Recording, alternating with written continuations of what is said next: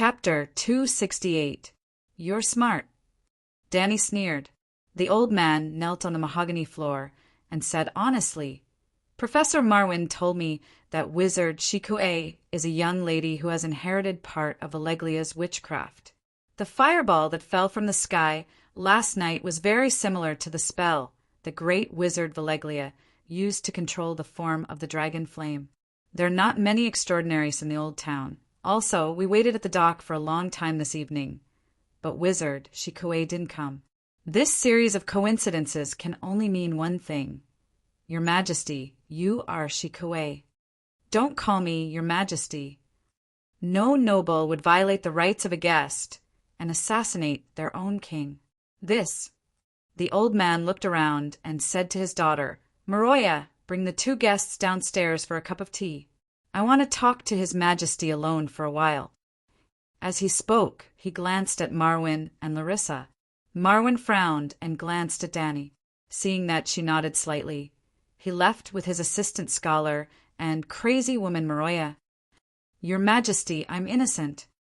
As soon as Marwin and the other two disappeared into the stairwell, the old man wailed.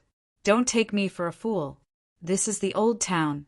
Without the permission of the Hyder family, how could the City of Knowledge find more than 100 dragon-slaying crossbows and nearly 500 elite soldiers? Your Majesty, the City of Knowledge is in the old town, and I'm the guardian of the City of Knowledge. However, the City of Knowledge has developed to this day, just like the Church of the Seven Gods. It's no longer under the control of the Hyder family. Okay, if that's all you want to say, then there's no need for us to talk anymore, Danny said impatiently. There was no doubt that the City of Knowledge was the mastermind. The Hyder family definitely didn't want to build the real world. Otherwise, the old man and crazy woman, Maroya, wouldn't be so obsessed with magic. However, the Hyder family must have been involved in the assassination, and their involvement must have been very deep.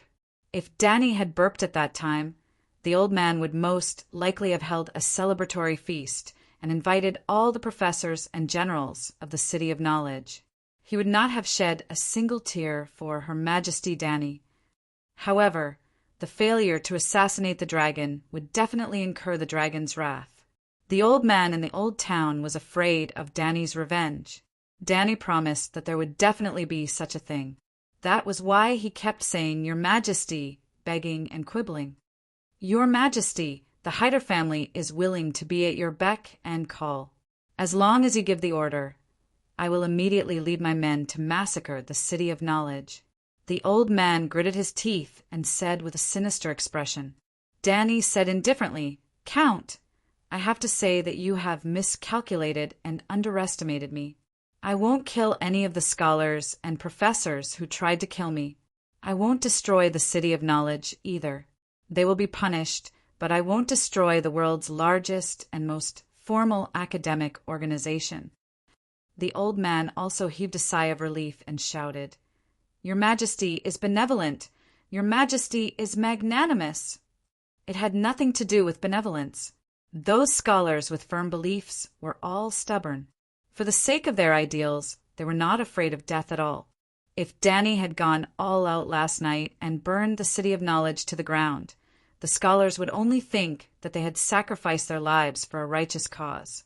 Not only would they not feel pain or regret, but they would also be able to say righteously, Look, this is the reason why we pursue the real world. Other than distorting one's nature, extraordinary powers do not benefit the country or the people at all. True revenge was to destroy the most cherished thing of the enemy. To the scholars, it was the real-world concept that they had persevered for hundreds of years. They had worked hard, fought hard, and were proud of it. It was too easy to destroy this concept. In the face of deviant ghosts who would dare to say that the Megalosaurus was a scourge and that magic was harmful to humans, Danny was looking forward to the arrival of deviant ghosts in the old town. The scholars' worldview, outlook on life, ideals, and beliefs would all collapse. Therefore, if she wanted them to live, they had to live until the long night fell. However, she could not say these words to anyone else, especially not the old man in the old town.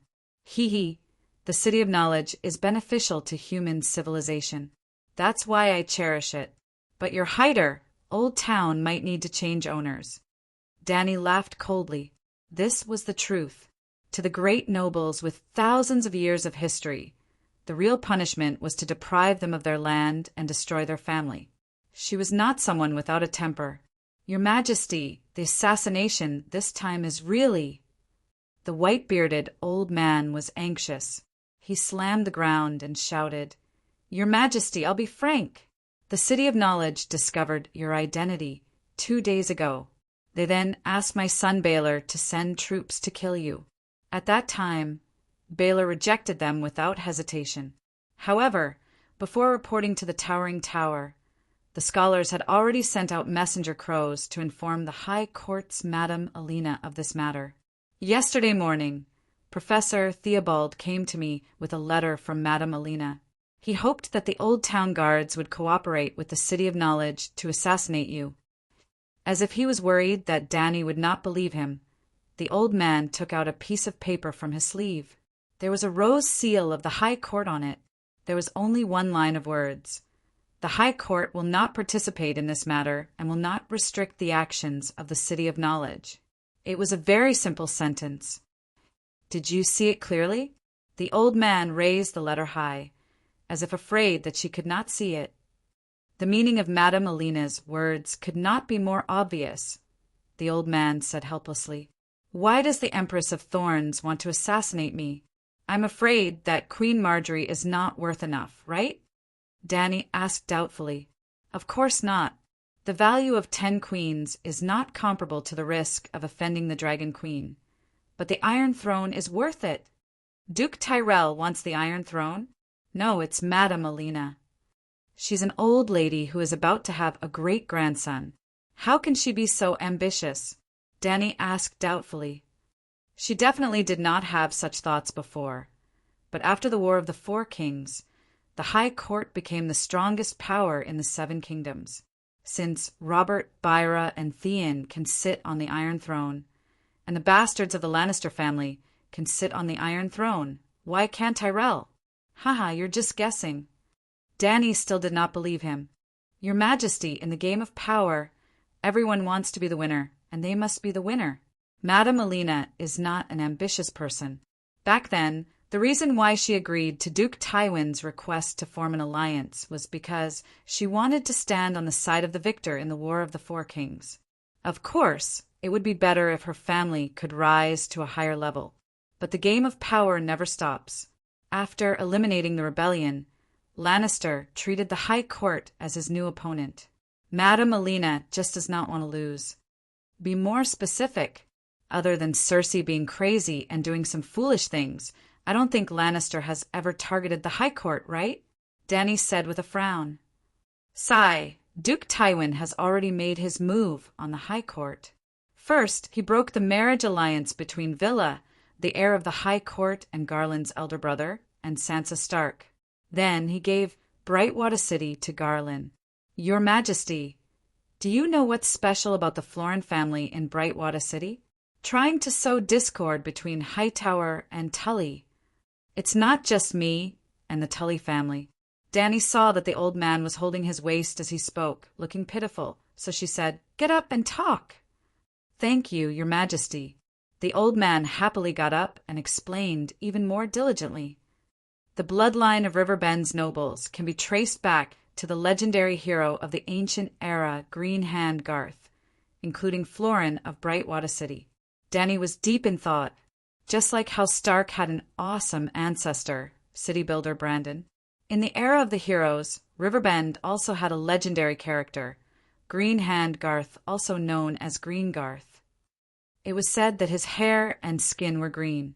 Garth was especially good at breeding.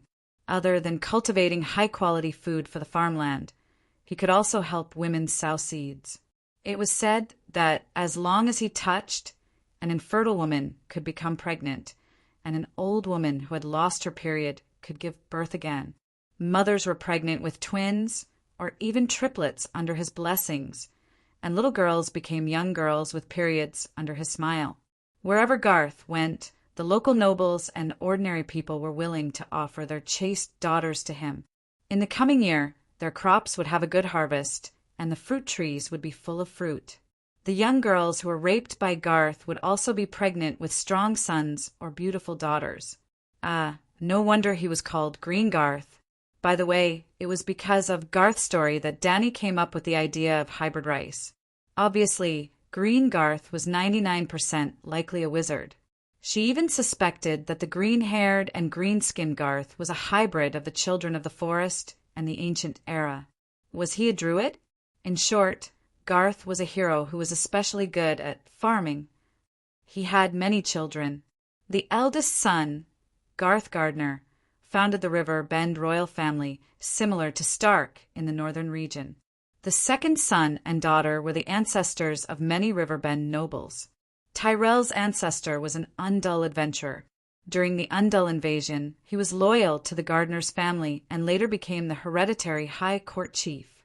In the thousands of years that followed, Tyrell also had Garth's bloodline through marriage with the High Court nobles. But compared to the River Bend nobles that had been passed down from the ancient era, their status and heritage were always a little lacking.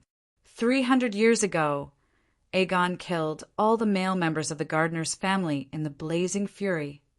As the High Court chief, Tyrell directly opened the Master City Gate and surrendered to the Conqueror. Aegon returned the favor and let the steward inherit the master's position, becoming the king of River Bend.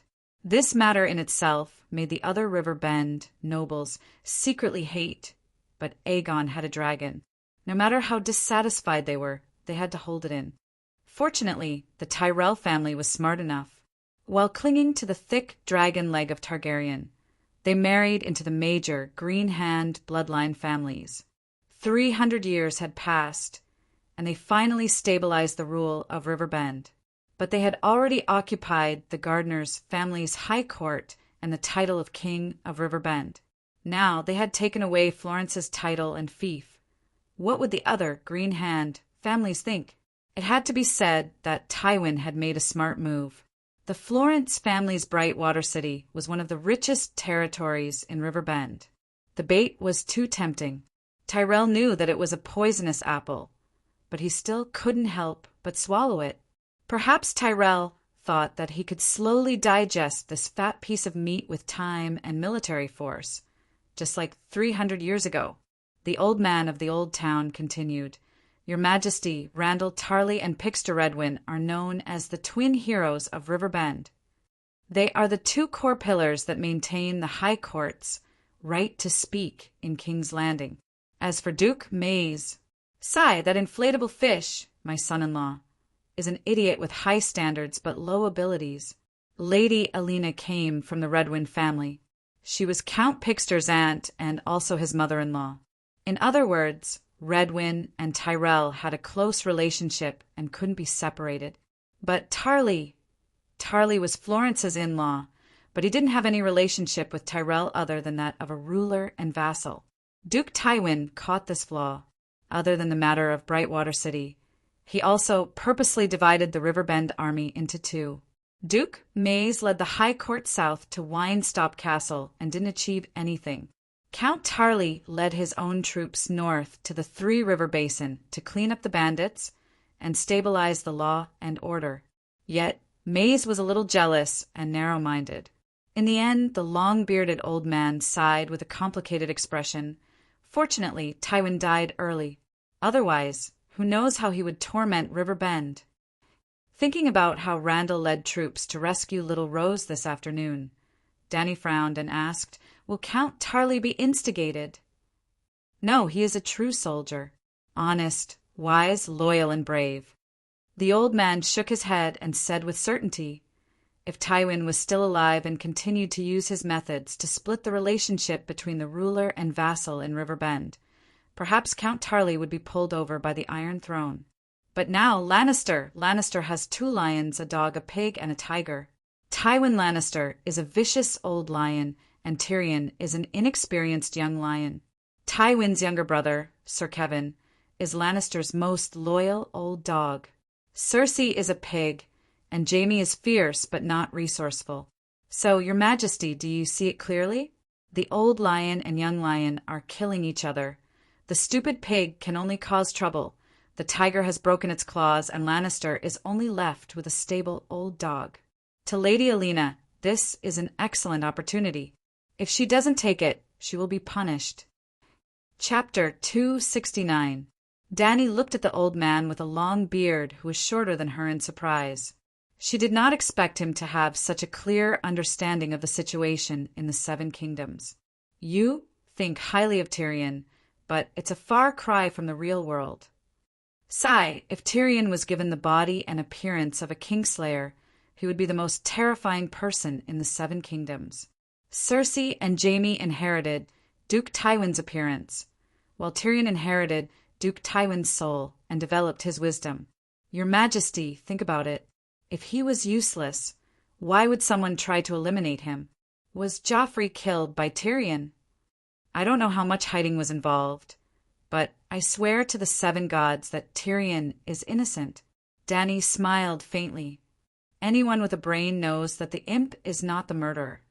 But I want to know more about the mastermind behind the Purple Wedding. Well, the old man stroked his long beard and said thoughtfully, Lady Alina and Queen Marjorie must be involved. The poison was put in the wedding wine cup that Marjorie and Joffrey shared, but Joffrey was the one who died. But Sansa Stark is also a suspect. Joffrey has a deep grudge against her, and she disappeared from King's Landing immediately. That's the key. Sansa is a delicate little girl. There's no way she could have escaped from the Red Keep alone. There's someone behind her, and that person is also the mastermind behind the Purple Wedding. Dany asked, What do you think about the person behind Sansa? I can't guess. I can only think of Varys, but the possibility is very small. The old man shook his head. Littlefinger was indeed the #1 troublemaker and schemer in Game of Thrones. He had done so many bad things, but no one had ever suspected him. Even the old man from Old Town, who was watching the situation from afar, did not pay much attention to him.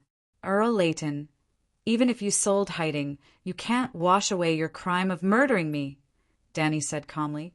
The Heidel family is willing to atone for our sins. My heir and I pledge our loyalty to you. When you decide to take back the Iron Throne, all the military and financial resources of the old town of Hyder will be at your service. And my second son, Garth, he admires you very much. After knowing that the City of Knowledge was going to assassinate you, he was prepared to sneak out to inform you. Garth was not married, nor was he married. He was locked up on the 4th floor of the towering tower by me. If you are willing, I can send him to Slaver's Bay in the name of exile and become your most loyal Kingsguard, just like my uncle, White Bull Jello Hyder. Damn, this old man knelt down so decisively. He even sold his son. However, becoming a Kingsguard was a glorious future for the second son. Dany frowned and began to think. According to her original plan, the City of Knowledge would be demolished and moved to the extreme north where the books would belong to the Queen. The professors and scholars who had participated in her murder would wear black clothes and guard the Great Wall. Even if the Heidel family was not annihilated, they would have to kill the male descendants and strip them of their titles and lands. But she did not expect the old man to be so smart. Not only was he able to contact her through the clues, he also sold his titles and in-laws without hesitation. Dany naturally understood that if the situation was disadvantageous to her in the future, the old man would not mind selling her out again. But this was the nobility. This was the rule of the game of power. It was because pure loyalty was hard to come by that it was especially precious. She let out a long sigh and nodded. I accept your loyalty. When someone challenges you, you should resolutely respond with iron and blood. When they kneel and submit, you should personally help them up. Otherwise, no one will be willing to submit. This was what Duke Tywin had told Joffrey in Game of Thrones. Dany remembered it clearly, so she couldn't learn from Emperor Joffrey, the second Mad King. Hyder will definitely go through water and tread on fire for you, without hesitation, said the old man with an excited expression. Let me ask you, how many gold royals can the Heidel family control? Tell me the truth. Your Majesty needs money. The old man hesitated. Loyalty was easy, but gold was hard to come by. I need your loyalty, said Danny calmly. The old man looked pained. He gritted his teeth and spat out a number. 3 million. The Heidel family can take out 3 million gold royals in cash. 3 million gold royals is a little low. Danny thought for a moment and shook her head. Forget it. 3 million gold royals it is. I want you to immediately contact the merchants of the free cities and buy food from the other side of the narrow sea. 3 million gold royals of food? The old man's eyes widened in disbelief. I'm afraid that's half of the Western continent's food reserves. How many troops do you have? You need so much food. No, before this winter is over. I will not start a war in the Westeros. The old man suddenly had a flash of realization. Your Majesty wants the Allied army to run out of food? Then he shook his head and tried to dissuade her. I'm afraid that's not going to happen. Not to mention that the Allied army will not be so stupid as to sell their food.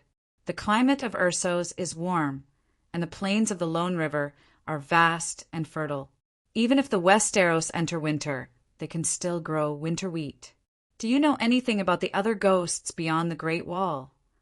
Danny asked. The old man said casually, I've heard of them, but the professors think that the Night Watchers are exaggerating in order to get help from the nobles of the Seven Kingdoms. It must be winter, and the barbarians will invade the north, just like they did thousands of years ago. I'm at King's Landing now.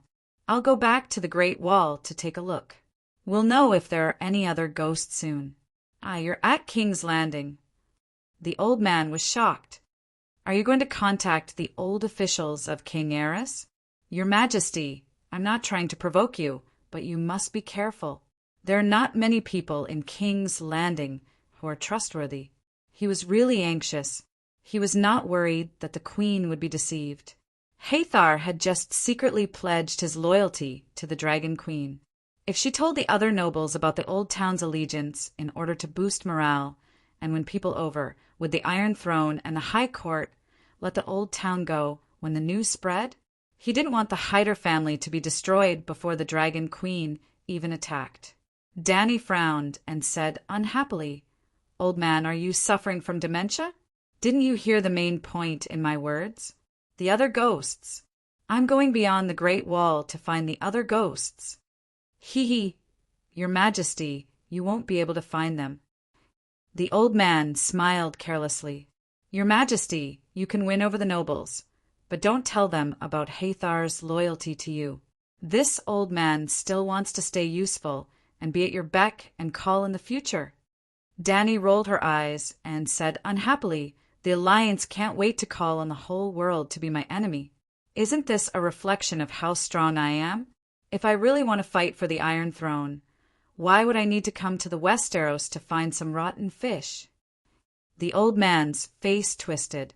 He wanted to shout, I'm not a rotten fish. However, he was still relieved and even happy. It seemed that the Hathar family was the first nobles in the Westeros to pledge their loyalty to the Dragon Queen. Your Majesty, why are you going to the King's Landing? He asked. To observe the situation at the King's Landing and meet the Big Sparrow. The Big Sparrow? The old man was shocked. That's a dangerous and lawless person. I hit it off with him at first sight and had a good chat with him. He even accepted my suggestion and wantonly bought food from the other side of the narrow sea. Hit it off with him at first sight? The old man's mouth twitched. He asked doubtfully, What are you going to do? Let me ask you, if the other ghosts are real, what does this mean? Long night.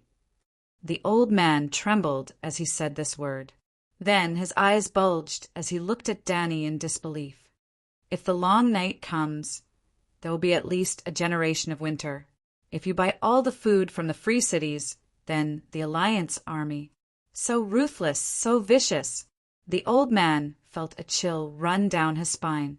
He felt that this woman was even more terrifying than Tywin or even a devil.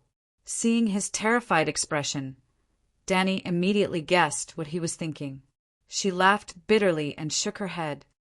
You guessed wrong. I don't want the free cities to lack food. On the contrary, I hope that by raising the price of food, the free city-states will start planting food crops in the next year or two. If the long night comes, we can save a few more people. The old man was at a loss. What do you mean? You'll give the food you bought to them? Do you know about futures? The old man shook his head lightly. Danny asked again, Then do you know how much gold I have? The old man was stunned for a moment before he tried to say a number. 100 million gold radiance coins. Even more. Just the gold and silver alone. I have 150 million gold radiance coins, which is about 50 million gold royals. 7 gods above. The old man leaned on the table beside him and almost fainted. What do you want? He asked blankly with trembling lips. You and the sparrow will buy food crazily, which will greatly increase the price of food. 5 times, even 10 times. Right now, another of my iron guards is on a ship to Bravos. He will look for the iron treasury. First, take out all the gold and silver from Slave Bay and store it in the iron treasury. This way, the iron treasury can be used as a guarantor to buy food from the free cities. During this time, I will take Dragonstone Island and announce to the world that after the Alliance army is defeated, I will immediately lead 300,000 people across the Dothraki Sea, through the plains of the Lone River, and finally to Pentos. From Pentos, I will take a ship across the narrow sea and use Dragonstone Island as a stronghold to conquer the Westeros and take back the Iron Throne that belongs to House Targaryen. No one will doubt it. Naturally, no one will doubt my motives for buying food. Think about it. How much will the price of food rise at that time? The sparrow and Hyder scanned through the goods. If the dragon queen came to buy food without limit, then it will probably be the most terrifying price in history. 100 times, 200 times. Because you are their enemy, the price will probably be even higher. The old man muttered. Yes. Danny smiled and continued, because I abolished the slave trade in Slaver's Bay, and because the Alliance army is going to war, the trade between the East and the West is especially difficult. Sea trade cannot continue, and with the price of food so high, farming is obviously a better way to make money. My gold is stored in the iron treasury. With the iron treasury as a guarantor, the merchants are not afraid that I will go back on my word. At that time, I will sign a contract with all the grain merchants. I will buy their food for the next 3 years according to the current price, the price after the sparrow and Hyder inflated it. I will take as much as they have. They do not have to give it to me immediately. They will store it in the granary first. I will also swear that even if I defeat the Alliance army, I will not go back on the contract and send troops to the granary to steal food. With these guarantees, the manor owners and merchants will flatten the cash crops in the land and open up the wasteland on a large scale. All the farmers will be squeezed to the limit. If the other ghosts are real, the long night will really come. Then 3 years later, it will be the long night. The food stored in the granary will be enough to save hundreds of thousands, even millions of people. Chapter 270. The old man was dumbfounded. He had never felt so shocked, excited, and frightened in his entire life. This kind of spending, he muttered. Suddenly, he raised his head and looked at Danny. Your Majesty, what can you gain by doing this? I can save many people, Danny said calmly. But that's 50 million gold royals. You might not believe me. I've always complained about having too much gold at home. I even had the thought of throwing it all into the sea. Now that I can save millions of people, I think it's worth it. Danny smiled happily. But what do those people have to do with you? The old man still couldn't understand. The gold was his, and the lives of the people of other countries were theirs. What could the dragon queen gain? They have nothing to do with me. But they are people, living people. They're old and young, babies and mothers, young girls and teenagers. Living people are dying miserably before your eyes. Don't you feel pity for them? The old man from the old town pouted and said with an aggrieved expression, There's nothing in front of me. Who should I pity? Seeing that the old man still dared to talk back, Danny said angrily, "Can't you imagine? Go to the poorest families in Old Town and imagine millions of them starving and freezing to death in front of you. To be honest, even if those poor people lined up to die miserably in front of me, my old heart wouldn't be moved at all." The old man muttered in his heart, but he didn't dare to talk back. "Your Majesty, don't worry. I completely understand your plan, but what? 3 million gold royals for food is too big of a move. How can I explain it to others?" The old man asked. "Explain what?" "You send people to the other side of the narrow sea to buy food. The ships will transport the food directly to Dragonstone Island. The situation in the 7 countries is chaotic now, and the power struggle in King's Landing is intense. Who cares about your fleet? This." The old man thought for a while and nodded. "Your Majesty, you have to take Dragonstone Island as soon as possible. Tomorrow morning, I will send a fleet to the other side of the narrow sea to buy food." The old man probed. "Then my son Garth. All right, let him join my Queen's Iron Guard and help me transport rations.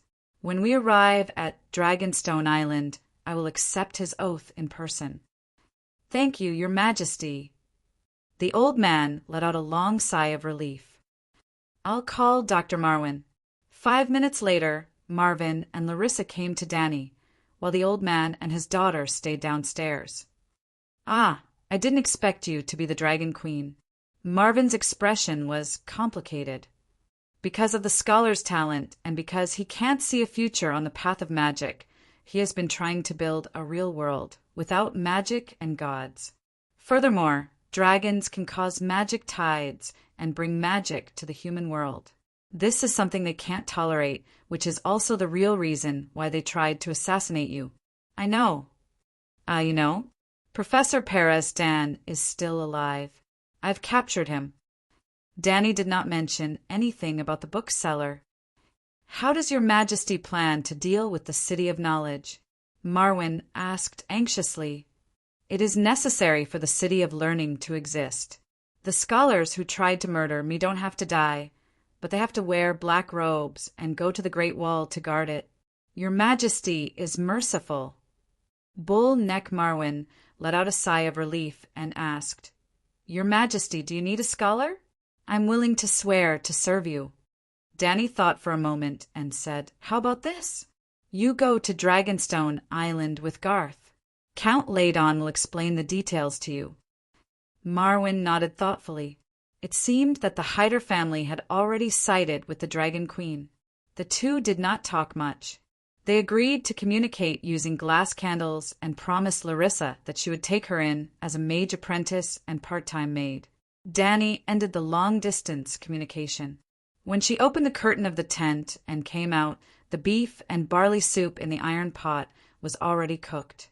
The red-nosed old scholar was holding a wooden bowl and eating happily. "How was it?" White Knight asked as she served her soup. Danny glanced at the old scholar, who was eavesdropping, and smiled. It was an unexpected harvest.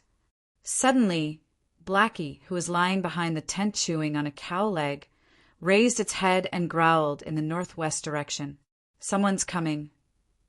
Danny stood up and walked to Blackie. Woof, woof, woof. A few minutes later, a series of hurried barks came from outside the forest. The barks were filled with unease and fear. There were also a few men loudly scolding the hounds that had stopped moving forward.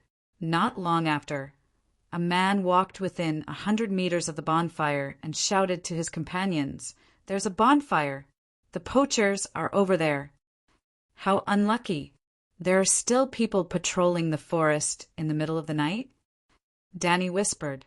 In Westeros, ordinary hunters were not allowed to enter the forests of the Lord's territory to hunt. If a poacher was caught, they would either have one of their hands chopped off or wear a black robe. "Your Majesty, I'll go talk to them." White Knight volunteered. She put on her iron helmet and walked to the border between light and darkness. She shouted, "Are you the rangers of Stockworth Castle?" Someone in the darkness replied, "We are the guards of Count Stockworth." "Who are you?" White Knight patted her armor and long sword. See, we're not poachers. It's late, so we had no choice but to camp in the forest. Poachers could not afford a full set of armor. The guards in the dark muttered a few words, and the sound of footsteps came closer. Suddenly a man shouted, "It's the smell of roast beef. Your Excellency, your cow was indeed stolen by them. Kill these cattle thieves." Another deep male voice said coldly, "Whoosh, whoosh, whoosh." In the next moment, a rain of arrows was shot at White Knight. The Count's guards in the darkness also shouted and rushed to the bonfire with their swords drawn. Ding, ding, ding. Sparks flew from the old knight's body. He retreated in Danny's direction and shouted, "Let's talk nicely. We have gold royals. Don't lose your lives for 2 cows." Arrogant. 20 or 30 swordsmen in mail and leather armor rushed over under the lead of a man in silver plate armor. Sigh. The old knight sighed and stepped aside. Hiss boom. Big Black and Little White poked their heads out and suddenly spat out 2 blood-red dragon flames. The dark night was torn apart, and the flames illuminated a radius of several hundred meters. The old knight clearly saw that the group of soldiers were suddenly stunned. The ruthlessness on their faces disappeared in an instant, and it was replaced by confusion and endless fear. Dragon! Dragon!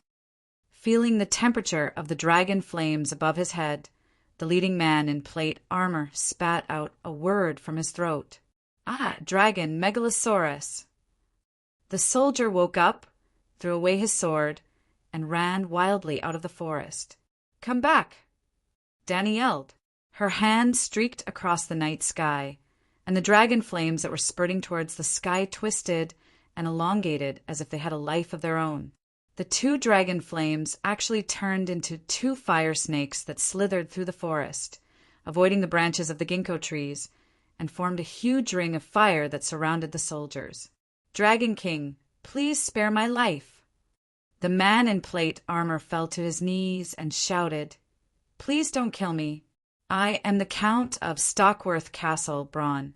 I am willing to pay the ransom.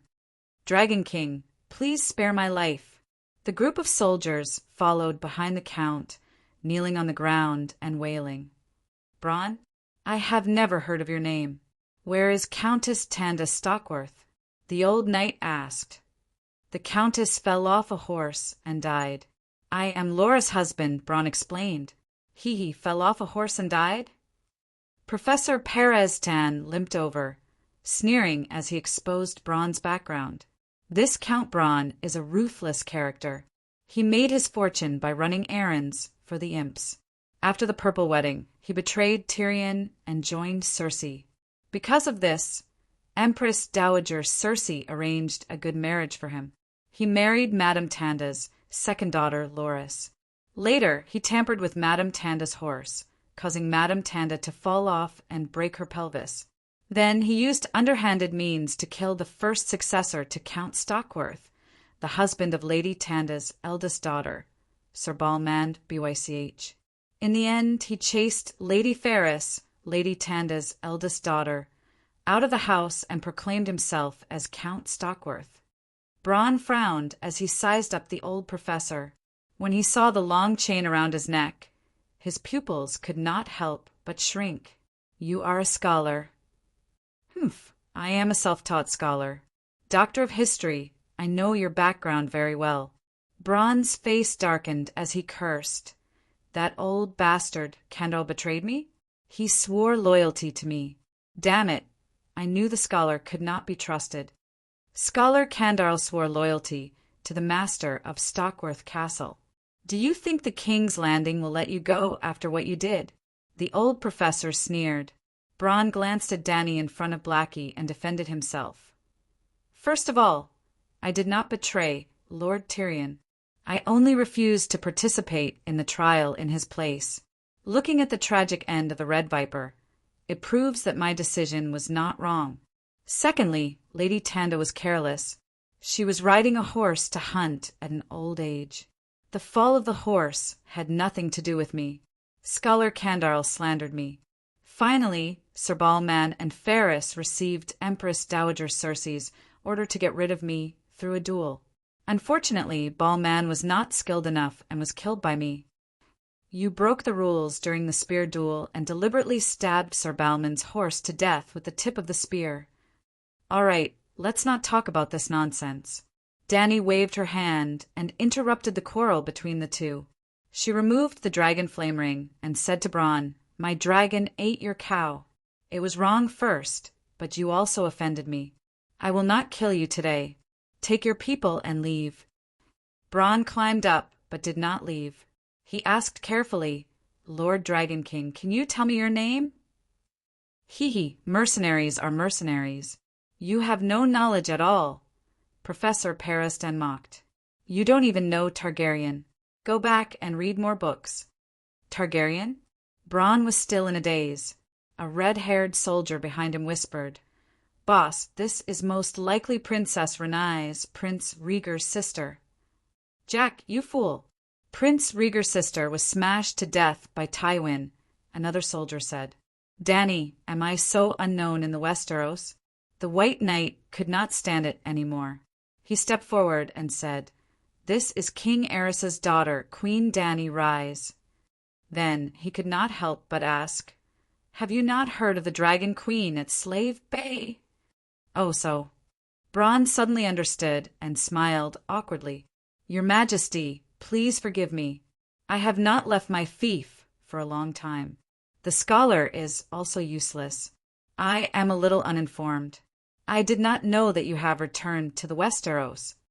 Chapter 271. Stockworth Castle was located in the north and faced the south. The ground floor was a stone hall of 200 square meters. There was a 10-meter-long wooden table, and 2 candle-filled chandeliers hung from the ceiling. There was a row of 5 fireplaces on the wall to the left of the long table, and 2 of them were lit. On the wall to the right, facing the garden, there were 5 huge arched windows with colorful mosaic glass that corresponded to the fireplaces. Dany sat on the main seat at the table.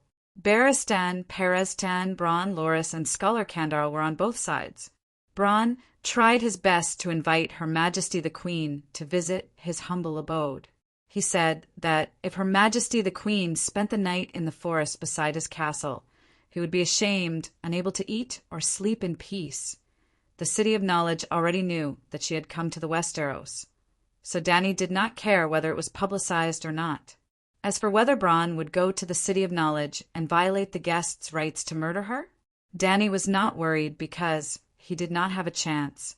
She would not stay in his castle for long. The 2 dragons were gnawing on beef bones in the courtyard. When they were full, Dany would leave that night.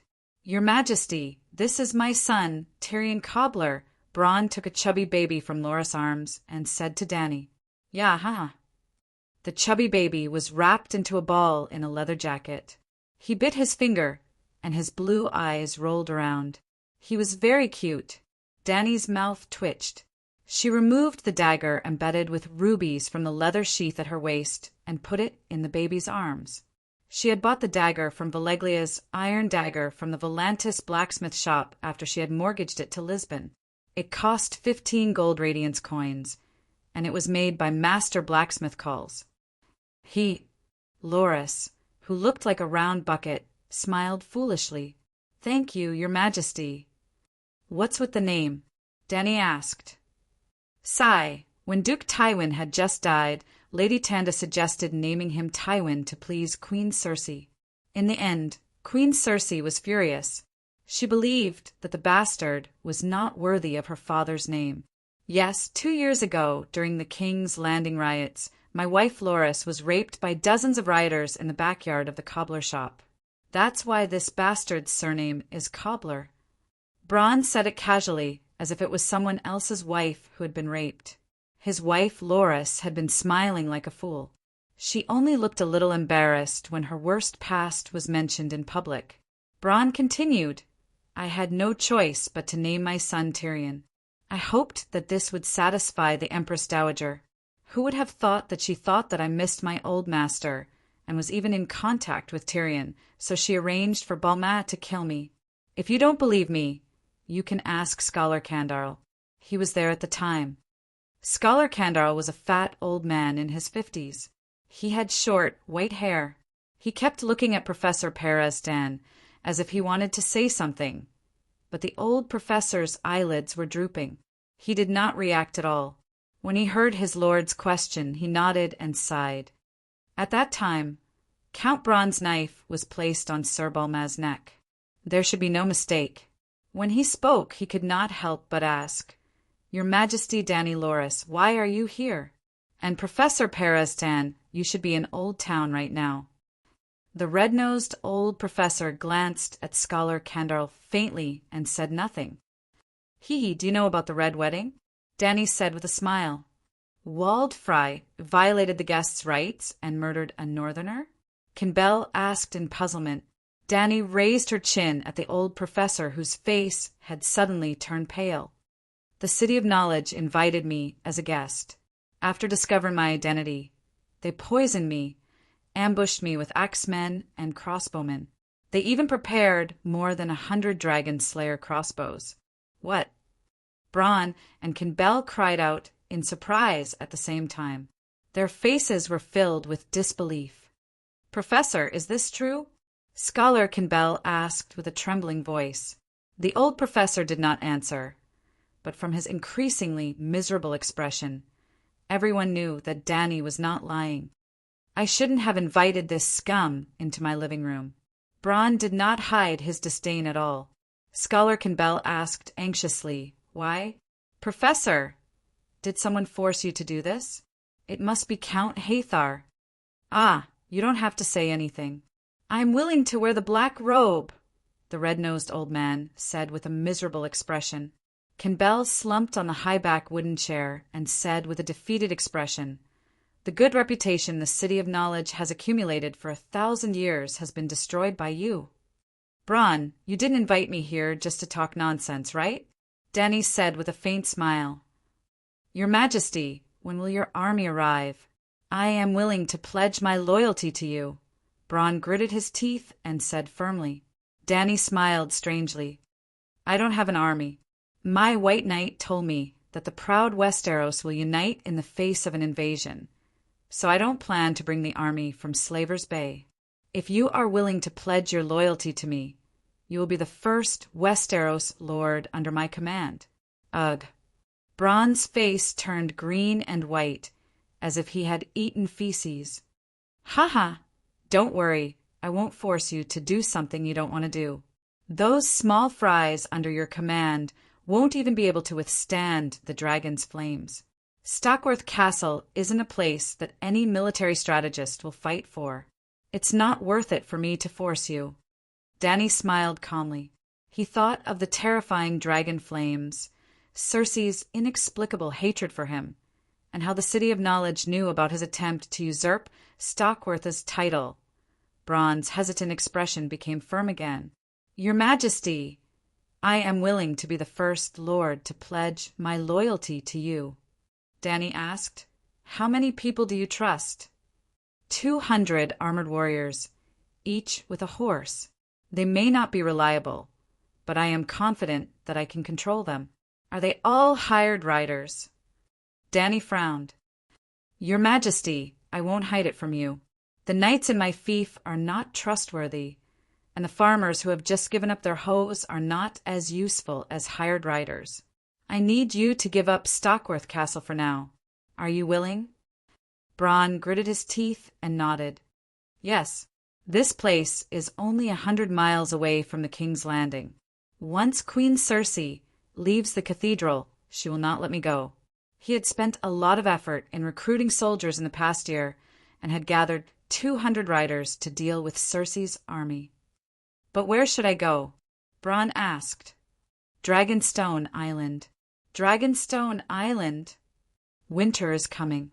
For the next few years, I will not get involved in the disputes of the Westeros. However, Dragonstone Island belongs to the Targaryens, and it means a lot to me. With 200 warriors and my 2 dragons, it will not be difficult to take down Dragonstone Island, which only has 100 guards." Dragonstone Island was also a strategic location. It was easy to defend, but difficult to attack.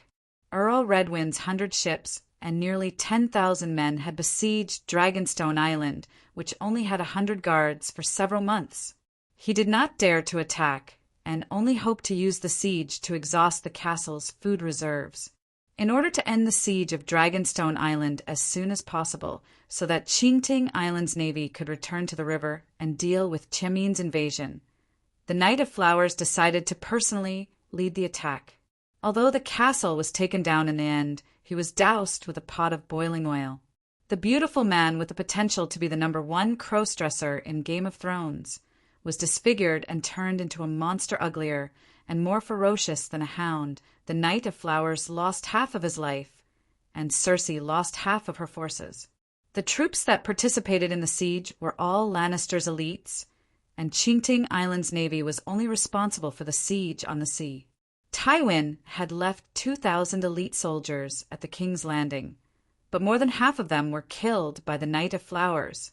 The death toll was more than 1,000, and half of the survivors were crippled. That was why the Iron Throne could not do anything about Cersei. Tywin had originally brought 20,000 men to the King's Landing, but after the war ended, most of them returned home. The peasant soldiers that belonged to the vassals, and some were brought by Jaime to Hudgian to quell the rebellion. Riverrun was still resisting. It was because she understood the process and the cruel outcome of the siege of Dragonstone Island that Dany was confident that she could defend the Targaryen lands. Well, she never doubted that she could take down Dragonstone Island. Bronn's men were mainly there to help her defend the island. Bronn thought for a while and nodded. "When do I start?" "Immediately prepare men and hire ships. I'll go to the wall, and when I come back, we'll attack Dragonstone Island." Although she had accepted Bronn's loyalty, Dany did not change her mind about leaving overnight. Standing in the wide stone corridor outside the hall, she looked down at the 2 dragons spreading their wings in the courtyard. She said to the mercenary beside her without hesitation, "Bronn, the Westeros at this time have lost their morals and ethics. I won't trust anyone easily. Please prove your loyalty with your actions." "I understand." Bronn nodded gloomily. "Now that there are only the 2 of us here, I can be more straightforward." Dany smiled faintly. "The Westeros at this time are rotten to the core. I don't want to play the game of power with those people in this stinking cesspool. I'll completely destroy this old world and build a new one full of sunshine and hope. When I, the King's King, land in the 7 kingdoms, the first thing I'll do is to convene the Great Council to judge all the injustice of the past 20 years. The old world can be defeated, but the past must not be forgotten. Not only that, I'll write a book for the future, so that the future generations will always remember how terrible their ancestors were and use it as a warning." At this point, she tilted her head and looked at Bronn, whose eyes were flickering. She said meaningfully, "No one can escape the trial, including my father, Mad King Aerys. If the City of Knowledge hands me your black file, I will not hesitate to abolish your title when the evidence is conclusive. Whether you live or die depends on whether you are willing to wear black clothes." "Your Majesty, Dany raised her hand and interrupted his eager explanation. She smiled and said, "Bronn, there are some things that should be covered up. If you can't cover it up and people find out, you should immediately think of a way to make up for it. Obviously, you can't cover it up no matter what. But you are very lucky. Just for 2 cows, you personally led a hunting dog into the forest in the middle of the night to search. I won't help you cover up your crime, but I will never wrong any meritorious subject. As a reward for your loyalty to me, at the very least, you will keep the fief and castle of Stockworth Castle and completely abolish the surname Stockworth. With your original name, you will be worthy of the title of Earl Bronn. Of course, your wife, Loras, cannot have any more accidents like falling off a horse. I don't care how many lovers and illegitimate children you have in the future, but the heir can only be from her belly. The highest limit, it will be determined by your merits. There is no upper limit." All the doubts in Bronn's heart were eliminated. He knelt on one knee and said solemnly, Your subordinate will be loyal to the queen. Chapter 272. Perestan was shot twice in the buttocks, and his thigh was pierced by a crossbow arrow.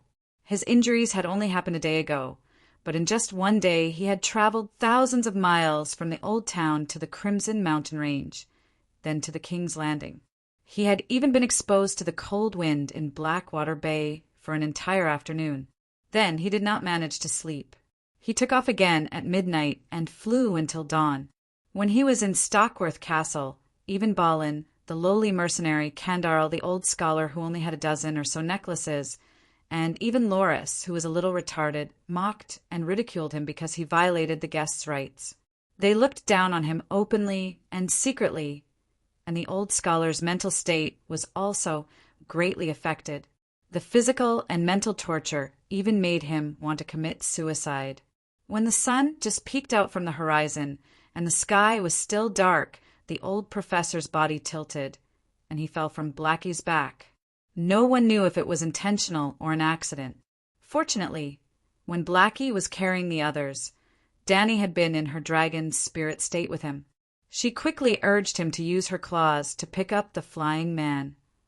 The old professor's life was saved, but Blackie did not know how to control his strength. The wound on the old man's buttocks that Barristan had stitched up split open again, and blood gushed out. It was a miserable sight. In the morning, the cold fog was hazy, and the waves in the middle of the river could not be seen clearly. Only the sound of flowing water could be heard, which meant that the river was not turbulent in the early winter. Under the gray sky, the river water was greenish-black, and it brought chills to the three people by the cobblestone river. At that moment, Dany and the other two landed beside the Trident River. Barristan was using the river water to clean the old man's bloodstains and sew up the wound that had burst open. Dany squatted by the river and picked up a stone to play with it. She complained loudly, "You old man, you even killed the king. Why don't you even have the courage to live now?" The old professor's face turned red, and he retorted in shame, "I didn't kill myself. I was too sleepy, and I couldn't help but doze off. I accidentally fell off the dragon's back." "Haha, Dahe is tied with a belt. If you don't untie the belt, you can't fall off when you sleep or snore." Dany exposed the old man's secret without hesitation. "No, I didn't kill myself. I didn't kill myself." The red-nosed old man was at a loss for words and could only try to convince himself. Half an hour ago, the old man did intend to kill himself. He was angry for half the night, but he didn't know who to be angry at. Unable to think things through, he suddenly had the idea of jumping down and ending everything. But when he really jumped down, he instantly regretted it. He wasn't the only one who violated the guests' rights. Why should he take the blame alone? Most importantly, in the short 10 seconds of falling from the sky, he began to miss the golden wine of Chingting Island, the fried pork chops in the Upiki wine bottle, the days of reading ancient literature while eating lemon cake on the lawn of the library, and even the dragon flame grilled steak. In short, he realized that he hadn't lived long enough. Barristan finished sewing up the old doctor's wound. When he was applying medicine, a loud and muffled wolf howl came from the dark forest beside the river, followed by the dense and light running sound of Iwu. In just a few breaths, hundreds of gray wolves rushed out of the white fog, stepping on the frosted leaves and weeds, and surrounded the riverbank from 3 sides. Dire wolves? The old doctor looked at the wolves that surrounded them, but he wasn't afraid. Instead, he looked at the leading gray wolf with surprise. It was the size of a calf. "Awo!"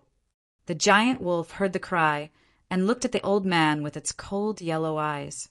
It opened its mouth and breathed out clouds of white air with the smell of blood. From its appearance and the color of its fur, other than it being 2 or 3 times bigger than a normal gray wolf, it didn't look much different from its companions. If it wasn't for the old man's reminder, Dany would have thought that it was a big wild wolf. Why would there be a dire wolf in the riverbank? The old man was confused. Awo!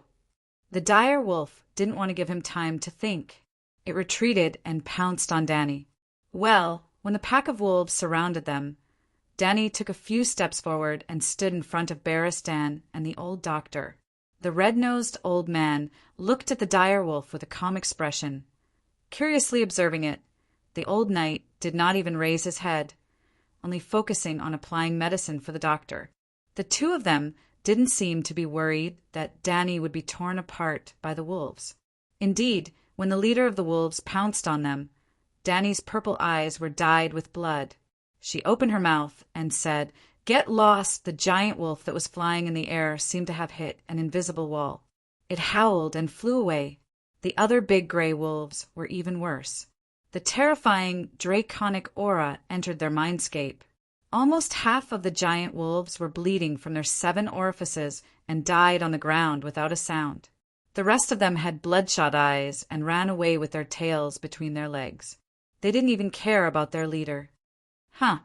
Danny deactivated her dragon spirit form and looked curiously at the giant wolves that were struggling to get up. "Arya?" She tried to call out. Beristan and the old doctor could only hear the wolves howling.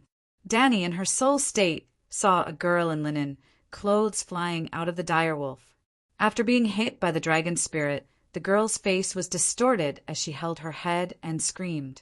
In the blink of an eye, Danny realized that the direwolf was in its wolf spirit state. According to the plot of Game of Thrones, there was only one direwolf in the Rivelin Nymeria who was released by Arya. Awoo! Hearing Danny's call, the direwolf's bloodshot yellow eyes showed a human-like shock. "It's really you." Danny was shocked. "Where are you?" The direwolf's pupils contracted. It struggled to get up and tried to run away. "Don't be afraid. I mean no harm. I won't hurt you." Danny quickly comforted it with a gentle voice. However, she was surrounded by wolf corpses that were bleeding from their 7 orifices. Her words were not convincing. The dire wolf became more and more frightened. The human-like look in its eyes gradually faded. "Don't leave your wolf spirit form. I have something to tell you." Danny spoke faster as she retreated. "A child like you might not know the taboos of a wolf spirit. Let me tell you, there are 2 things you must pay attention to. First, do not eat humans in your wolf spirit form. That will increase your bestial nature and weaken your human nature. Second, your direwolf has matured and has started to mate. But you must remember, do not be greedy for desires and pleasure that do not belong to humans. When it goes into heat, immediately leave your wolf spirit form." Looking at how the direwolf skillfully surrounded and killed humans, Danny understood that it was not the first time Arya killed and ate humans in her wolf form. Eating humans was one of the taboos of shapeshifters. Yes, shapeshifters had taboos. After Danny became a dragon spirit, she would look for knowledge about shapeshifters whenever she had the chance. There were actually 4 taboos of shapeshifters. Other than not being able to eat human flesh and not being able to mate with other wolves in their wolf form, it was said that switching between male and female wolves was very addictive. There were 2 more taboos. Third, do not resist your instincts as a wolf spirit. Fourth, do not possess other humans. Rob and John both committed the 3rd taboo. They subconsciously knew that they were different, but they were very afraid and refused to accept this reality. Rob's wolf spirit talent was to predict danger. It was very bug-like. If he could be like his younger brother Bran and Rickon, and train his wolf spirit skills diligently, the bloody wedding would not have happened. As for the 4th one, Danny was very suspicious. Shapeshifters possessing humans? Wasn't that magical transformation cultivation? Awoo. The dire wolf howled at Danny. The emotion in its eyes gradually became fear. It retreated step by step into the forest and ran away without looking back. "Your Majesty, who are you talking to?" Beristan was puzzled. "Wolf spirit." Perestan muttered a few words and suddenly shouted, "Wolf spirit! I understand now. There was a human in the soul of that dire wolf just now, a shapeshifter. 7 gods above, what kind of world is this? Shapeshifters, fire sorcerers, demonic dragons. All kinds of demons and ghosts are appearing. Does the heavens want us Westeros to die? Ursos and the Jade Sea did not prohibit mystical powers. But have you seen any cities perish because of magic? On the other hand, the Westeros are not far from extinction now. Dany sneered and turned to explain to the old knight, I suspect that the direwolf is being controlled by Arya of the House of Stark. Arya Stark? Didn't she die long ago? Did she transform into a wolf? Peristan was surprised. Shoo, there's someone. Barristan put his index finger to his lips and listened for a moment. He was puzzled and said, chanting, there's a monk coming. As expected, after only 4 to 5 minutes, the pious chanting drove the cold morning fog and gradually filled the entire forest. The chanting was uniform and full of energy, rolling like thunder. The general meaning was to pray for the protection of the warriors, the mercy of the Holy Mother, the old woman to illuminate the path ahead, the Holy Father. Then, the source of the chanting appeared in front of Dany and the other two's vision. It was a group of dirty and sloppy beggars, led by 20 sallow and skinny strong men. They wore coarse robes. Some were barefoot, some were wearing slippers, some were holding axes, some were holding choppers, and some were holding wooden spears. Their shields and leather armor were painted with a symbol that Dany was familiar with, a red 7-pointed star. The gathering of the poor. The group slowly walked out of the forest. Other than the leading beggar army, there were hundreds of poorly dressed refugees behind them. There were men, women, children, and babies. In the middle of the crowd, there was an old yellow cow, a dozen sheep, and 3 two-wheeled trailers. The first cart was half filled with turnips, shriveled apples, and onions stained with fresh mud. The second cart had 3 sacks, which probably contained grain, wheat, and the like. The last cart was filled with skulls and broken bones. Ah, so many wolves! Seeing Dany and the other 2, the beggar brothers stopped, and the chanting gradually stopped. They looked at the wolf corpses on the river bank in surprise and hesitated. Honorable knights! Finally, a strong man with an axe came forward and said, May the Holy Mother have mercy on you. Brothers. The Holy Mother loves you too, brother. Dany smiled. Fellow church members, where are you going? Ah, miss, are you a church knight? The strong man was surprised. I'm a nun. Ah. The strong man was stunned. An old man who was pulling a cart behind shouted, Reverend nun, we're going to the King's Landing. We're going to bring these holy bones to the great Cathedral of Bel and ask the king for help and protection. Join us, fellow church member. The journey is dangerous. We need strong warriors like you who can kill wolves. A thin man came forward and said, he was wearing a shabby monk's robe and a crystal hung around his neck. He was a monk. Chapter 273. I'm afraid I can't help you. Dany smiled apologetically and explained, we just came back from King's Landing and are heading north.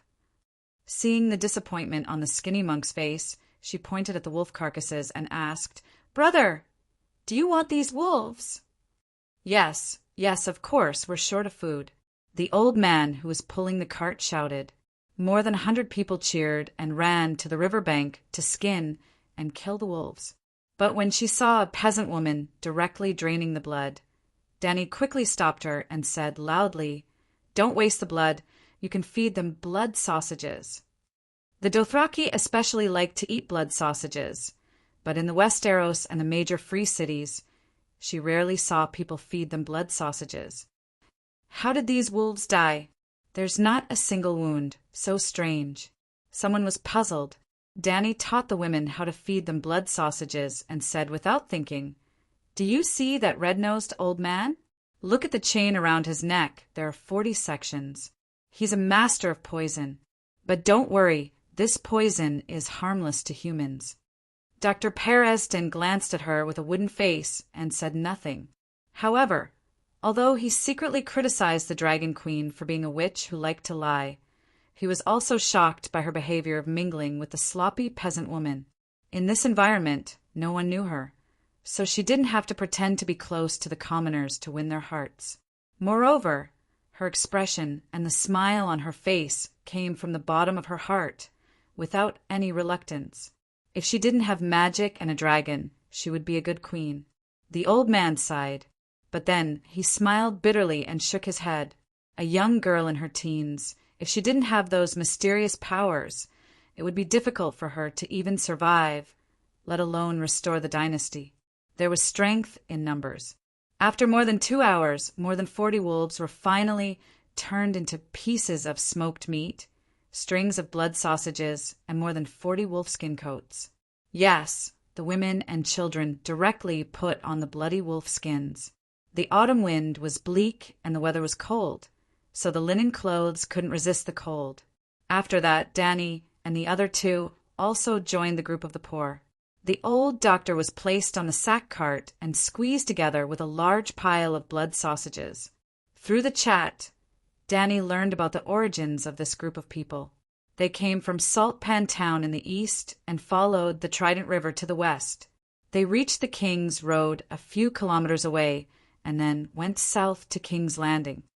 Sigh, we don't want to leave our hometown, but 2 months ago, there was a light snow in our village. Winter is coming, and we have almost no food left. 1 cow, 10 sheep, a few sacks of barley, and half a cart of turnips. That's all the food in the village. If we don't go to King's Landing, we'll starve to death, the old man said with a sad expression. Saltfield Town is a small seaport, after all. It should be able to provide a lot of work, right? Barristan was confused. The burly man spat out a mouthful of saliva and cursed. Don't even mention it. Saltworks Town has been destroyed. There was nothing left but Quincy Cox's Knave of Stone, burned to the ground by the brigands brought by the Hound. Clegane, that bastard, should go to hell. He killed anyone he saw, raped any woman he saw, burned any house he saw, and didn't even spare the babies and nuns. Clegane has fallen to this extent. The old knight's eyes widened in disbelief. By the way, why are you cursing, Sir Cox? He asked again. Saltfield Town was located by the Trident River. There was a small dock that connected the inland river to the bay. It was the fief of the productive knight, Sir Cox. That old man Cox didn't care about the lives of the townspeople. When the bandits raided the town, not only did he not send his men to resist, he even closed the gate of the castle and forbade us to go in and hide. A young man said angrily, "Hey, there's someone." Danny's pupils contracted. She took a short bow from a beggar's brother next to her and nailed an arrow into a crooked tree in the Tsinshulin forest. A man in gray leather armor slid down the trunk and ran into the forest without saying a word. Damn it! It must be the bandits' secret sentry. A tall woman in the group cursed. Is the Three River Basin so chaotic? Barristan murmured. Sigh, there are refugees, deserters, and bandits everywhere. Without the company of a dozen brothers, we don't even dare to go out. The skinny monk sighed. It's useless not to go out. The lions in the western region and the wolf cubs in the northern region take turns to rob our village of food and women. The king doesn't even do anything about it.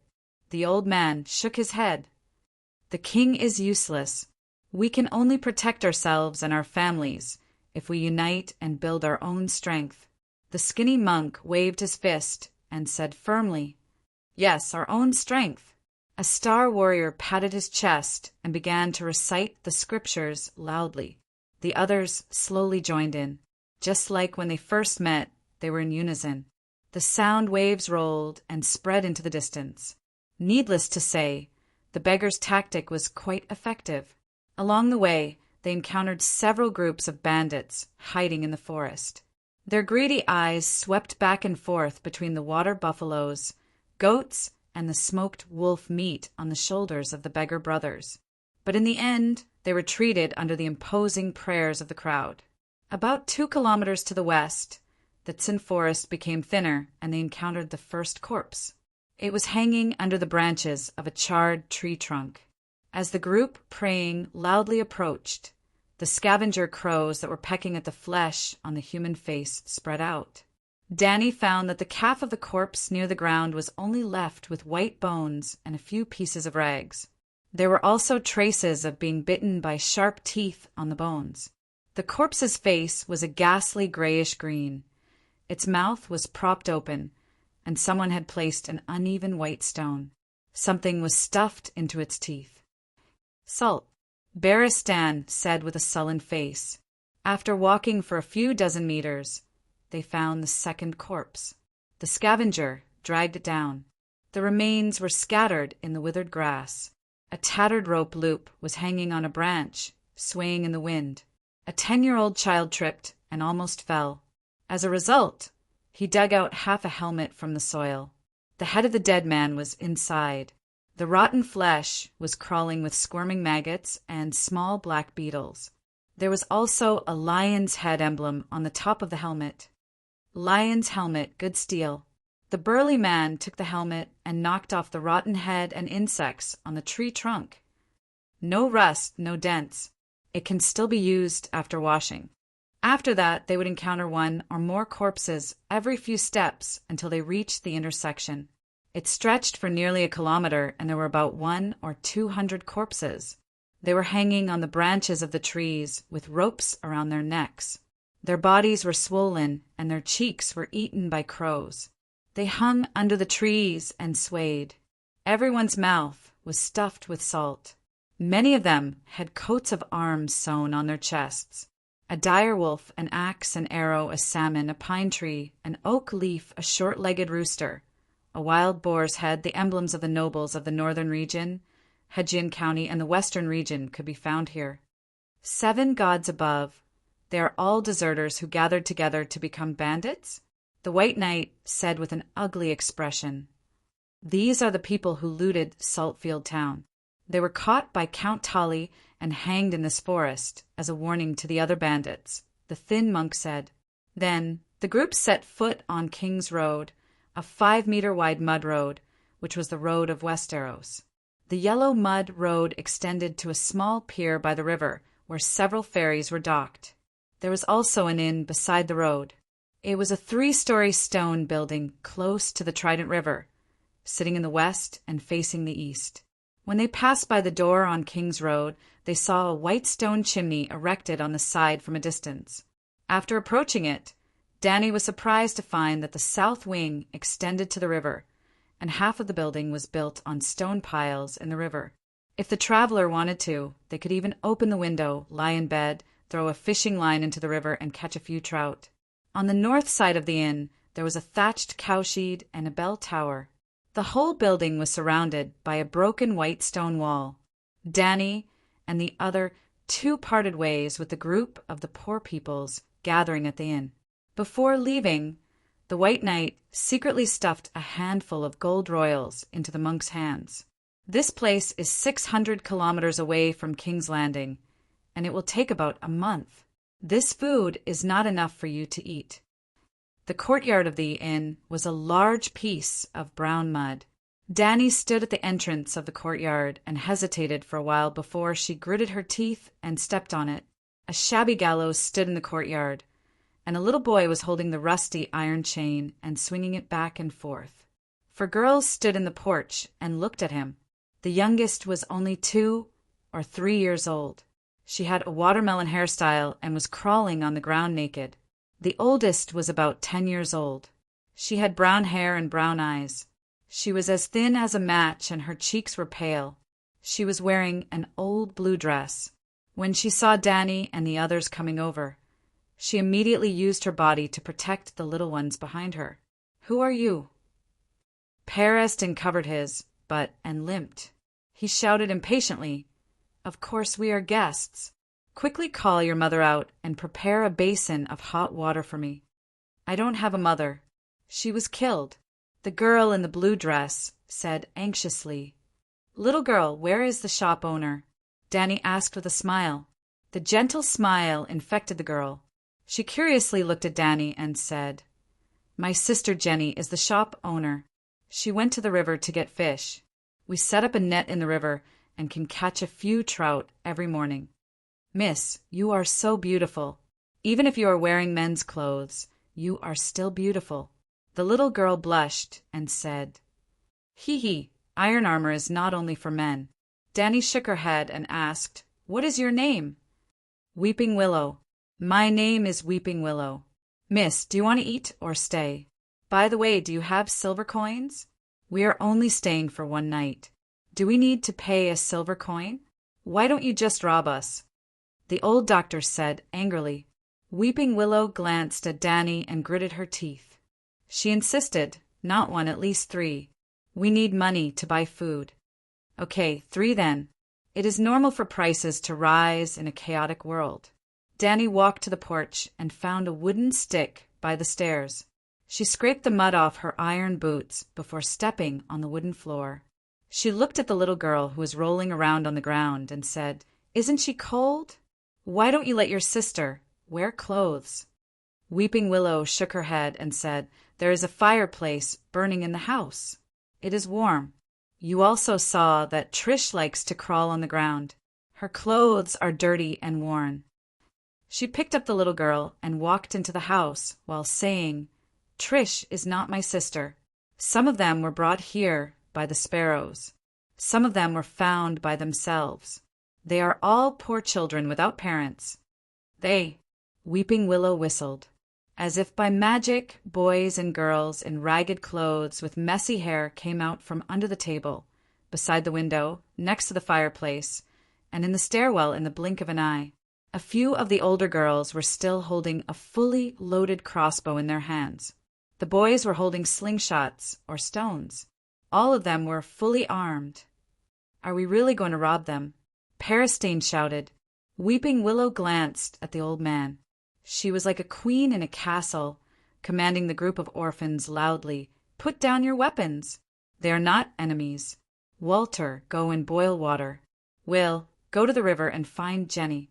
Tell her that there are guests in the shop.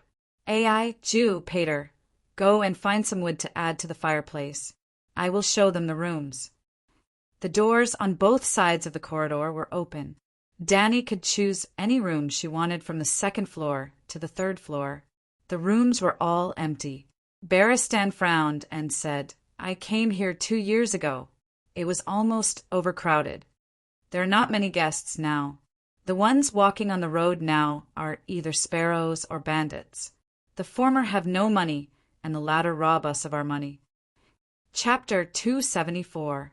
What about Martha, the fat lady boss who chews tobacco from morning till night and stains her teeth red? Beristan asked. "Martha is my aunt. She's dead. She died 2 years ago." "Died? How did she die?" "She was hanged by the old lion in front of the inn." "The old lion? Duke Tywin?" "Yes." Weeping Willow did not wait for him to ask again, and continued to explain. "That day the little devil was drinking downstairs and was caught by Mrs. Stark. During the War of the 4 Kings, Lannister crossed the river and hanged Aunt Martha as revenge for her not doing anything." "Not doing anything? Tywin is old and confused. Your aunt is a hotel owner. How can she not do anything in front of Tully's daughter and Mrs. Stark?" Danny's mouth twitched. Weeping Willow said helplessly, "Will the nobles reason with the commoners?" "It's a pity. Martha is good at cooking, and the ale she brews is very fragrant." Peristan smacked his lips and said regretfully, "You know Martha too?" Danny asked in surprise. "Sigh, this is a legendary old inn that is as famous as a feather pen wine bottle. I stayed there when I was traveling through the 7 kingdoms." The old professor looked around and ran to the 4th room in the north. He smiled and said, "This is the room where the kind Queen Alisanne and the King of Rinrué, His Majesty Jollies, lived 200 years ago." "Are you talking nonsense?" Weeping Willow stared and said in surprise, "Ha ha."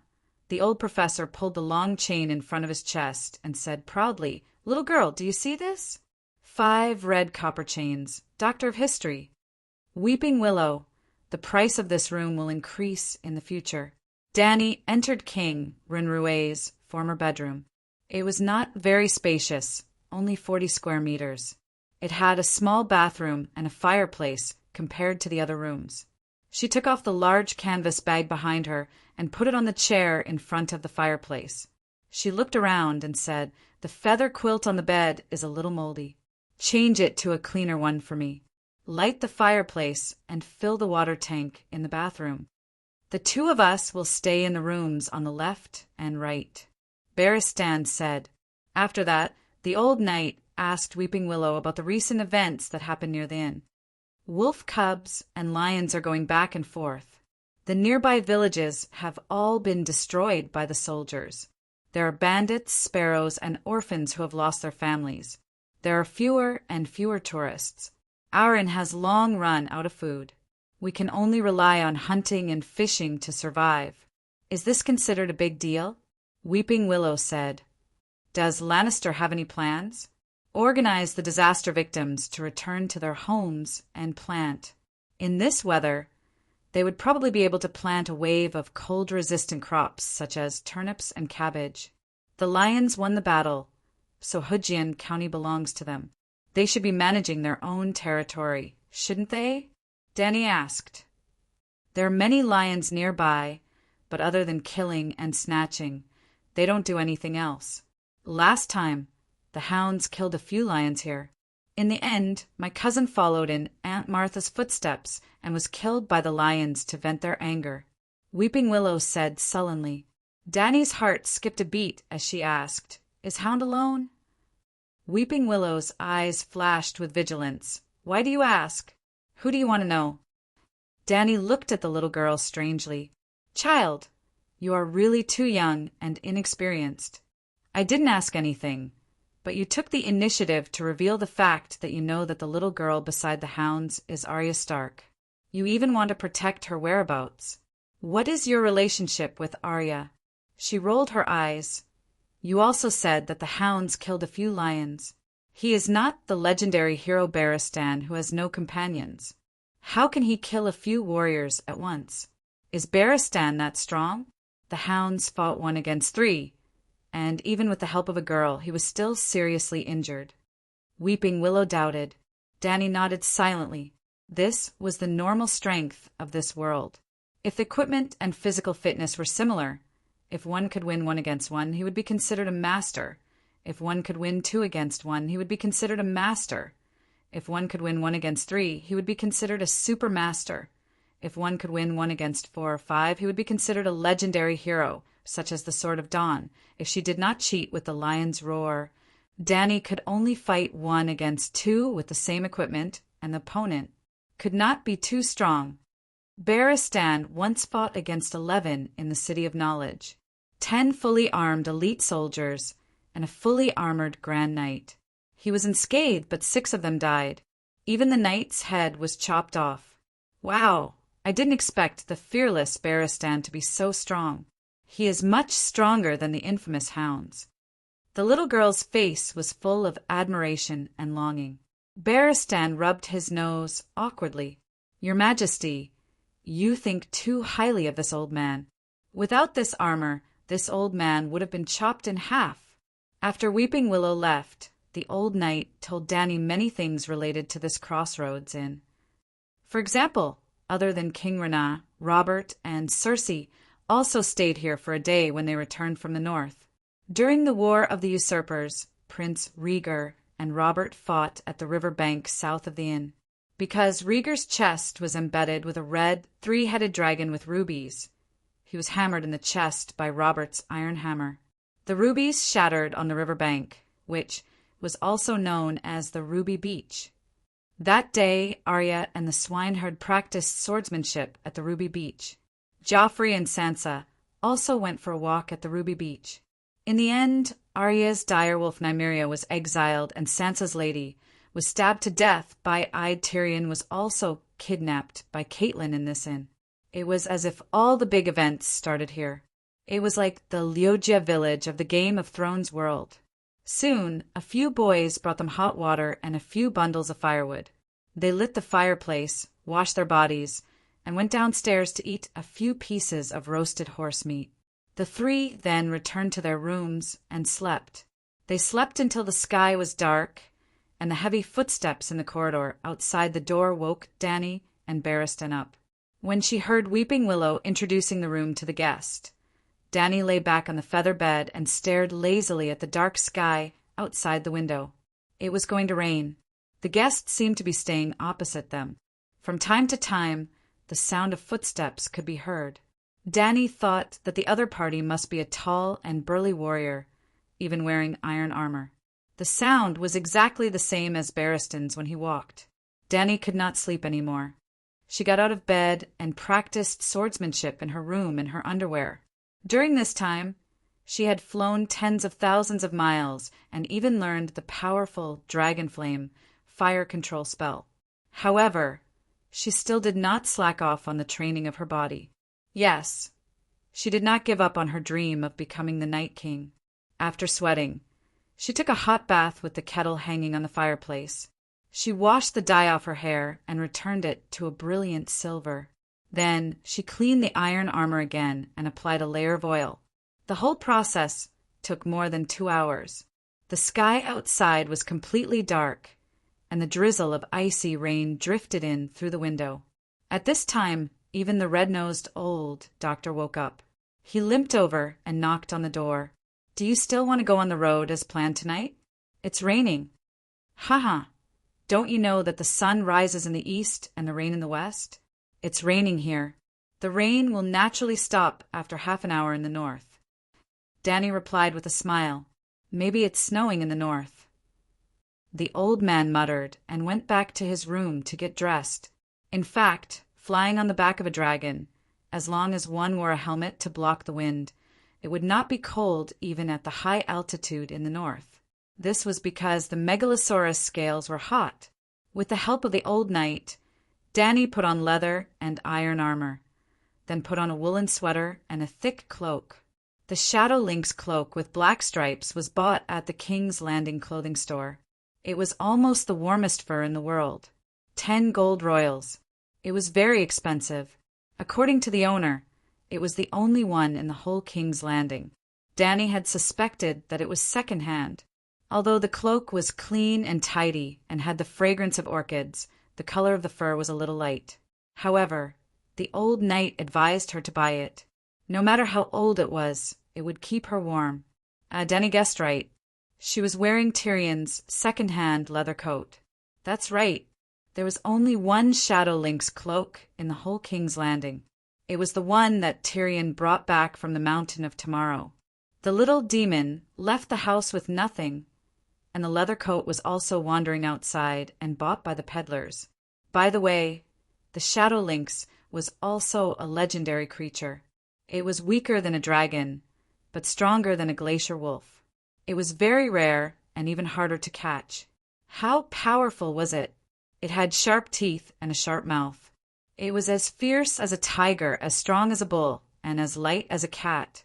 There was no need to mention the basic configuration of these beasts. The scary thing was that it could smell blood from 10 kilometers away.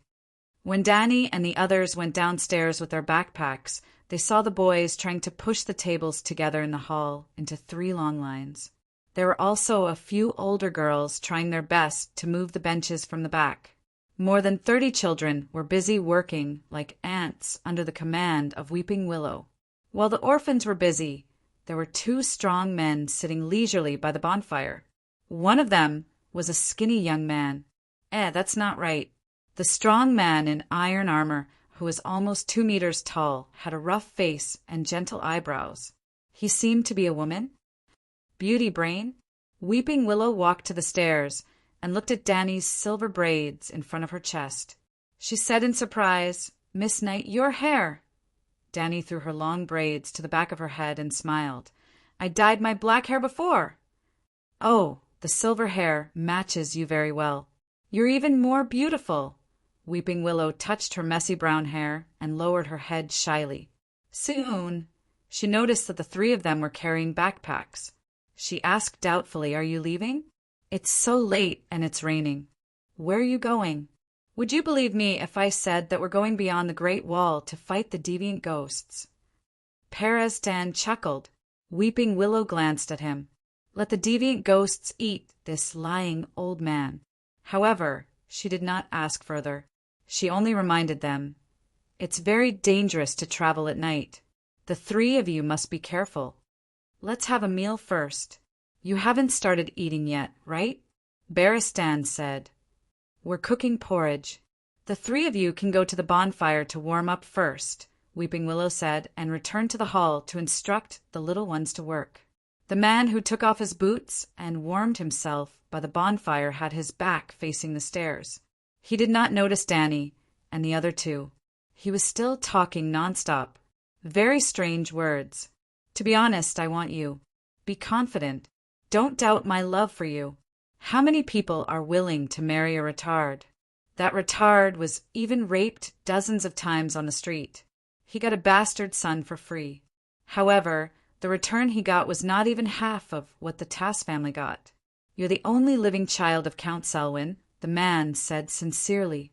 Tass, it seemed that Brain did not run away. And this man idolized Brawn and was wooing Brain? Chapter 275. When Brittany saw Danny and the other two walking over, she was very embarrassed and blushed from her cheeks to her neck. The man thought she was shy and continued, I know you like Renly. I knew it when we were at the Bitter Bridge. I'm not as handsome as him, not as rich as him, and not as high as his title, but I have two advantages that he will never be able to match. First, I didn't have my throat slit. A living person is better than a dead person. Second, I have the ability. I swear to you, I have at least one confirmed illegitimate daughter. But don't worry, I won't let that girl cause you trouble. I just want to say that marriage is good for both of us. I get the land and the title, you get the castle. He pointed at the children running around the room. Brittany said angrily, Don't say that. My father is only 54 years old. He's not too old to have children. There are risks in everything. If your father remarries, if the bride can get pregnant, if she can give birth to a baby boy, it proves that I'd bet on the wrong thing. But it's not a loss for you. You're a virgin. I'm afraid you don't understand the game between men and women. After playing, your attitude will naturally change. In the dark, you're as beautiful as any princess. I'll also spoil you like a princess. Tonight, don't bolt your door. I'll sneak into your bed and prove my words. The man said teasingly, Damn, this guy is so cheap. Brittany couldn't help but be embarrassed and said angrily, If you dare to do that, I'll turn you into a eunuch tonight. We have a guest. The silent young man with brown hair and blue eyes reminded her in a low voice. The man sat on the chair and looked back. He was surprised to see Danny, but his eyes were finally attracted by the long chain around Preston's neck. 7 gods above, I actually met a doctor here. You're Dr. Preston. I've seen you in the City of Knowledge. Why are you here? The man had thick and messy brown hair. There was a thin and long scar on his left ear. His buttocks had a chin, and his nose seemed to have been broken many times. It was a little crooked. You are. The old professor was puzzled at first, but when he saw the family emblem on the man's breastplate, a brown dead deer hanging from a crossbar, he suddenly understood. You are Highly Hunt of the Horn Hill. You have been studying in the City of Knowledge for 2 years, but you have misspelled your father's name. The stupid pig Hunt. Ahem. Hire coughed dryly and said awkwardly, That was a mistake. Are you Miss Brittany of the Tass family? The old doctor turned to Brittany and asked in confusion, Why are the two of you together? Doctor knows me? Brittany asked curiously. Your looks are unique under the heavens, the old man said harshly. Brittany blushed and lowered her head. Brittany was 2 meters tall with broad shoulders. Because of her flat chest, her pectorals were bigger than her breasts. Her face was round and rough, covered with freckles. Her nose had been broken many times and was crooked. Her teeth were protruding out of place. Her mouth was wide, almost split to the roots of her ears, and her lips were fat like caterpillars. Her hair was yellow like dirty straw, fragile and dry. It was truly unique. Doctor, where are you going? Hire asked. To the north, beyond the Great Wall. The commander of the night watchmen sent a message saying that there are deviants outside the Great Wall. I represent the Academy, Danny interrupted him. Don't flatter the Academy. The scholar has completely failed in his duty regarding the deviants. He has done nothing. The red-nosed old man touched his nose and found a chair near the fireplace to sit down. He put his backpack aside and stopped talking. Deviants? Are you talking about deviants? Brittany and Hire looked strange. Are you telling a legend? Danny shrugged and skipped the topic. She asked Brittany, Are you looking for Sansa Stark and Hudgen? Who are you? How do you know? Brittany was shocked at first, then quickly shook her head and denied it. I'm not looking for Miss Sansa. Sigh, you ask everyone you see. Have you seen a red-haired virgin? 13 years old, very beautiful. Hunter sighed. I guess the entire Three River Valley knows that Brittany of Tass is looking for Sansa Stark. What's the next plan? Danny asked again. I won't say. Brittany said stubbornly. Who is this kid? Danny pointed at the shy, brown-haired boy and asked. My name is Podrick Pine, Miss Brittany's attendant.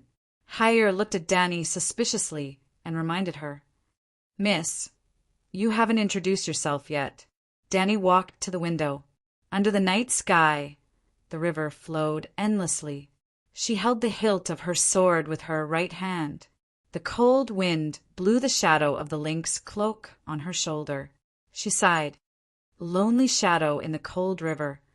Old friends of the martial arts world. Why do we have to know each other when we meet? Brittany, Barristan, old doctor. They were stunned for a moment. Hire was confused. What are you talking about? You don't know? I don't want to tell you my true identity, but I can't bear to make up a name to deceive you. So I want you to stop asking. Is that what you mean?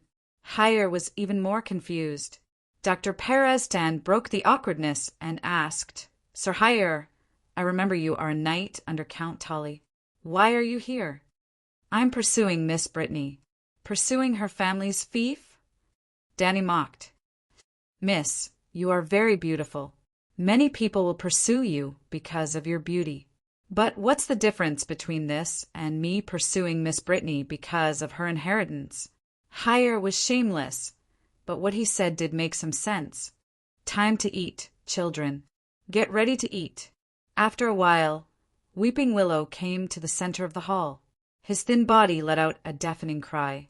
A group of monkeys obediently sat on two long tables far away from the fireplace. They blinked their eyes and looked in the direction of the kitchen. You can eat at this table.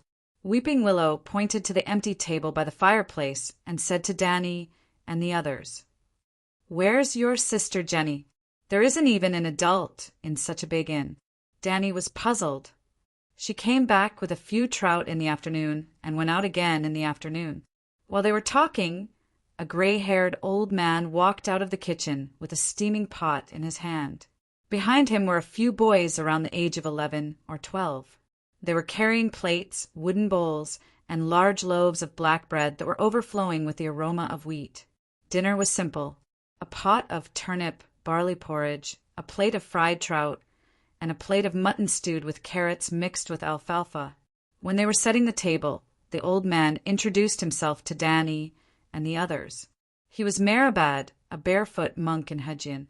He couldn't read or write, but he could recite the 7 Stars Holy Book and various prayers. He was tall, 8 meters tall. He had big hands and feet, and his skin was as hard as leather. His face was weathered. For 40 years he had been roaming around the countryside of Hudgen. From Nukwin town to Nukwin city, a cycle took about half a year. He presided over weddings and confessions for the people, and the people provided him with food and lodging.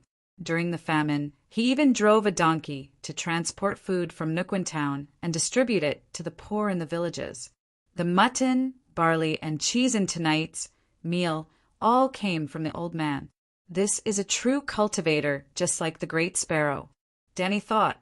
Aren't you afraid of being robbed by bandits when you bring food with you? She curiously asked. I have a dog, Friar Meribad called out with a smile. A large yellow dog the size of a calf scurried over and leaned against the old man affectionately, looking at Danny curiously. "Whoa, what an intelligent dog!" Danny looked at its human-like eyes and exclaimed in surprise, "Dog is very powerful.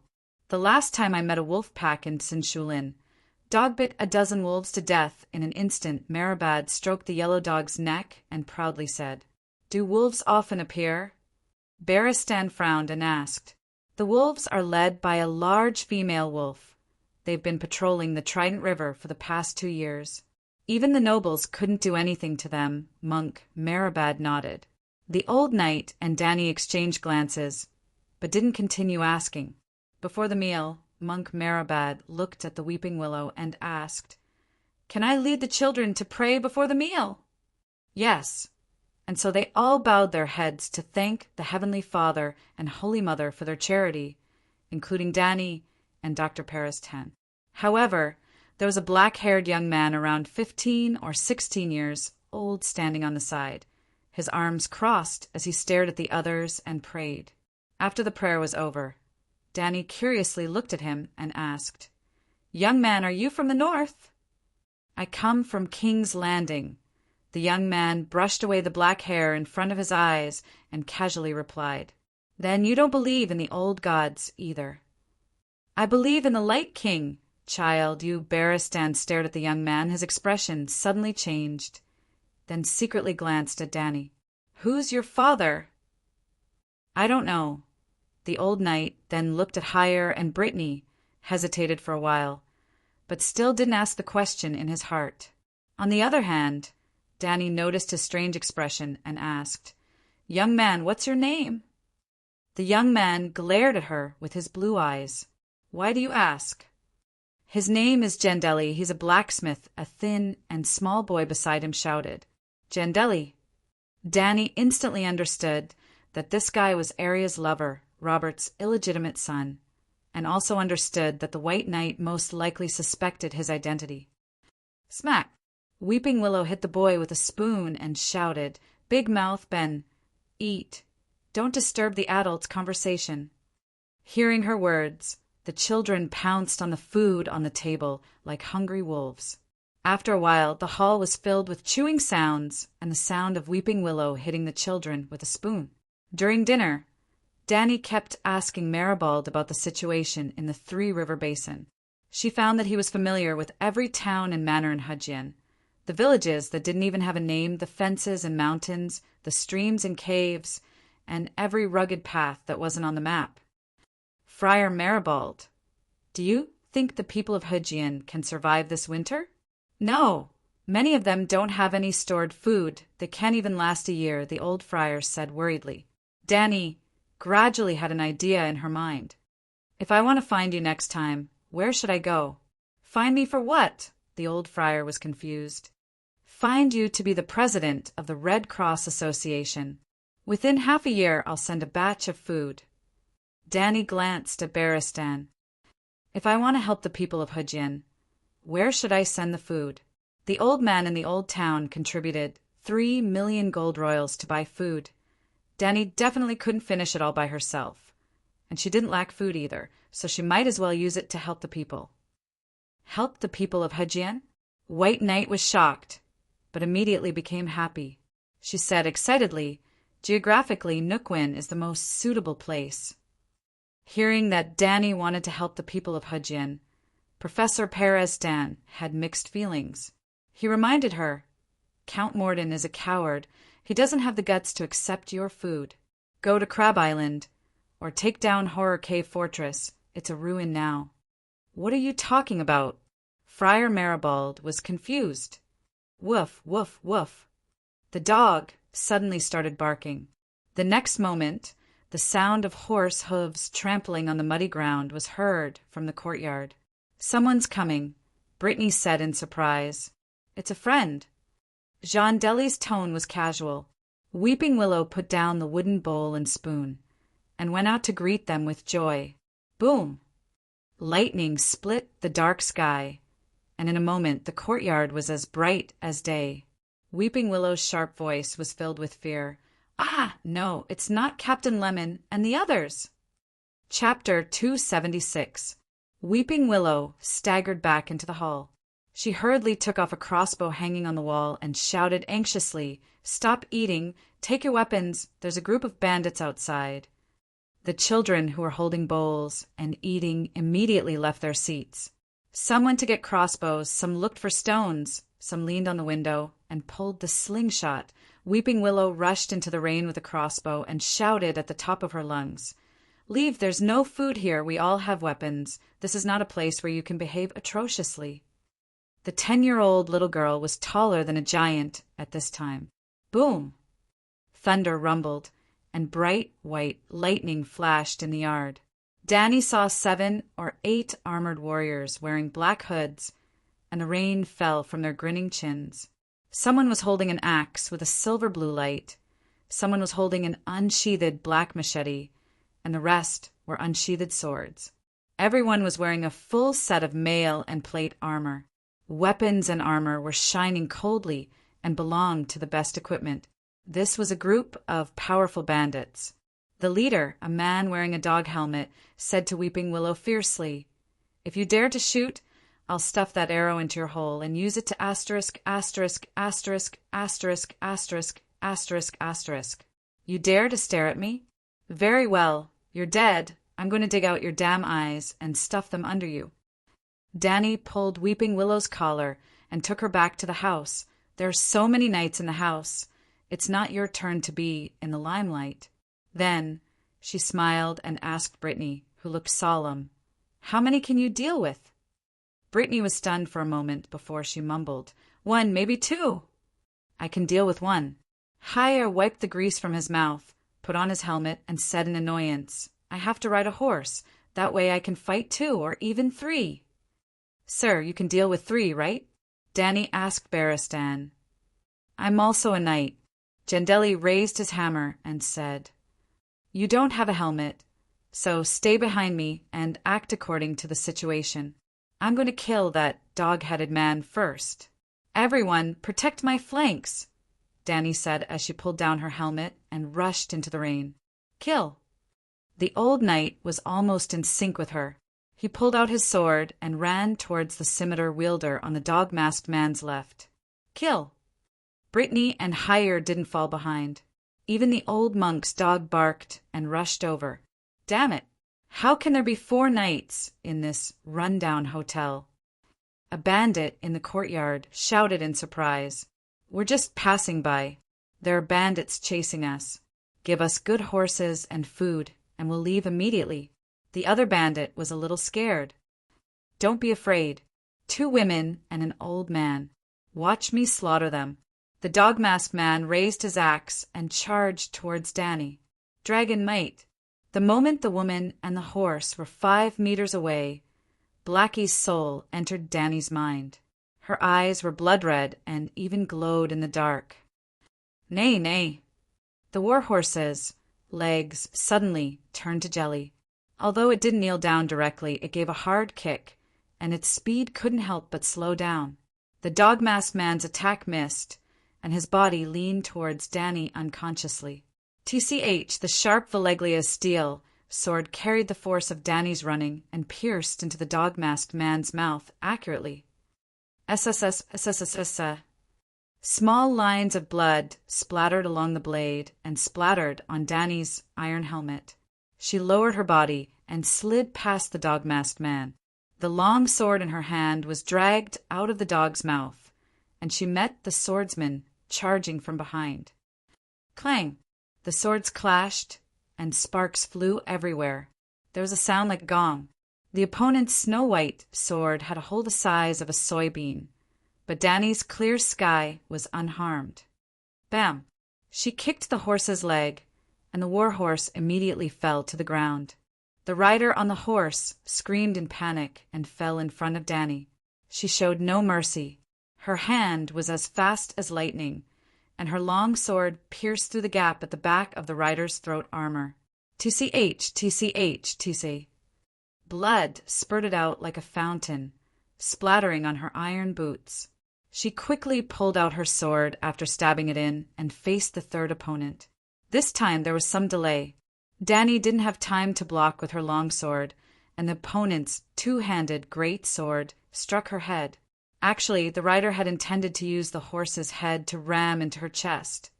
But for some reason, the warhorse, which had always been telepathic, dodged to the side. Bam! Dany felt dizzy as if she had been hit by a stick. Her right hand subconsciously reached for her opponent's exposed armpit. TCH, the rider howled in pain, and the long sword in his hand slipped out. Dany shook her head. She felt a little heavy. She raised her head and looked in front of her. There was no one left. She had pierced through the cavalry team. Turning around, she saw the rider who had lost his long sword and right arm was smashed off his horse by Jean Dely's hammer. The young man had been following Dany all this while. He saw her killing people, and when he finally caught one with low HP, he wouldn't let it go. He smashed the rider's helmet 3 to 5 times with his hammer. Dany held her sword and stood in the freezing rain, breathing out white air. She felt a little heavy in her head, and when she reached out her hand, she touched the blade of a sword. She was stunned for a moment before she realized that she had become the Golden Lion Shiki. She took off her helmet with difficulty. As expected, the blade of the sword struck the round steel cap on the top of the helmet and got stuck. Monk Marabad, who was standing under the porch and holding an oil lamp, shouted, "Seven gods above, that Miss Knight is even scarier than Brittany." She knocked down the horse with one kick. How strong must she be? Weeping Willow's eyes widened as he muttered. Perez Dan was also shocked. In just a few breaths, the others were still fighting one-on-one, but she had killed 3 fully armed Grand Knights. The quality of this year's martial arts champion, was too high. White Knight didn't complete her mission. She only killed 2 riders. Brittany and Hyer killed 1 each, and Jean Dely snatched one of Dany's heads. As the rain fell, the 7 armored corpses twitched unconsciously in the mud. Blood flowed into a small stream and dyed the soil in the courtyard red. Dany and Brittany looked at each other and laughed at the same time. In an instant, they felt closer to each other. Jean Dely walked to the dog-masked man and said with a smile, "Miss, you killed the hound." "What? He's the hound." "I killed the hound?" Dany's eyes almost popped out. The Hound was one of the most important supporting characters in Game of Thrones. He was Arya and 3 idiots' first love. How could he get a boxed lunch just like that? He's not the Hound. The Hound died a long time ago. Brittany took off the helmet of the dog-masked man, revealing an ugly face without a nose. She said with a complicated expression, "They're blood performers. They picked up the Hound's helmet from the Hound's grave. They're the ones who looted the Saltfield town." Dany also walked over to take a look. Although he was ugly, there were no burned scars on his face. He was not the Hound. Rolger. Jean Dely exclaimed, "It's him." "You know him?" Dany asked curiously. "I was originally sold to the Night Watchers by the blacksmith. I followed the Night Watcher Urin and a group of people to the north. At that time there were 3 vicious people in the group who were locked in a cage." Jean Dely only roughly explained the situation at that time, and Dany understood. Arya not only saved faceless Jaqen, but also released 2 real villains. The 2 people in Game of Thrones had almost no scenes, but in this real world, the 2 joined the blood performers. They killed, robbed, raped. Almost all the evil in the world were done by them. In fact, Jaqen was not a good person. His hands were stained with the blood of innocent people. Arya was indeed a child of blood performers. Ta. Dany was scrubbing her hair in front of the fireplace. Jean Dely and the others were stripping the bodies of the bandits under the porch. The armor was very precious. When they moved the naked bodies to the stables, there was a rush of horse hooves on the king's road again. "It's me." Before entering the courtyard, a knight shouted across the stone wall, "Weeping Willow, Jean Dely, did you meet the group of crippled people?" Then, a group of more than 20 riders rushed into the courtyard. "It's Lemon, one of us." Jean Dely turned back and said to the vigilant knights in the living room, "One of you." Dany was alert. Why are there so many riders in your inn? This holy fire above, these blood performers are all dead. Who did it? A rider outside looked at the bodies on the ground and exclaimed, Holy fire? Hire was stunned and suddenly changed his expression. He got up from the soft couch by the fireplace, grabbed the sword belt hanging on the wall, and shouted, Be careful! We are in a black inn! They are all bandits! What? Danny and Brittany were still in a daze. The White Knight, who had not taken off her armor, had already drawn her sword in front of her. Then they saw the children running around and shouting. Some children were at a loss, but a dozen of them were holding crossbows and raising stones, pointing at Danny and the others. Yes, this is a black inn. A tall girl, 16 or 17 years old, walked in. Her brown hair under the hood was dripping wet. She often did not have enough to eat. She was very thin, and her face was plain and white from the cold. The only highlight was her height, estimated to be more than 175 meters. Brown leather boots and black leather pants outlined a pair of eye-catching long legs. Long legs, Jenny. Jean Deli frowned and shouted. They killed the bandits of the blood performers. Jenny? Weeping Willow's sister. They looked very similar. Madam wants to see them, Longlegs, Jenny said. After a while, 7 or 8 warriors with sharp swords rushed into the room. There were also a dozen people with bows and crossbows guarding the door and windows, staring coldly at them.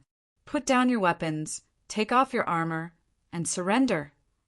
The bearded man in a lemon yellow cloak shouted, This really is a black inn. Danny looked around. The swordsman looked solemn. Weeping Willow wanted to say something, but stopped. The group of little radishes looked at them nervously. The 2-year-old girl named Tracy did not understand what was going on. She was still crawling around the long table naked.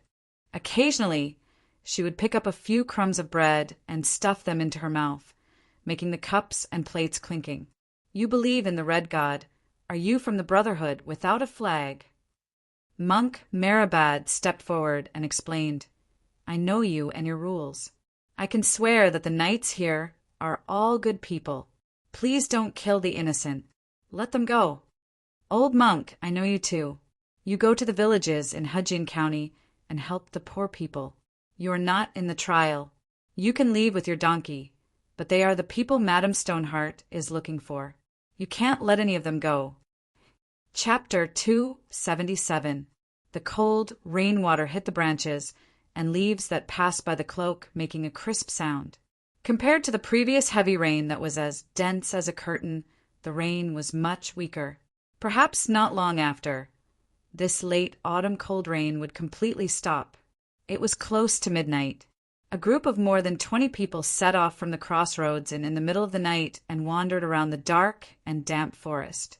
Under the complaining and puzzled gaze of the old man Parishan, Danny gave in. She did not summon the Megalosaurus to save the day. However, she also made her own request. She did not care about Brittany and the rest, but she and Barristan could not take off their armor. Their swords could be removed from their waists, but they had to be kept by the old doctor. Due to the red-nosed old man's characteristics, the bandits only hesitated for a moment before agreeing. Danny was very interested in the strange Madame Stoneheart. There was indeed a brotherhood without flags in the plot, but the leader of the brotherhood seemed to be a man, a minor character. She did not remember the name, so she wanted to meet the madam. Danny was just a fat sheep. After all, she had helped them kill the blood trickster, so she could get good treatment. Brittany was not so lucky. The brotherhood without flags seemed to be targeting her. Not only was her armor stripped, her weapon was taken away, and even her hands were tightly bound. Yes, Hire and Bodrick were treated the same. Just like that, the group rode through the cold and wet black forest in the middle of the night in the rain. The raindrops wet their cloaks along the leaves, and the cold air seeped into their bones. They seemed to be numb from the cold, and no one spoke for the entire journey. When they finally got out of the forest, the bandits brought them to the river and asked them to dismount. A bandit ran to the river and shouted a few times. A ferry about 10 meters long slowly sailed out from the reeds. Then they dismounted from their horses, other than Meribad's donkey and dog. The rest of the people's horses were taken away.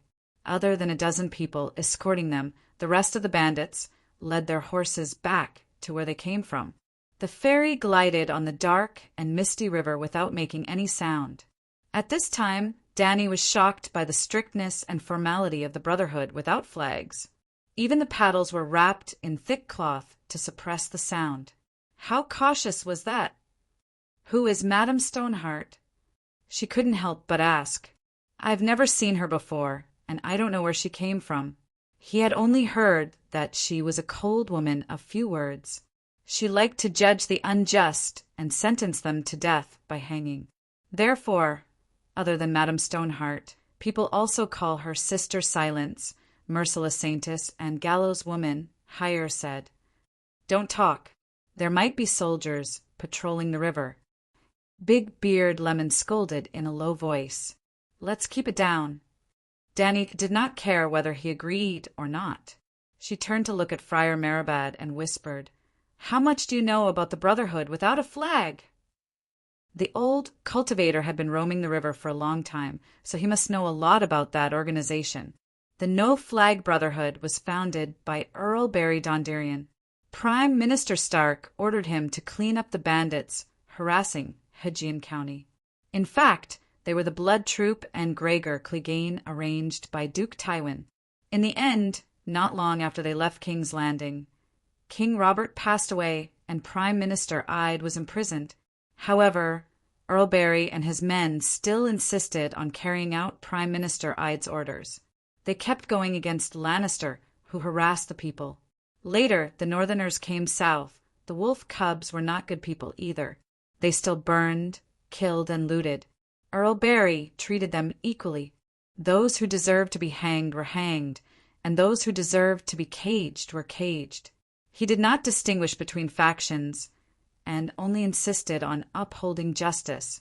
Because he had been fighting the bandits and protecting the people, all the villages, churches, and inns in Hudson County became the strongholds of the No Flag Brotherhood. All the people in the Tri-River area were their protectors. The name Lightning King made the bandits and the crippled tremble in fear, and boosted the morale of the people and made them united. The emblem of the Donderian family was a purple forked lightning bolt. The No Flag Brotherhood developed into a worker, peasant, and soldier guerrilla group. If the nobles of the Seven Kingdoms continue to fight, can they go one step further and create a Red Party? Danny asked in surprise. Red Party? The old cultivator nodded. That's right. They almost formed a Red Party. The people of Hudson County began to abandon the faith of the seven gods and turned to believe in the Red God who could often perform miracles. This Red Party is not that Red Party. What miracles? Reviving the dead? Danny asked. The old cultivator nodded with a complicated expression and sighed. The Lightning King is not invincible. The No Flag Brotherhood also cannot win every battle. They have been defeated many times, and Earl Barry has been killed many times. From what I know, he was killed by the Demon Mountain at least twice. One time, a spear pierced through his heart, and the other time, a sharp sword pierced through his head from his eye socket. He was even captured alive a few times and hanged to death. Every time he was killed, he would be revived by Soros, a red god believer from Mill. Seeing such miracles happening around them, the believers naturally began to change their faith. Perez Den couldn't help but ask, "Are you sure that the Lightning King is always Earl Barry and not someone wearing his armor and waving his lightning flag? It's just like how a hunting dog's helmet was picked up by someone, and everyone thought that it was the hunting dog who robbed Saltpan Town. Are you deaf? The Lightning King has been captured by the nobles a few times. How could they mistake him for someone else?" Danny sneered and said, "Accept the reality. There are true gods in this world. Reviving the dead is almost the signature skill of the Red God priests. And it's obvious that the Light King, Lalo, has the idea of invading the Westeros. Otherwise, Why would he waste so much of his divine power to perform miracles so many times? Even the local lords don't care about the lives of the people in Hejian County. Why would a foreign god care? Is he too kind? Forget it. The other side of Lalo is the shadow demon. With that guy's greed and bloodthirstiness, even the shadow binding knights are afraid of him. Bam! A bandit knocked on Danny's helmet with a scabbard and scolded seriously. Don't slander the great Light King. Then he started to recite Lalo's prayer. The night is long and there are dangers everywhere. Only my lord Lalo can lead us to the light and expel the darkness. Danny winked at the dazed Peristan and laughed softly. Did you see that? If they didn't see the miracles with their own eyes, would they be so devout? Why Hejian County? The old professor mumbled. You're a professor. Why are you asking questions that even idiots know? Danny sneered, but she was surprised to see Peristan, Marabad, Hire, and Brittany looking at her blankly. Ugh, so many idiots. Cough, cough.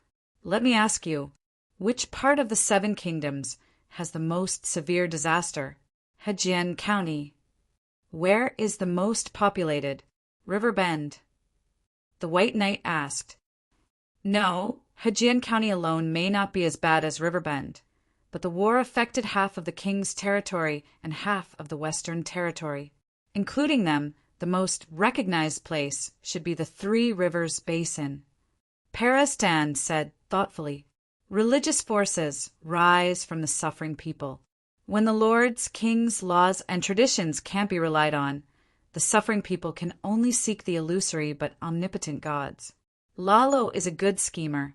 That guy most likely prophesied the 4 kings. Ouch.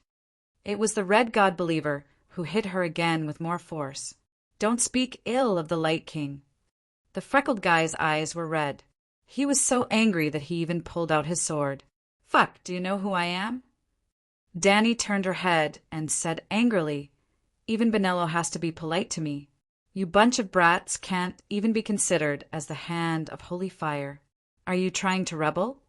I don't care about that Benello, or whatever. You're not allowed to insult the Light King. The freckled guy shouted back. He even put his sword on Danny's neck. All right, I won't say any more. Danny raised her hands in surrender. Even the name of the supreme, Priest Benello, couldn't scare him. What else could she say? Brother Marabad, please continue. Oh, Count Bailey still died. He passed his flame of life to a woman who died many days ago. She is now Madame Stoneheart. Madame Stoneheart took over Count Bailey's position and became the leader of the Brotherhood. She was different from the Lightning King. Count Bailey carried out justice and protected the civilians. Madame Stoneheart was unscrupulous and killed crazily for revenge. The Brotherhood was split into 2 factions. Those who became avengers in the suffering continued to be loyal to Madame Stoneheart.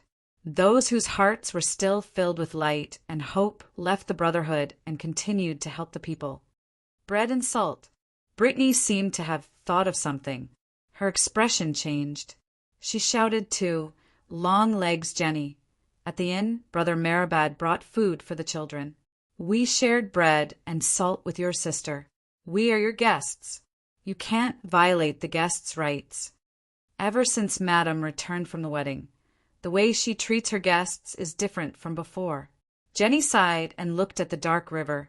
She said calmly, Do you see the corpses hanging by the river? Some of them think they are guests too. Wedding? Danny frowned. Is it a red wedding? Who is Madame Stoneheart? She also attended the bloody wedding? And she wants revenge? Is she a survivor of the northern region? No. She died a few days before. She was revived by the Lightning King. Could it be? Don't you feel ashamed? Barristan's face turned red. He was extremely angry. You trampled on the guests' rights and acted as if nothing happened. Do you have any sense of honor? Do you have any sense of shame? Aren't you afraid of the gods' judgment? We have our ways, Jenny said calmly. Lemon put on the hound helmet and laughed coldly. She said, There is no honor in this world. As for the judgment, go to River Rapture City and take a look. Thousands of ghosts of the Northerners wailed at night.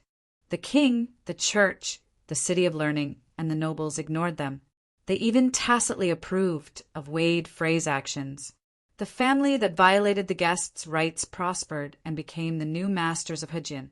Since this land is already dirty, how can we, the people living on it, not adapt to the new rules?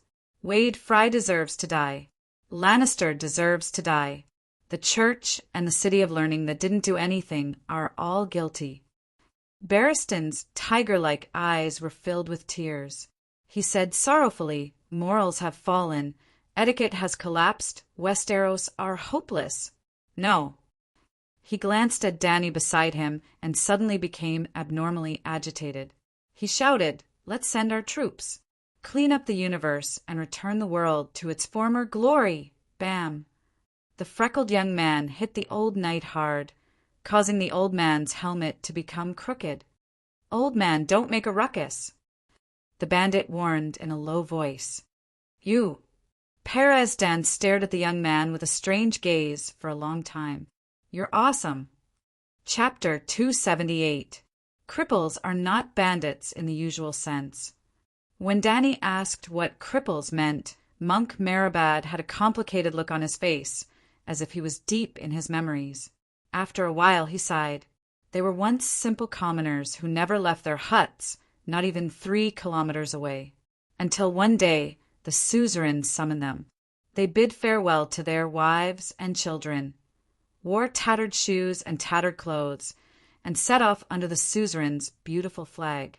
They carried sickles, sharpened hoes, and perhaps a hatchet. Or worse, they could only use leather ropes to tie rocks to sticks to make simple hammers. Brothers, father and son, and friends embarked on the journey together. Although they lived in the countryside, they had all heard the songs and stories of legendary heroes. When they set off, they were all eager, dreaming of witnessing wonders, winning wealth and glory, and even fantasizing that they would one day become the main character in the story. Unfortunately, war was a noble game that seemed noble, but was actually cruel to the extreme. Most people woke up from their dreams on the first day they set foot on the battlefield. Their dreams shattered, and they did not even have the chance to wake up. Those who were lucky enough to survive had mental breakdowns, but most of them persevered numbly. Day after day, year after year, they had participated in countless battles. A brother watched his brother die. A father lost his son. A friend's stomach was split open by an axe, and he still tried to stuff his own intestines in such a scene. Even those who survived the 100th battle might break down in the 101st battle. They saw the suzerain who led them on the battlefield being cut down, and another suzerain loudly announcing that they now belonged to him. Their injuries were only half healed, and then they were inflicted with new injuries. They never had enough to eat, and their shoes gradually fell apart during the endless march. Their clothes were tattered into rags, and many of them fell sick from drinking dirty water, shitting and peeing in their pants. They wanted new boots, warmer cloaks, and it would be safer if they had rusty iron half-helmets. The suzerain would not provide these things, so they went to loot the corpses. Not long after, they became accustomed to stealing from the living. In the land where the war was going on, there were commoners just like them in the past. They stole from these people, stealing chickens and dogs, slaughtering cows and sheep, and snatching the daughters of the commoners. Even if they were discovered, they were not afraid. They were soldiers, and in their hands they even held the notice of the Lord's grain requisition, while the other party was just an ordinary person. One day, they looked around and woke up from their daze. All their friends and relatives had passed away. They were surrounded by strangers, and the flags on their heads were unrecognizable. They were so terrified that they did not know where they were or how to return home. They even forgot their home. Thinking that it was another person's memory, they fought for their lord, who did not know their names and would only shout in a commanding voice to them to form up and to take up spears and scythes and sharpened hoes and to stand their ground. Then the knights attacked. Those knights were fully armored and their faces couldn't be seen. When they charged, the sound of metal clanging filled the entire world. Finally, they broke down and decided to escape. After the battle, they would crawl away from the corpses and sneak out of the camp in the dark night to find a place to hide. They deserted the army and became disabled. By that time, all the traditional values and glory had disappeared. Kings, lords, and gods were not even as good as a piece of rotten meat, which could at least let them live for one more day, or as good as a bag of bad wine, which could temporarily drown their fear. The life of a deserter is like that of a wild beast, not a human being. Silence filled the cabin. Only the sound of the river, flowing outside the ship, could be heard. Finally, the old monk took a few breaths and said sadly, "At this time there are many disabled people in the area of the 3 rivers. We should be vigilant against them. We can also execute them after they commit crimes, but it's best to understand and sympathize with them first. Disabled people do deserve sympathy." Danny's expression was complicated. The peasants in the Westeros seemed to have it worse than the slaves. The reform must be very strong. I have to think about it. Bang! The pockmarked young man knocked her on the head again. Before Danny could summon a megalosaurus to spray his face, he choked and said, "What's there to sympathize with?" 3 northerners entered my family's manor. My father thought they were allies, so he took out bread to entertain them. But after eating and drinking their fill, their beastly nature flared up. They hacked my father and big brother to death, and raped and killed my 10-year-old little sister. Is that something a human would do? All disabled people deserve to be killed. Forget it, Blackie. You don't have to come down. The ferry made many turns in the river and finally swayed into a dense reed bush. The Brotherhood took out a leather hood and covered Danny and the others' eyes. Then they took them to the shore. A few horses were waiting there. They were helped to get on the horses and wandered in the wet and cold forest for more than an hour. In the end, the headgear was removed and they arrived in front of a low cave. There was a forest all around them. The leaves had fallen and it was completely bare. Only a withered, finger-like tree trunk could be seen. The air in the cave was cold and gloomy. There was the smell of mud, insects, and mold. Above their heads were rocks, and roots emerged from the cracks. Below their feet were gravel and yellow mud. It seemed that there were caves, cracks, and gaps everywhere. The roads extended in all directions, like a dense spider web. The Brotherhood held a torch and led the way. Along the way, they met many guards who were guarding the entrance. Why did we come to a place like this? The cave is narrow. It's not safer than the wilderness. Professor Perestan complained. His buttocks and thighs were injured. It was difficult for him to move. He was carried on Barristan's back. Danny understood his reminder. But even though the old professor had seen the process of her true dragon roar killing wolves, he did not fully understand her trump card. The megalosaurus could not enter the cave, but in a narrow space, her true dragon roar was more powerful. With Barristan in Valeglia's steel armor as a meat shield, Danny was confident that she would be safe. Well, if the worst happened, she might not have time to care about the old professor. His worries were reasonable in some ways. After passing through a short tunnel, they entered a huge cave. It was a wide space of 400 to 500 square meters. It was filled with bandits. Cough, cough, cough. Before entering the cave, Danny choked on the green smoke that floated over and coughed. The bandits had dug a big fire pit in the middle of the muddy ground. Many people crowded around the fire to keep warm and resist the cold air in the cave. But in such an enclosed environment, the smoke did not float out. The air quality was too poor. The arrival of Danny and the others woke up the people who were sleeping on the straw mats. There were men, women, and even a few children. They hid in their mothers' arms and poked their heads out to look around. All of them looked pitiful and sallow. They did not go down to disturb the refugees. They followed the wall and came to a rock crack on the opposite side. In the long and narrow space of 30 square meters, there was a wooden table. A woman in gray sat behind it. She was wearing a cloak and a hood. It was too dark to see her face clearly, but the eyes under the hood shone with a cold light. They seemed to be more terrifying than Danny's when she was in the state of dragon soul fusion. It was late at night. She did not rest. She was playing with a bronze crown with a circle of black iron swords around it. She looked at it and touched the blades with her fingers, as if to test how sharp they were. "Madam, I brought them here." Lemon, who was wearing a dog's head iron helmet, shouted. The big man guarding the door glanced at Danny and the others. He pointed at Brittany and said, "Judge the bitch who killed the king first." What did you call me?" Brittany was stunned. "You are a lion." A young man with a northern accent came over with Brittany's Oathkeeper sword and placed it on the table in front of Madame Stoneheart. There was a golden lion, head at the back of the sword hilt. The ruby eyes shone like two red stars. And this, a gray-haired old man put a piece of parchment beside the sword. There is the seal of the little king on it.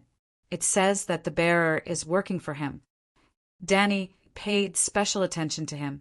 He was wearing a tattered old robe, pale red and white. His gray hair was long and messy. The skin on his cheeks and chin was loose. His face was covered with coarse stubble. He was not handsome. However, there were two clusters of raging flames in the old man's eyes like volcanic eruptions, which were only slightly inferior to her 9-colored vortex. He was actually the most powerful wizard she had ever seen, and also the most powerful red god priest. Well, except for Benello. She did not know much about the supreme priest. This man should be Mertheros. Madame Stoneheart put the sword aside and began to read the letter. Brittany also began to argue. "I am not a lion. I serve Lady Caitlin Stark. The sword was given to me by Sir Jaime." "He swore." "Hound of the Third," Lemon interrupted her, "who in Westeros doesn't know about the Kingslayer and his oath. He promised Lady Caitlin to return her daughters, but when he arrived at King's Landing, they were gone. Then Jaime sent me out to find Lady Sansa." "If you find the girl," the Northerner asked with a mocking smile, "what will you do with her?" "Protect her. Take her to a safe place," Brittany said with certainty. The big man laughed. "Where would that be? Cersei's dungeon? Even we know that Cersei has a bounty on the girl. 100 gold royals. No, I'll take her to Riverrun, to the Vale of Arryn, even back to the north."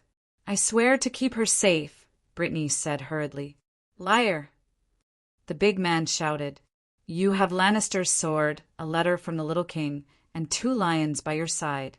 How stupid would we be to believe your nonsense?" "Bring them here," the big man said, pointing at Hayhunt and Bodrick. "This boy is the imp squire," he sneered, pointing at Bodrick and then at the scar-faced knight. "He's Blue the Bloody Knight. He's on the lion's side. His hands are stained with blood. That bastard Tully has already hanged 20 of our brothers.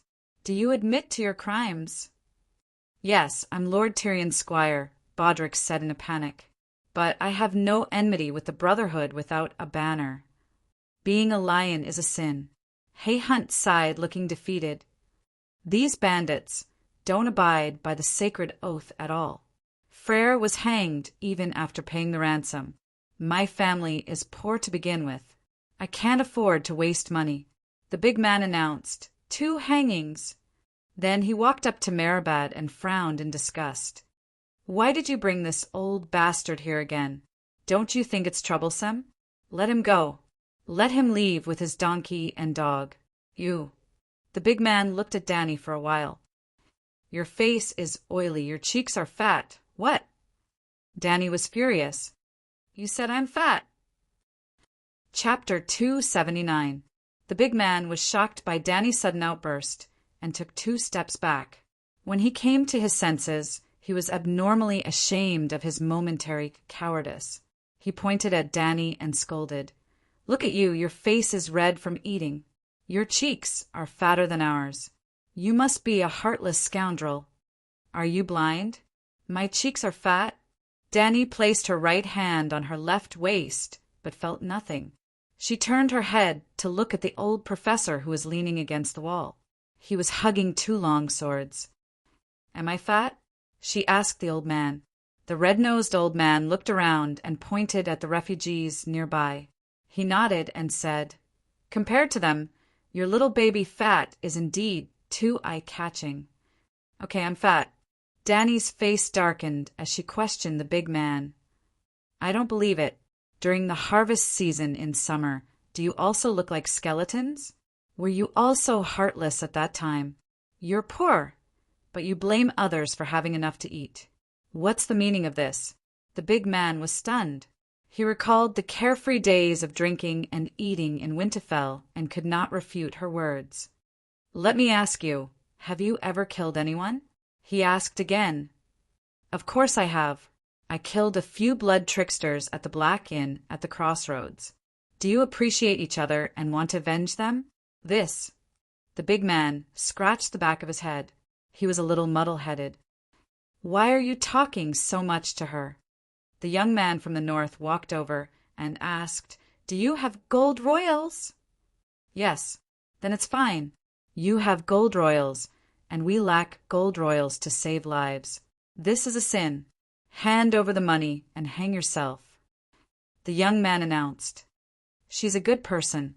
Friar Meribad could not help but defend Danny. Miss Knight was the first to rush out to fight the blood tricksters to protect the children in the inn. She also intends to buy food to help the poor in Hudgin. If you want more people to live, it's best to let her go. Really? The big man looked at the long-legged Jenny. "I think she did say that, but I'm not sure if she can keep her promise," Jenny said hesitantly. The big man thought for a moment and sighed. "Then you stand aside first. Wait for Madame to finish judging that lion. Then we'll see how she deals with you." Madame Stoneheart moved her gaze away from the parchment. Her right hand reached under her chin and grabbed her neck, as if she wanted to strangle herself. Her voice was intermittent and hoarse as she gasped for breath. It sounded very much like the sound of someone dying. It made one's blood run cold. "What did she say?" Danny asked. "She asked the lion the name of the sword," said the young man from the Northern Territory. "Oathkeeper," Brittany replied. Madame Stoneheart's eyes burned like two charcoal fires in the shadows. She appeared extremely angry, and her throat once again emitted a sound like a blade scraping against glass. Jenny said, "Madame said that it should be called Sword of Broken Oath or False Friend. It is used for betrayal and murder, just like you." "Who did I lie to? Have you forgotten that you once swore to serve her?" The Northerner pointed at Madame Stoneheart. Even though she had already guessed it, Danny couldn't help but exclaim, "How is this possible? You actually resurrected her." Brittany exclaimed almost at the same time, "Impossible, Madame Stark is already dead." "Yes, death is the right of a guest," Jenny murmured bitterly.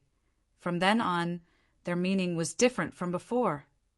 Madame Stoneheart glanced at Danny with her glowing red eyes.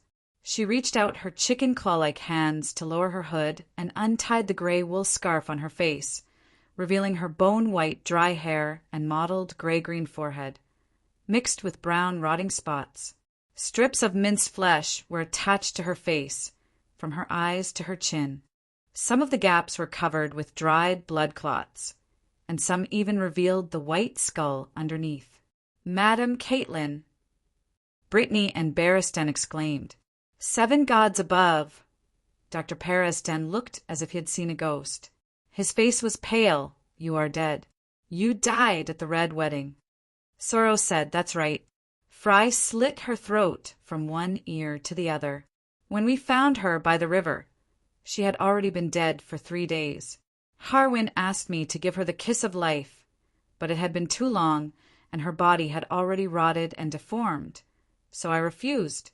Perhaps Count Bailey had been resurrected too many times, and every time he was resurrected, a part of his soul would be lost, and his memories of the past would decrease. There were even more serious side effects. He was once young, handsome, and strong, but in the end he was emaciated, his hair was white, and his body was covered in wounds. I could feel that he was living in torment every moment. So he replaced me and placed his lips on hers, passing the flame of his life to her. Then the King of Light blessed her and Madame was resurrected. This shouldn't be true. The old professor's worldview had collapsed. This world was so unreal. Was there any point in us thinking about exterminating the Megalosaurus? The belief that had supported him all his life suddenly collapsed, and the old professor despaired. "Madam, I didn't betray you." Brittany cried. Harwin translated Madame Stoneheart's words. "Words are like the wind. Prove yourself with actions." "How do you prove it?"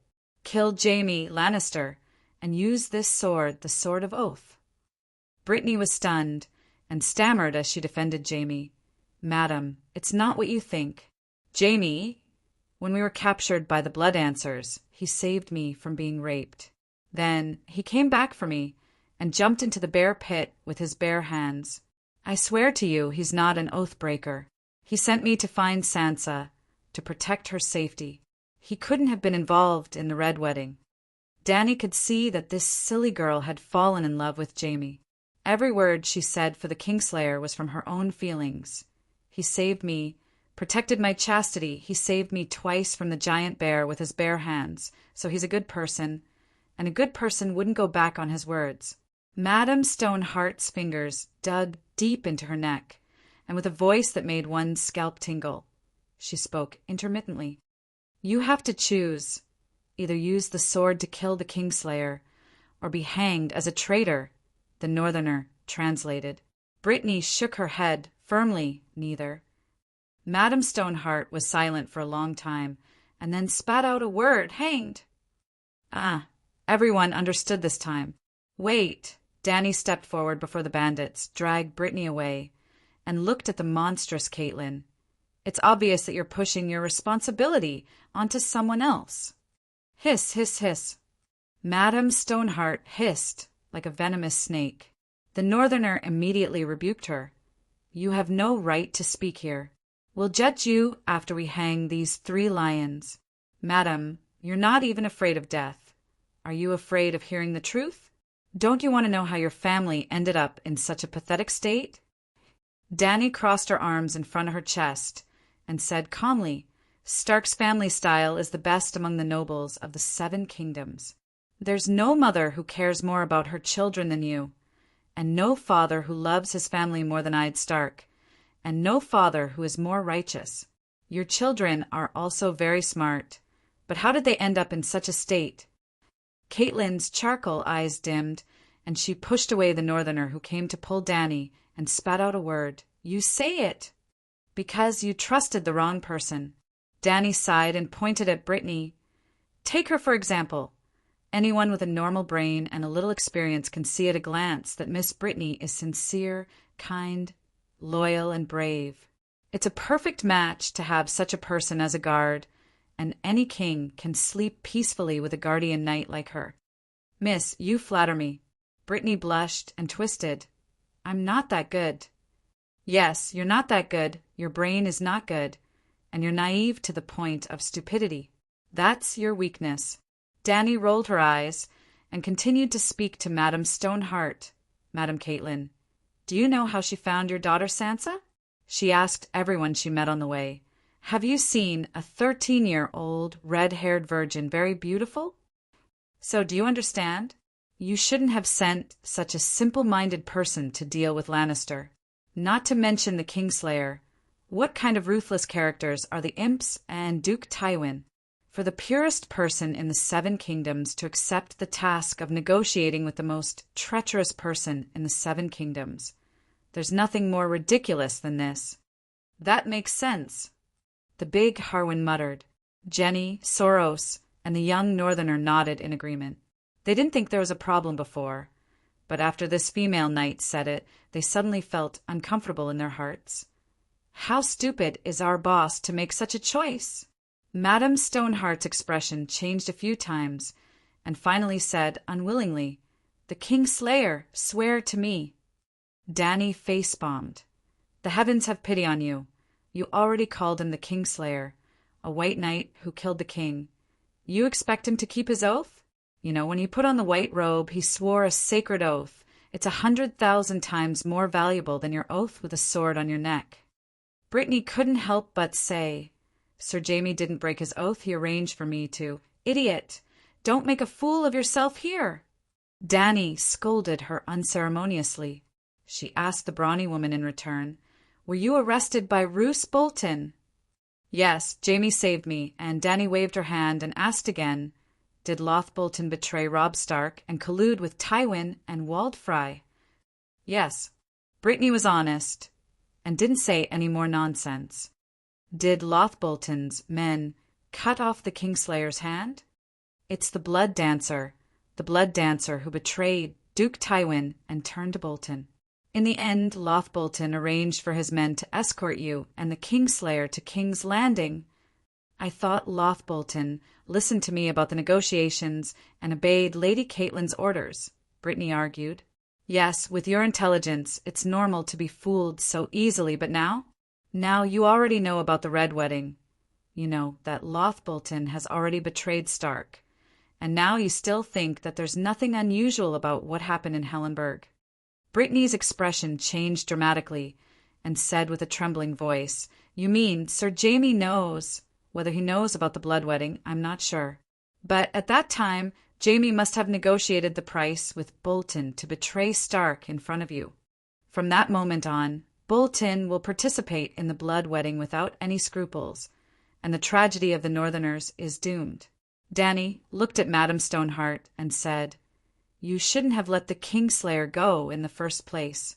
After knowing that his heir is safe, Tywin lost his only concern about the blood wedding. With his intelligence, he must have guessed that Jamie had an agreement with you. But even if he fulfilled his son's vow, it would have been meaningless to you, because the dire wolf would have been finished by then. If you let Sansa go, where can she go? The Northern Territory already belongs to Bolton, and Fry of River Delta City won't let the remnants of the House of Stark go. If I were Tywin, I would definitely fulfill my son's reputation as a man of his word. I would even make this matter known to everyone and release Sansa in public. I would let everyone in the 7 kingdoms know that Lannister's words were as good as gold. Then I would use Bolton and Frey's hands to get rid of the problem. Sansa can never decide the direction of the situation, but Jamie and Robb can. But you chose your own daughter. You, Dr. Periston pointed at Danny and said in horror, You're ruthless, even more vicious than Tywin. The bandits couldn't help but take a step back, looking at Danny in horror, as if she had really become Tywin, and then carried out the above vicious plan. Chapter 280. 7 Levels of Hell. Seeing Madame Stoneheart glaring at her, Danny stomped her feet and said, Can't you be more reasonable? I'm just analyzing how I failed for you. I didn't do anything bad. I still don't understand. Since Bolton has already joined forces with Tywin, why did he cut off the Kingslayer's right hand? That's his sword hand. Without his right hand, Jamie is almost a cripple. Barristan was puzzled. The one who cut off the hand was the Blood Troop?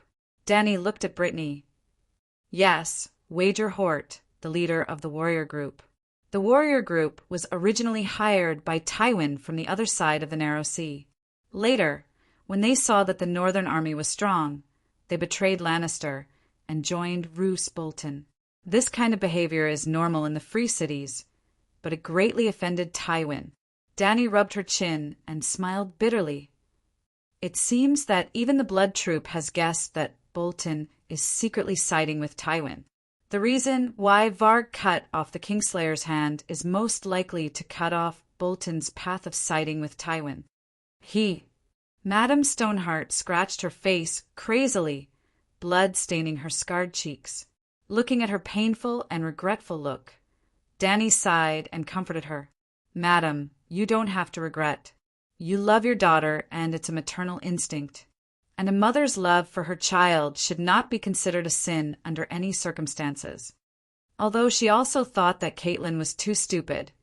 What was the use of regretting and blaming herself now that things had come to this?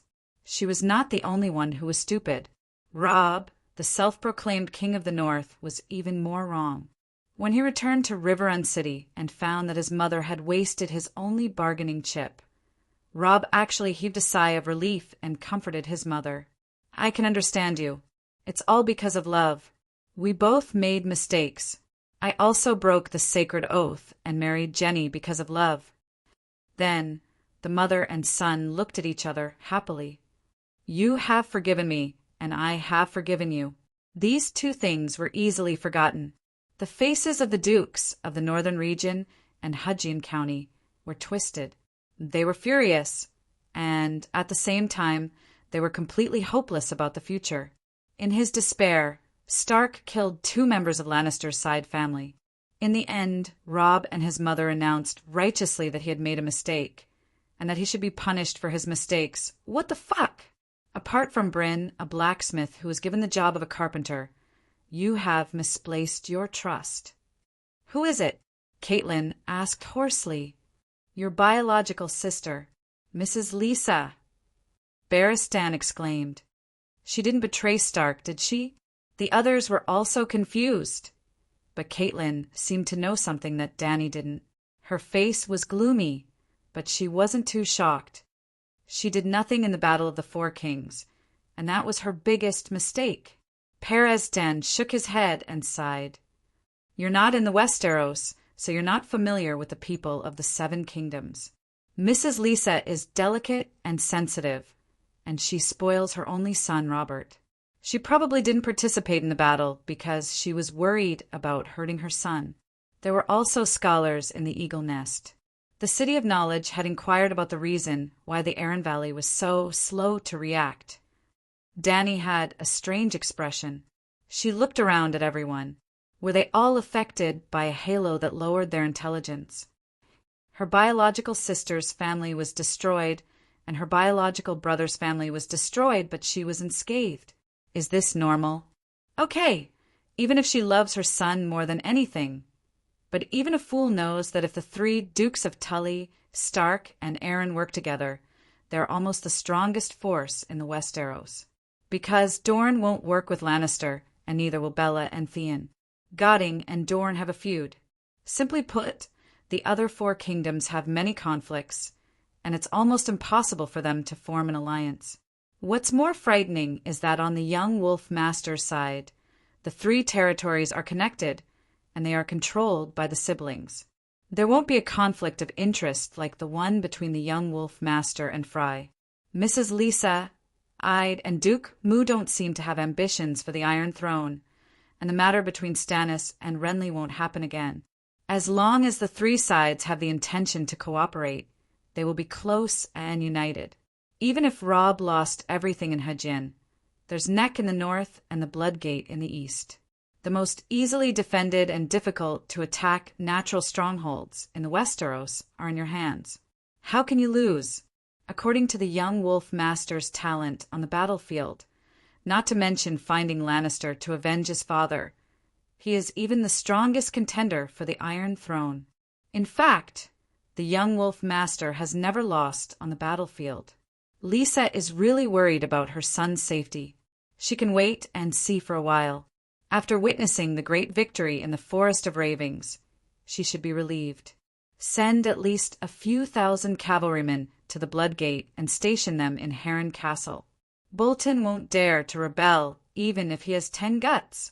Even if Mrs. Lisa is extremely timid and terrified of Duke Tywin, she can also arrange for soldiers to take a boat to the north. White Harbor is just beside the Aran Valley. Help your nephew take back Winterfell and guard her home. There shouldn't be any danger now, right? Everyone looked at each other, not knowing what to do. If you really want to help, you can always find an opportunity to do so. If you don't want help, you can find 10,000 reasons to refuse.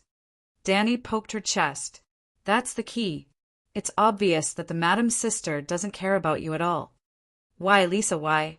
Mrs. Stoneheart pinched her throat and said with a gasping voice, Lisa wrote me a letter, telling me that Jon Arryn was poisoned to death by Lannister. She wanted us to help her. That's why I went to the King's Landing to investigate. Why? She's my sister. Did you know that Mrs. Lisa loved Littlefinger very much?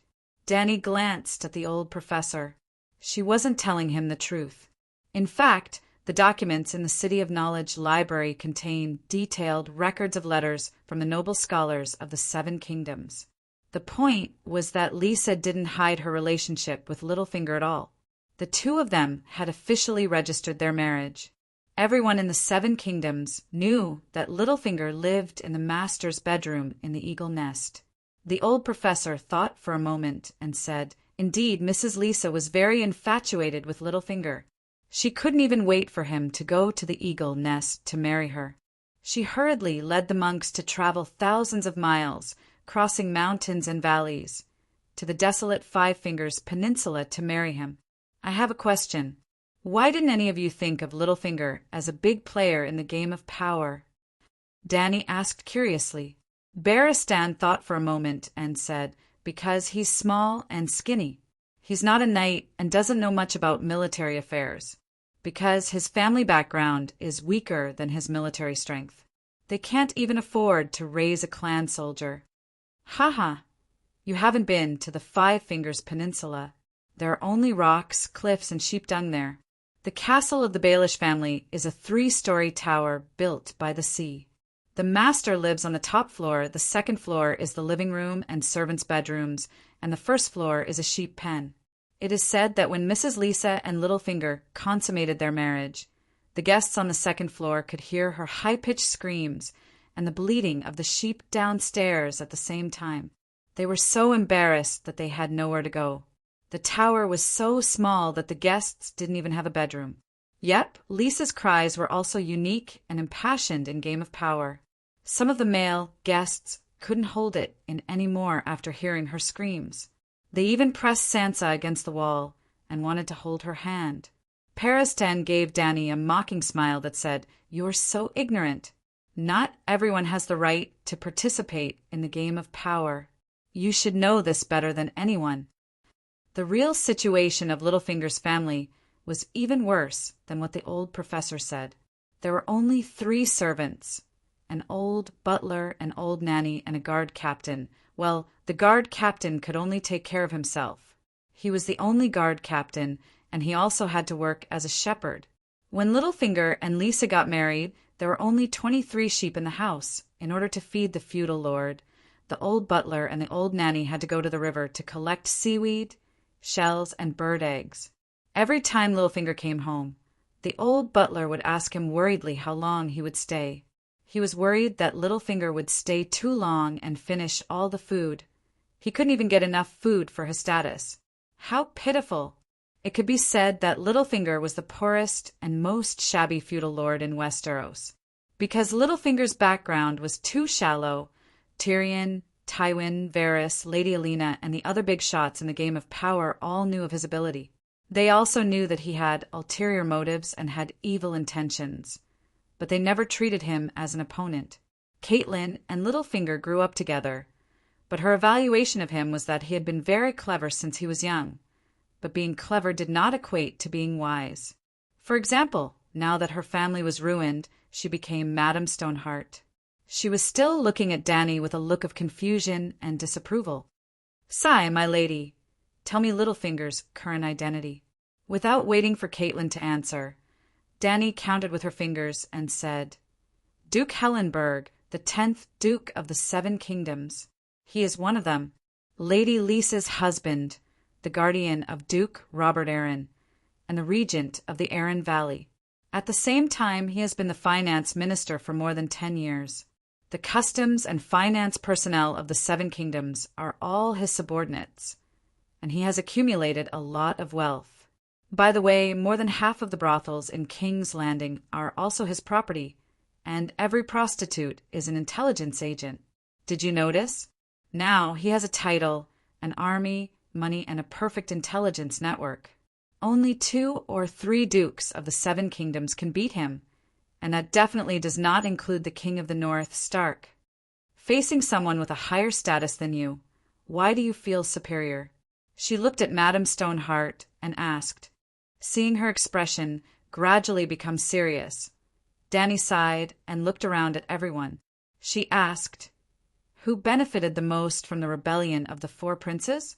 The King of the North's family was ruined, excluded. Lannister was only protecting what they already had, excluded. Theon Bella was a loser from the beginning to the end. He lost so much that he lost his underwear, excluded. Looking at it, Gao Ting benefited the most. And Dwayne had been hiding and watching the show, and he was also suspected of sowing discord and taking the opportunity to take revenge. But everyone knew that Gao Ting had bet on Lonley first and suffered a great loss. Dwayne's pace was slow, and his actions were completely going with the flow. He did not have the aggressiveness to lead the situation. Thinking about the Red Viper who died tragically at the hands of the Demon Mountain, it was clear. Was that something the mastermind behind the scenes would do? Littlefinger was different. At first, he was just a small feudal lord on one finger of the Five-Finger Peninsula. Compared to his current benefits, his wealth was more than 100 times greater. More importantly, the situation in the Seven Kingdoms is too chaotic now. The kings have fallen one after another, and it is very likely that someone is behind it, deliberately leading it in a more chaotic direction. A chaotic political situation is actually disadvantageous to the great nobles because they are the ones with vested interests. The only ones who can profit from the chaos are the smart nobles. No, the red-nosed old man pointed at Dany and shouted in realization. The chaos in the Seven Kingdoms is more beneficial to you. It's you. Are you the mastermind behind the scenes? Dany, Chapter 281. Why her? Who is she? Harwin was puzzled. She is. Facing Dany's cold gaze, the old potion shuddered. She is the heir of an exiled lord. Then the old man slapped his forehead and exclaimed, "Oh, I got it wrong. It has nothing to do with her. She is only 16 years old. Although she is more cunning than Tywin now. She was still young and weak back then. She should not have been able to interfere with the affairs of the Seven Kingdoms. I wanted to send you directly to the Great Wall, but now it seems that I have to take you to the northern frontier to see the snowy scenery. Yes, I will let you have a good talk with the real master of the northern frontier." I still don't believe it. The old potion knew nothing about his future and continued to talk. Maybe it is all a coincidence and accident. I don't believe that Littlefinger can cause chaos in the Seven Kingdoms by himself. It is hard to believe. Hale and Barristan nodded in agreement. I have seen Littlefinger. Harwin glanced at the gloomy Madame Stoneheart and smacked his lips. I can take on 10 of him. Dany could not be bothered with these fools. She asked the old potion, "Don't you know the power of wisdom? How does the current situation compare to the dance of the blood dragon?" The scholar was weak and did not even have half a territory. How did he manage to kill the powerful Targaryen with his schemes? The old potion's expression changed drastically. He fell silent and began to think slowly. What did Littlefinger do? Madame Stoneheart's voice was as cold as a viper's.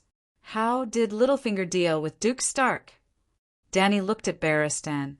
He was involved in the palace coup after Robert's death. The old knight thought for a moment and said, "I don't know what Littlefinger promised Prime Minister Stark, but he did betray the Prime Minister.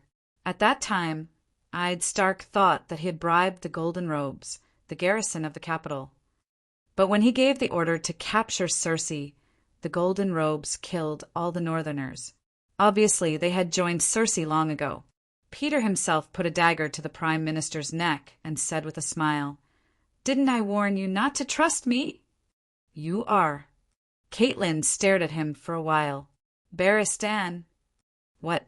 Fearless Barristan?" Everyone was shocked. Harwin and the third hound drew their swords and looked at the old knight warily. "Are you really Ser Barristan?" Brittany could not help but ask. Barristan nodded and took off his helmet, revealing his face completely. He came to Madame Stoneheart's table and bowed. "Madam, I am Barristan Selmy. I am deeply sorry for what happened to you and Prime Minister Stark." Dany face-bombed with a helpless expression. Perez Tan, who was deep in thought at the side, revealed a gloating expression. You, Madame Stoneheart, looked at the White Knight with hatred. "Why are you complaining about him?" Danny sighed. Joffrey even stripped him of his white robe. The White Knight has never been humiliated like this since he was born. Do you think he is Cersei's confidant? I dare say that neither Ed Stark nor Cersei wanted to rope him in. He was just a confused passerby the whole time. I still know some things. The old knight blushed and said awkwardly, "And you, who are you?" Madame Stoneheart turned her cold, blood-red eyes to Danny. Guess.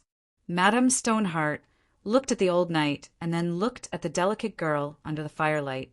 Silver hair and purple eyes, Barristan can't leave. King, you are Targaryen. Danny Liz Targaryen. Madame Stoneheart's hatred was overwhelming. In an instant, the stone cave seemed to have opened up.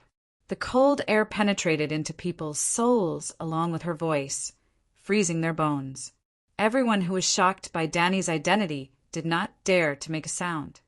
Did I offend you?" Danny was puzzled. Madame Stoneheart stood up for the first time. She held her throat with one hand and pointed at Danny with the other.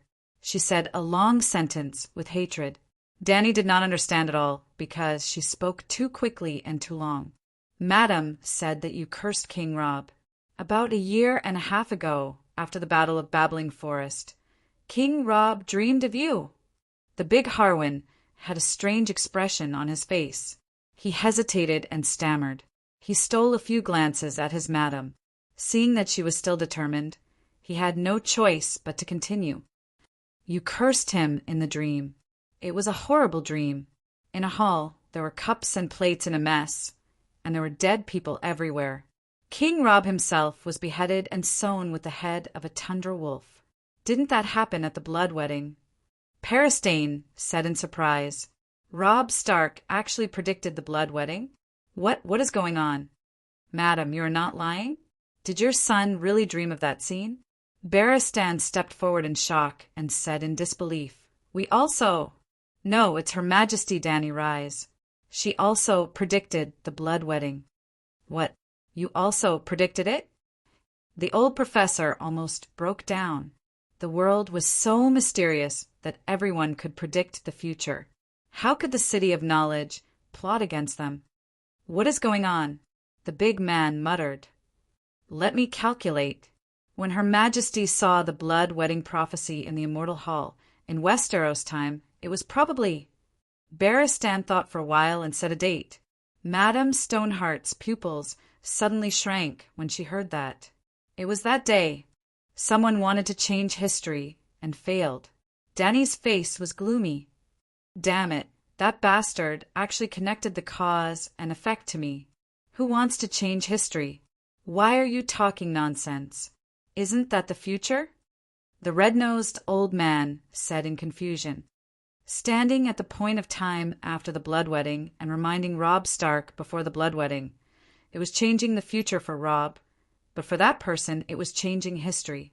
The others were confused, but the old professor's intelligence and knowledge were enough to understand Danny's words. But because he understood, he found it even harder to accept. Foretelling the future was not the first or second time, but the person in the future changed the present, the past. Wasn't it too mysterious? How is that possible? Who is he? Who else could it be that wants to save Stark? Danny asked. It must be another Stark. Could it be the son of the young Wolf Master? The red-nosed old man was puzzled. "Son?" Madame Stoneheart's eyes widened and asked anxiously, "Jenny is pregnant?" The Jenny she was asking about was definitely not the female bandit beside her. Longlegs Jenny. "No, I mean illegitimate child. Does the young Wolf Master have an illegitimate child?" "My son, clean and good." "So your son has no descendants." Danny shook her head and said, "Your wife will never be pregnant with Robb's child.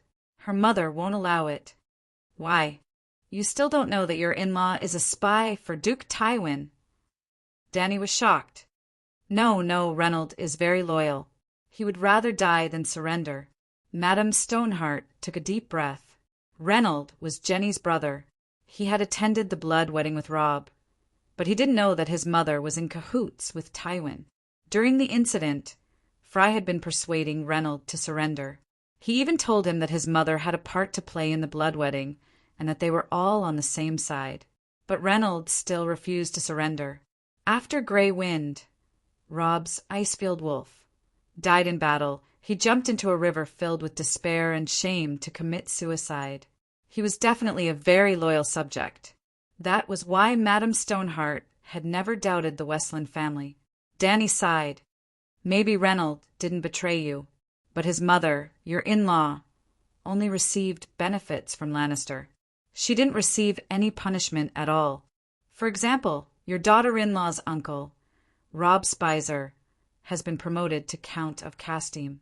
A mere merchant became a count in a single step, and a Count of Castine at that. You can see how much effort he put in for Lannister. No, that's impossible. Madame Stoneheart shook her head. Jenny wouldn't betray Robb. It's true. The old professor sighed. You're uninformed here, so you probably don't know. Just a week ago, Rapid Flow City's Jaime and Lannister were taken down. Your Uncle Blackfish's whereabouts are unknown. Your brother Idemol was stripped of his fief and title. He will spend the rest of his life under Casterly Rock's watch. On the other hand, Madame Sebel, Robb's mother-in-law, and her 3 children were not punished. Instead, they were rewarded generously by Lannister, apart from a title and marriage. Even Queen Jenny's life was saved and she can remarry. He, Madame Stoneheart, slumped in her chair and laughed like an owl. Betrayal, traitor! Madam, aren't you forgetting something? Dany reminded her. The Westland family of Cliff City is actually Lannister's vassal. The Northerners pillage and burn in the western region and are the enemy of all the nobles there. Don't you even know the relationship between us and the enemy? And what kind of person is Tywin? Everyone knows about Castine's reign. What gave you the misconception that the Westland family would rather give up Cliff City, which has existed for thousands of years, and risk being exterminated by the ruthless Duke Tywin to side with the Northerners? They were captured by the young wolf master. That's true, but captured nobles can be ransomed. Everyone knows that. Being captured doesn't mean losing your title or land. And even if there's no bloody wedding and Jenny Westland goes to the north and becomes the queen of the king of the northern region, what can the Westland family get? A new land? Everyone knows that's impossible. There's no land left in the northern region. Giving up the title of count, giving up the rich and historical Cliff City, and going to the north to become a jobless knight, the Westland family will be cut off. No one in their right mind would do that. Dany said a lot of things, and the others nodded in agreement. But Madame Stoneheart didn't listen at all. She only scratched her face and pulled her hair, cursing in a terrifying and cold voice, "Betrayal! Betrayal!"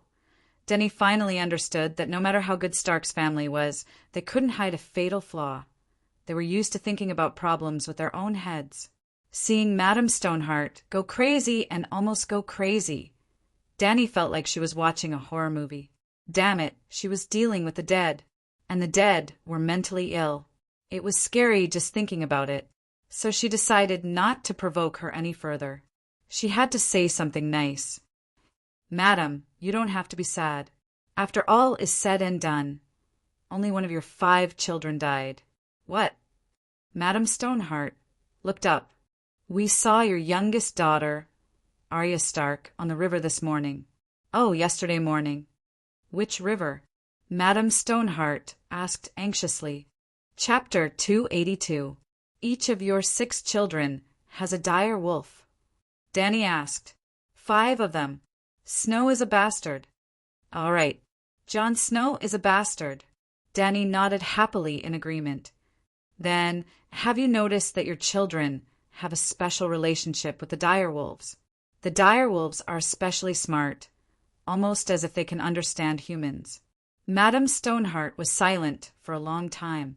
She pinched her neck and hissed. The little devil sent an assassin to assassinate the Bran. Summer saved him. Robb's Grey Wind. It reminded him. It barked at Sebel and Rofo Spicer and wanted to bite them. However, it was very close to Reynold. In River Delta City, gray wind bit Rob's trousers and dragged him out. It bared its teeth at Fry. Rob, however, locked it up. That's it. Your 5 children are all the lucky ones, blessed by the old gods. It is very likely that they all have the talent of transfiguration. No, no, don't slander my children. Madame Stoneheart denied. Danny frowned. Don't you know your own situation? Children of the forest, magicians, gods, old gods, and transfiguration are all real. Since you can revive from the dead, why can't your children be transfiguration? I know that transfiguration and werewolves have been demonized by Westeros and have a bad reputation. However, that is just a method used by the Undulls to attack the old gods. Just like today, the Red God priest announced that the 7 gods are fake gods. The 7 gods are indeed fake gods. 7 broken pieces of wood. The night is long. Only the Light King Lalo can bring us to the light. Soros of Mill could not help but say, 7 gods above, let the deviant ghosts capture this heretic. Monk Marabad cursed softly. Glancing at the 2 of them, Danny continued, Transfiguration is the child of nature. It has mysterious and powerful strength. Whether it is evil or not depends on the person's personality and has nothing to do with the profession. Did you know that Arya Stark once released her direwolf in River Delta? Madam, Sir Exion nodded. The giant she-wolf that has been leading the wolf pack around the river recently is a direwolf. Your daughter's direwolf. Ah, so that wolf is a direwolf. The nearby bandits suddenly realized. Name, Leah, Madame Stoneheart murmured. I found a little girl in the direwolf's body. She's about 11 or 12 years old. What does he look like? Madame Sir Exion asked anxiously. Danny frowned and thought for a moment. Gray eyes, brown hair, horse face a little ugly. It's her, Arya. She's not ugly. Madame Stoneheart's eyes were filled with life and death. Clearly, Lannister never caught her, Eddard said. We know, Harwin said. Arya was disguised as a boy by Yoren. She hid among the night watchers and came to Hudgian.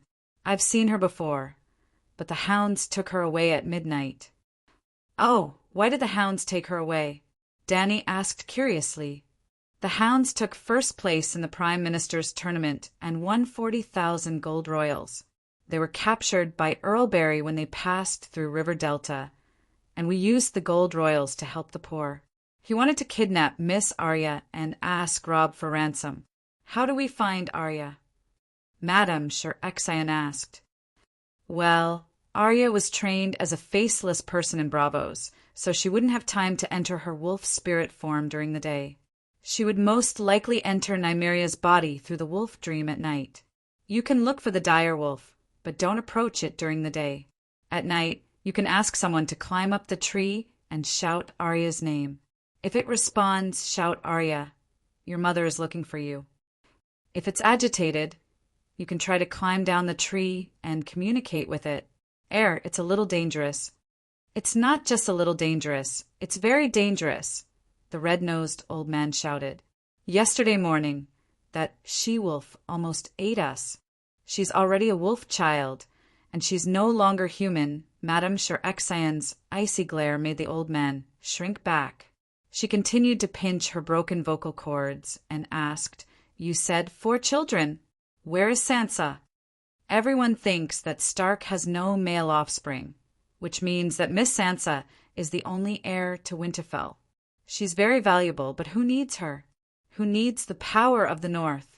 All the single men in the 7 kingdoms need her. They all want to be the ruler of Winterfell, Halehunt said. Danny glanced at him and smiled faintly. You're right, but not everyone has the right to take a bite of good mutton. Miss Sansa disappeared at Joffrey's wedding, right after he was poisoned. She left the Red Keep without anyone noticing. Someone must have helped her and even used her to poison Joffrey. There are 2 kinds of people who want Joffrey dead. First, Prophet. Joffrey becoming king is not in their interest. Second, They want to make the situation even more chaotic. And that person must be very familiar with the Red Keep, or at least know a secret passage from the Red Keep to the seaside. The seaside, Brittany exclaimed. Miss Sansa left King's Landing by sea? Isn't it obvious? The sea route is the safest and the most hidden. To be honest, Dany looked at the big female knight strangely. I don't understand why you came to Hujin to find her. Everyone can see the chaos in Hujin. What is she doing here? I thought Sir Dantos took Miss Sansa back to her hometown, Brittany said. Who's Dantos? Dany asked. A clown, Joffrey's jester, Halehunt said. How's his ability? No ability. He's a useless wine barrel. But Miss Sansa saved his life once. Dany stroked her chin and tried to recall the plot of Game of Thrones. Finally, she remembered the small fry who was shot to death by Pinky. Sigh, you all know he's a useless jester. Do you think he knows about the secret passage in the Red Keep? That he could come up with such a meticulous plan? Not every jester is Florian, and not all girls are as lucky as Cheongchi. Miss Sansa does like the story of Florian the Fool and Cheongchi the most, Harwin mumbled. And you are. I'm Harwin. My father is the stables manager in Winterfell. I'm the Duke's bodyguard. I know something about Miss Sansa, the big man explained. Petter, dear, Madame Stoneheart said slowly. What? Petter knows the secret passage he once brought eyed into a brothel to meet me. Madame Stoneheart's eyes were deep and serene. She clutched her throat and slowly spat out a bone-chilling voice. You said it yourself. He seized benefits amidst the chaos. He controlled Arryn Valley. He set his eyes on the Northern Territory. And the dagger, he told me the dagger belongs to Tyrion and lied to me. Lisa and him. All of a sudden, Catelyn understood everything. Miss Sansa is in the Arryn Valley? I'm going there to find her. Brittany said in realization. Bran and Rickon? Madame Stoneheart looked at Dany expectantly. Dany's words were reasonable. With the addition of the magical prophecy, Catelyn trusted her more and more. She was looking forward to it. Rumor has it that Theon burned your 2 youngest sons to death. They were beyond recognition and were charred black. The question is, why would Theon kill his own brothers? He's a chameleon, a sea monster, Harwin blurted out. Then is he a psychopathic murderer? Well, other than being a little lecherous, he seems normal. Harwin looked at his master, hesitantly. Madame Stoneheart nodded slowly.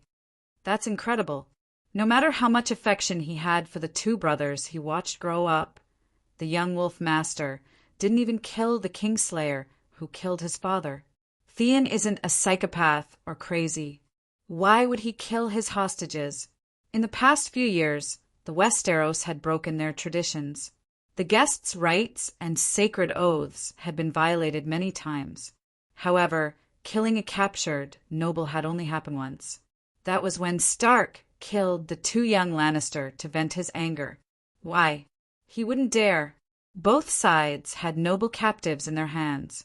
If you kill my people, do you think I won't kill yours? For example, if Robb didn't kill Stark, what would happen? First, Stark's eldest son would have to die. Old Stark wanted to kill young Lannister because his eldest son had been captured by Lannister. His second and third sons had been killed in front of him by the Kingslayer. He hated Lannister to the core. However, protecting noble captives was a tradition of Westeros. If you kill my people, do you think I'll let your eldest son go home for the new year? Secondly, because 2 Lannister had died and there was only 1 Stark, Tywin might kill another northern noble as a response. The family of the northern noble who had been killed would be extremely dissatisfied with Stark, and they might even hate Robb for allowing him to kill. In the end, if you kill my captives, I kill yours. There would be no money to ransom them. This would cause the nobles to wither like farmers and soldiers, and the war would be completely out of control. Therefore, it was reasonable for Robb to kill Stark to appease Lannister's anger. just like how I'd wanted to chop off Mormont's head. Both father and son's insistence was not wrong, but their methods were not slick enough. If it were Dany, she would rather chop off her dominant hand and give it to Tywin to atone for her sins than chop off Stark's head. This was not only to buy people's hearts, but more importantly, a monarch also had the obligation to treat and protect his loyal vassals well. You can't always let others be loyal to you without any bottom line. And as a monarch, you don't reciprocate it all, right? Okay, I digress. The main point was that treating noble captives well was a tradition, and even Tywin wouldn't go against it, except for you, Luwin. Harwin translated Catelyn's words and said, Theon didn't want to kill them at first. It seems that the two young masters escaped from Winterfell with the help of their servants, and Theon punished them by burning them at the stake. Even if you want to punish the captives to establish your authority, you can just kill one. Why waste all your bargaining chips? Dany laughed. This shows that the two little Stark successfully escaped capture. Because he couldn't catch them, Theon purposely burned the corpses beyond recognition. Otherwise, wouldn't it be better to chop off their heads personally? That makes sense. Everyone nodded in agreement. Very good. Dany, rise. Very smart. Too smart. Using only a few bits of information, almost reconstructing the entire process. Luo Bo is not as good as you. Thank you. Dany said proudly. No. Madame Stoneheart's eyes suddenly emitted a cold, murderous intent. You're so smart. This is a good thing. I will let you go. You can help me deal with Lannister. But my 4 children, since they're not dead, I can't let you live. Dany's proud smile froze. What did you say? Kill her, to prevent future trouble. Madame Stoneheart pointed at Dany and roared. Clang, clang, clang. The bandits were only stunned for a moment before they immediately drew their swords and charged at Dany. Chapter 283. Ha ha ha. Someone laughed out loud while holding his stomach. It was not Dany. The red-nosed old doctor pointed at Dany and laughed until tears came out of his eyes. Who told you to show off your cleverness? Who told you to like showing off in front of others? Who told you to be so smug? Who overthrew the Targaryen dynasty? You've forgotten, but I remember it well. Wait, I have something to say. Barristan opened his arms and stood in front of the gloomy Dany. He said to Madame Stoneheart, Madame Catelyn, your worries are unnecessary. Her Majesty is benevolent, righteous, kind, and just, but every time he praised Dany, Madame Stoneheart's face turned uglier. White Knight could only stop and sigh. Dany, if Her Majesty Rise was merciful to Robb Stark, how could she be merciful to other innocent children? In Queers, in the undying shrine of the male wizards, Her Majesty has been unable to eat or sleep since she saw the prophecy about the young wolf master. Ahem, don't make it sound so ambiguous. I eat well and sleep well. Dany lifted her chin and avoided Catelyn and Barristan. If I hadn't met a merchant from the Northern Territory, I would never have thought of saving Robb Stark. Sigh, you're always so humble. White Knight sighed. Are you done? If you're done, die. Madame Stoneheart said coldly. No, I'm not done. White Knight waved her hand and quickly explained how the Megalosaurus had drawn the Crimson Wedding and how it had been handed over to the captain of the Ginkgo Maiden, Jordan Snow. Jordan Snow. Madame Stoneheart looked at Harwin. I don't know him. Maybe we can ask around at White Harbor. The big guard said. A person's heart is unpredictable. I won't trust anyone. Madame Stoneheart said with a hoarse voice. There's a wrong name, but there's no wrong nickname. Your kindness, your compassion, and your humanity were all left with Lalo when you were resurrected. Dany sneered. Madame Stoneheart spat out a single word, like a viper. Kill! Long-legged Jenny, Soros, and the rest were hesitant. Even Harwin looked like he was struggling. However, Lemon, the 3rd-generation hunting dog, shouted the word kill and immediately rushed over with 2 bandits. clang rip. Barristan suddenly stretched out his right hand and grabbed the sharp sword that was slashing at him. The blade of the sword rubbed against the iron glove, producing a teeth-numbing sound as sparks flew everywhere. Boom! White Knight raised her leg and kicked Doghead Lemon in the stomach, sending him flying 2 meters away. She then used the long sword she had snatched to block the other 2 bandits. Impossible! The bandit on the ground roared in disbelief. Go! Kill them! Kill, kill, kill! The bandits, who had been hesitating, quickly moved closer. But Danny had been waiting for them. The space outside the cave was a little big, and the bandits were standing scattered. The effect of the Megalosaurus roar was not the best. At this moment, how dare you? A visible arc of air was emitted from Danny's body. The flames of the torches on the wall stretched into a horizontal line of fire. The dust in the air solidified and instantly gushed outwards. The bandits who were rushing over fell into a bottomless hell in an instant. Their souls seemed to be gripped by cold and scorching claws. Their minds were clear, but their bodies were unable to move in fear. They were even worse off than the centaurs who were hit by the dragon's horn. Traces of blood seeped out from their nostrils, eyes, mouths, and ears. They swayed as if they were drunk. They could not even stand properly, let alone attack. Madame Stoneheart was inside the gap of the cave behind Danny. She was not affected by the true dragon's roar. Looking at the dozen of her underlings who were groaning on the ground, her rotten face contorted and her body trembled. She pointed at Danny and said fearfully and viciously, "You are not human, you're a demon." Danny's dragon soul entered her body. Her round pupils turned into vertical slits. Her smoky purple pupils were black on the inside and red on the outside. She turned around abruptly and looked down at Madame Stoneheart, who was on the wooden chair, coldly. Trash! Boom! The true dragon's roar was activated again. The cone-shaped air wave smashed onto Madame Stoneheart's body like a 1,000-kilogram boulder. Crash! The high-back wooden chair shattered. The hair of the person on the chair was messed up and her tattered clothes burst open. She hugged her head and was pushed to the corner while howling. Fuck!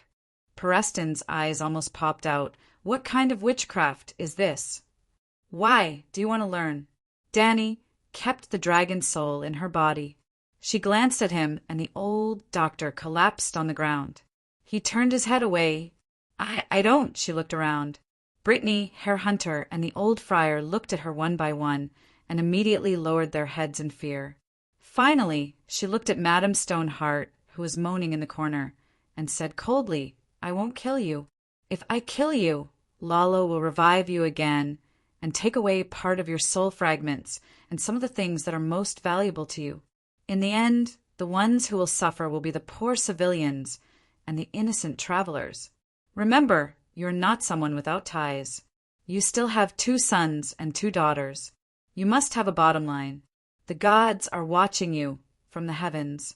You will reap what you sow today. Accumulate some good karma for your family. Let's go. After saying that, she walked to Pereston's side and took back Clear Sky. She hung it on her waist and walked out in large strides. White Knight had already cut the ropes on Brittany and Hare Hunter's hands. She carried the old doctor and quickly followed Danny. At the entrance of the stone cave, Danny paused for a moment and looked at Soros, who had a complicated expression. Why? Are you planning to stop me? Well, when the others were charging towards Danny, Soros stood there without moving. He even wanted to say something a few times, but stopped himself. He was prepared to dissuade Madame Stoneheart. He was also affected by the true dragon's roar, but it only shook his mind for a moment. The holy fire in his eyes rose to a height of 3 feet and suddenly shrunk. After using about 1/10 of his wizard power, he removed the soul suppression state. I feel the aura of a true dragon, Soros said hesitantly. The dragon has been revived. Your news is really outdated. Follow me. Danny walked past him and walked out in large strides. The bandits who surrounded her, or rather, The ragged, skinny farmers, peasant women, and children hesitated and made way for her when they met Danny's gaze. After exiting the giant cave, they met a dozen guards at the corner of the tunnel. They also gave up after Soros' persuasion. The musty and rotten air was dispersed by a fresh and cold breeze. They walked out of the maze-like tunnel and came to the soft and wet forest. The old monk led his donkey away at the entrance of the cave. The donkey's back was empty. All the food had been taken away by the bandits. The dog happily circled around him. Suddenly, the dog's body trembled. It stood in front of the old monk to protect him. It lay on the ground and barked softly. There was fear in its voice. The group suddenly realized that the forest nearby was unusually quiet. There was not a single sound of birds or insects. The air was suffocating. Hiss, hiss! In the early morning, the forest was steaming with fog after the rain. The sky was gray, but when the terrifying roar of a beast sounded in the air, the group looked up and saw two huge black shadows descending. Crash! The tree branches were crushed and broken. The black dragon and the white dragon landed beside Danny with smoke and water droplets falling from the sky. Dragon Megalosaurus, it's really Megalosaurus. The true dragon has been revived. Brittany, Soros, and the rest were shocked. Monk Meribad was also dumbfounded. It was as if he had seen the 7 gods appear in front of him. On the other hand, Perez Dan, the red-nosed old man, looked proud. He said proudly the dragon was revived 2 years ago. The dragon brought magic to this world. Soros of Mir, you should know better. Because of the revival of the Megalosaurus, the magic tide surged. You, who could only rely on wildfire to fool people, gradually gained wizard power and the divine power to communicate with the Light King. Monk Meribad returned to Maiden Spring City. Don't wander around. After some time, I will transport a batch of food from Crab Bay to the Trident River. You will help distribute it. How long will it take? The old monk asked hesitantly. Within half a year. It depends on the speed of the merchants on the other side of the narrow sea. When will you lead the troops into the Westeros? The old monk asked worriedly. Probably in the 2nd year after next summer. Danny stood in front of Blackie with her hands behind her back. She looked at the empty sky at a 45-degree angle and said with deep emotion, "The people are already so poor. If the 7 kingdoms are affected by the chaos, the Westeros will definitely be in hell. Moreover, the Iron Throne does not mean much to me. I am even less interested in the game of power. I only care about upholding justice for my dead family and this trampled and humiliated world. I want to restore glory. I will not use force against the 7 kingdoms for the entire winter. However, the people of the 7 kingdoms are innocent.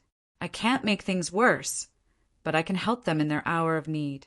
This time, I came to investigate the situation of the 7 kingdoms. Your Majesty, the 7 kingdoms are lucky to have you. The people of the 7 kingdoms are lucky to have such a benevolent ruler." The old monk's eyes were brimming with tears.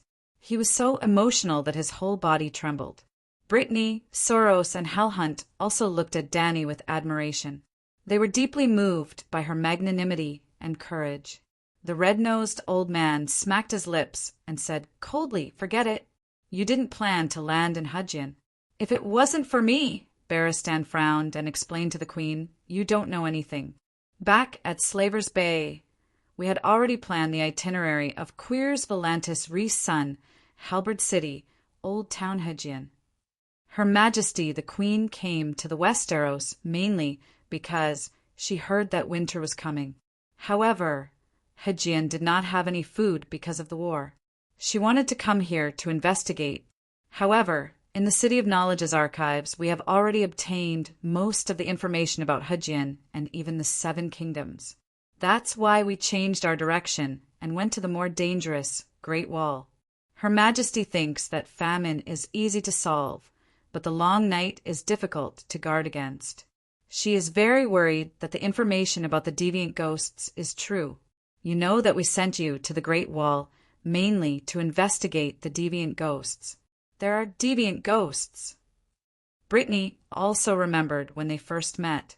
The old professor laughed and said that he was going to fight deviant ghosts beyond the Great Wall.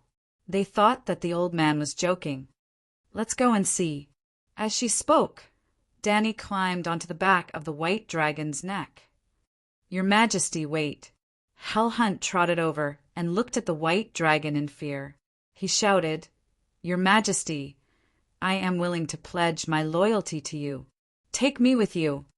Kid, stop fooling around. Continue to pursue Brittany. Count Taz is more suitable for you. Danny touched her nose and said in a tired tone, I can be a white knight and not marry. Hell Hunt gritted his teeth and decided to lower his request. The captain of the White Knight snorted and scolded. Go away! Don't insult the White Knight! Chapter 284. Hyer felt wronged. He had already taken a huge risk by coming to the Dragon Queen's cold stove, and now he was being despised. Barristan turned his gaze to the silly Brain, hesitated for a moment, and said to Danny, Your Majesty, if there is a female knight in the Queen's Iron Guard, she can act as a maid under certain circumstances, and it will be more convenient to protect you. For example, bathing, sleeping. You like Brain? Danny asked with a frown. Barristan nodded and said, Miss Brain is skilled in martial arts, simple and loyal to the Queen.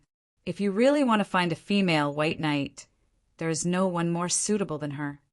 Brain was indeed the most loyal and brave female knight in Game of Power. Even compared to men, there were less than 5 who could surpass her in terms of the overall quality of a guard. Scientifically and rationally, Brain was definitely worthy of a spot in the Queen's Iron Guard, and Danny should even be thirsty for her. But from a metaphysical point of view, Brain was almost the most jinxed guard in Game of Power. At first, she followed Renly, but Renly did not live past 2 episodes and immediately received a box meal. Then she pledged her loyalty to Caitlin, and Caitlin's family met with misfortune one after another, and finally the Northerners were wiped out. Then she followed Sansa, and not long after, her brother Rickon died in front of her, and the long night came, winter fell. Although the misfortune of those masters had nothing to do with Brain, it was too evil, and Danny was a little scared. But Danny was only stunned for a moment, and then she abandoned those superstitious metaphysical thoughts and sent an invitation to Brain.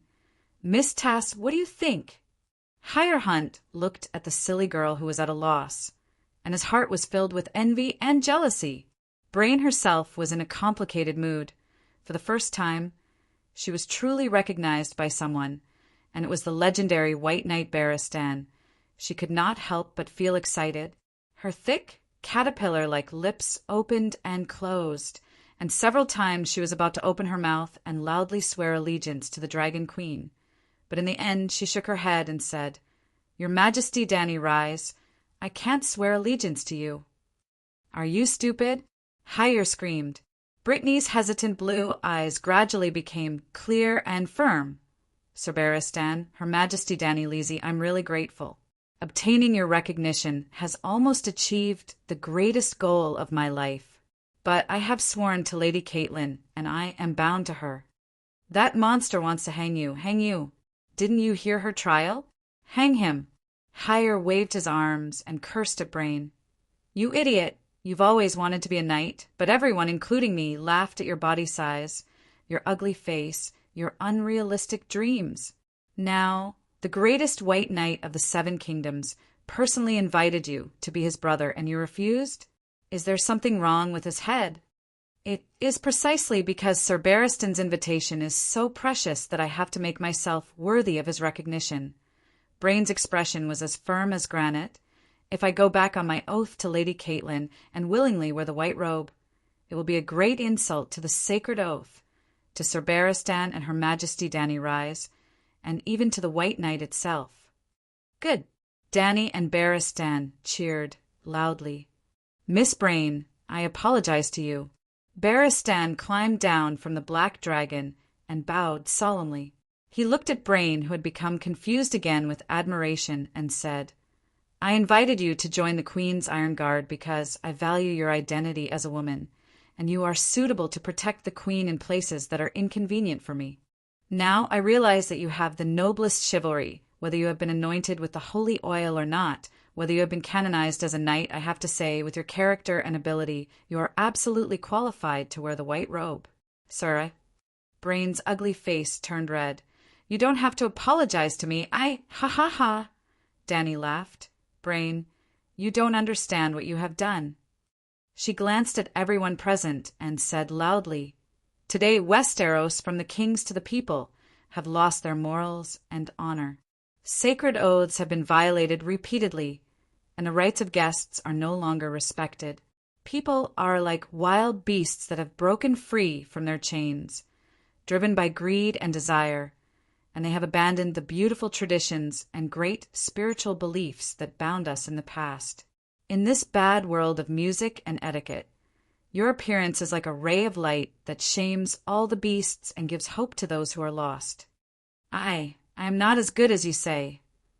Brain cried emotionally. Perez Dan had a complicated expression, and he began to reflect on his actions with shame. At the same time, he had a kind of inexplicable recognition and admiration for Danny, who said such words. Brain, Danny said loudly to the ugly knight, they all call you Beauty Brain. This is an insult to your noble chivalry. I won't allow it. From today onwards, as the King of Knights, I grant you the title of Roseless Iron Guard. You don't have to be loyal to me. You can even be my enemy. You don't have to protect any king. You only have to uphold justice and justice. I want more people to know that in the long night, danger is everywhere. The one who can light the road ahead and lead us to the light is never God. Not the King of Light, not the seven gods, not the old gods. It is only the humans who have a noble spirit and hold the torch of justice. Yes, it's me. Good, well said. Pereston's eyes were red, and he clapped his hands excitedly.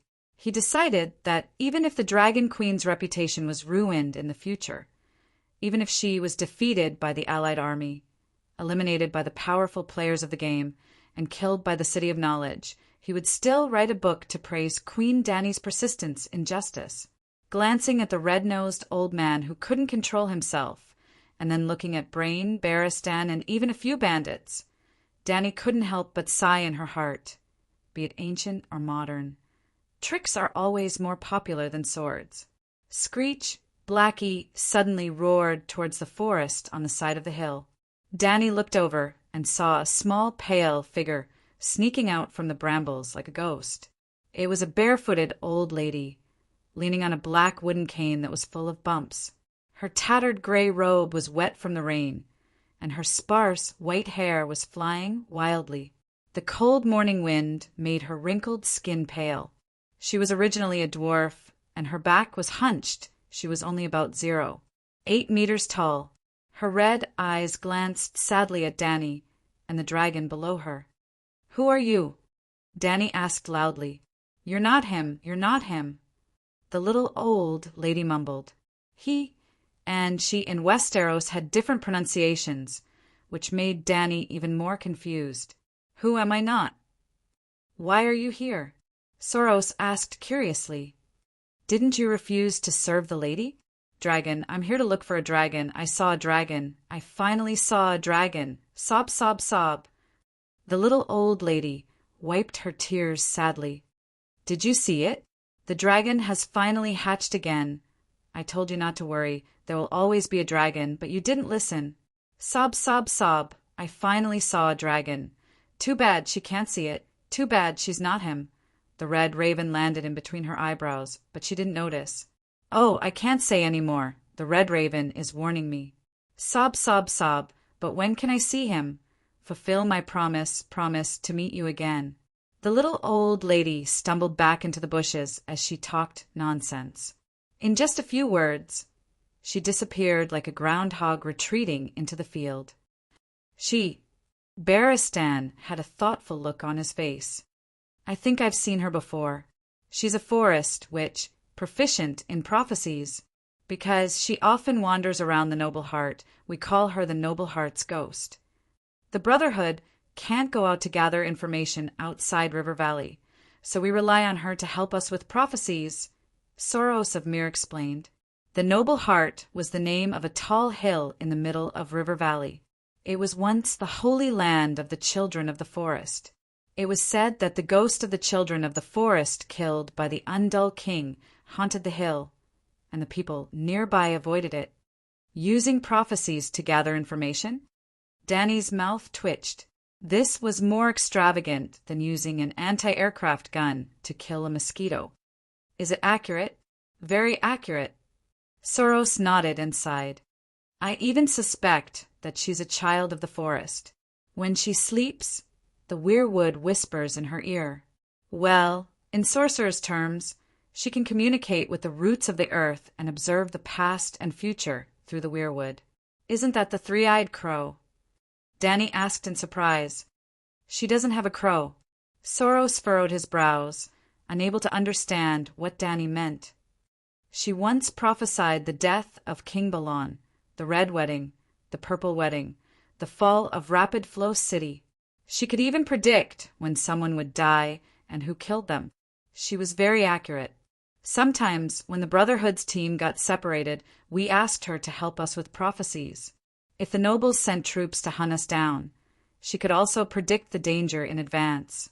She asked for very little in return, a bag of wine and a song called Jenny of the City of Barren Stone. Unfortunately, after the Lightning King was replaced by his wife, she refused to interact with us anymore. 7 gods above! Barristan shouted in disbelief. Jenny, yes, it's the female dwarf that Her Highness Jenny brought into the Red Castle. Everyone thought that she died in the fire at the Summer Hall. I didn't expect that not only did she not die, she even lived for so long. Female dwarf. The witch who brought my parents together? Danny recalled as well. Yes, that's her, the root of everything. Barristan nodded heavily.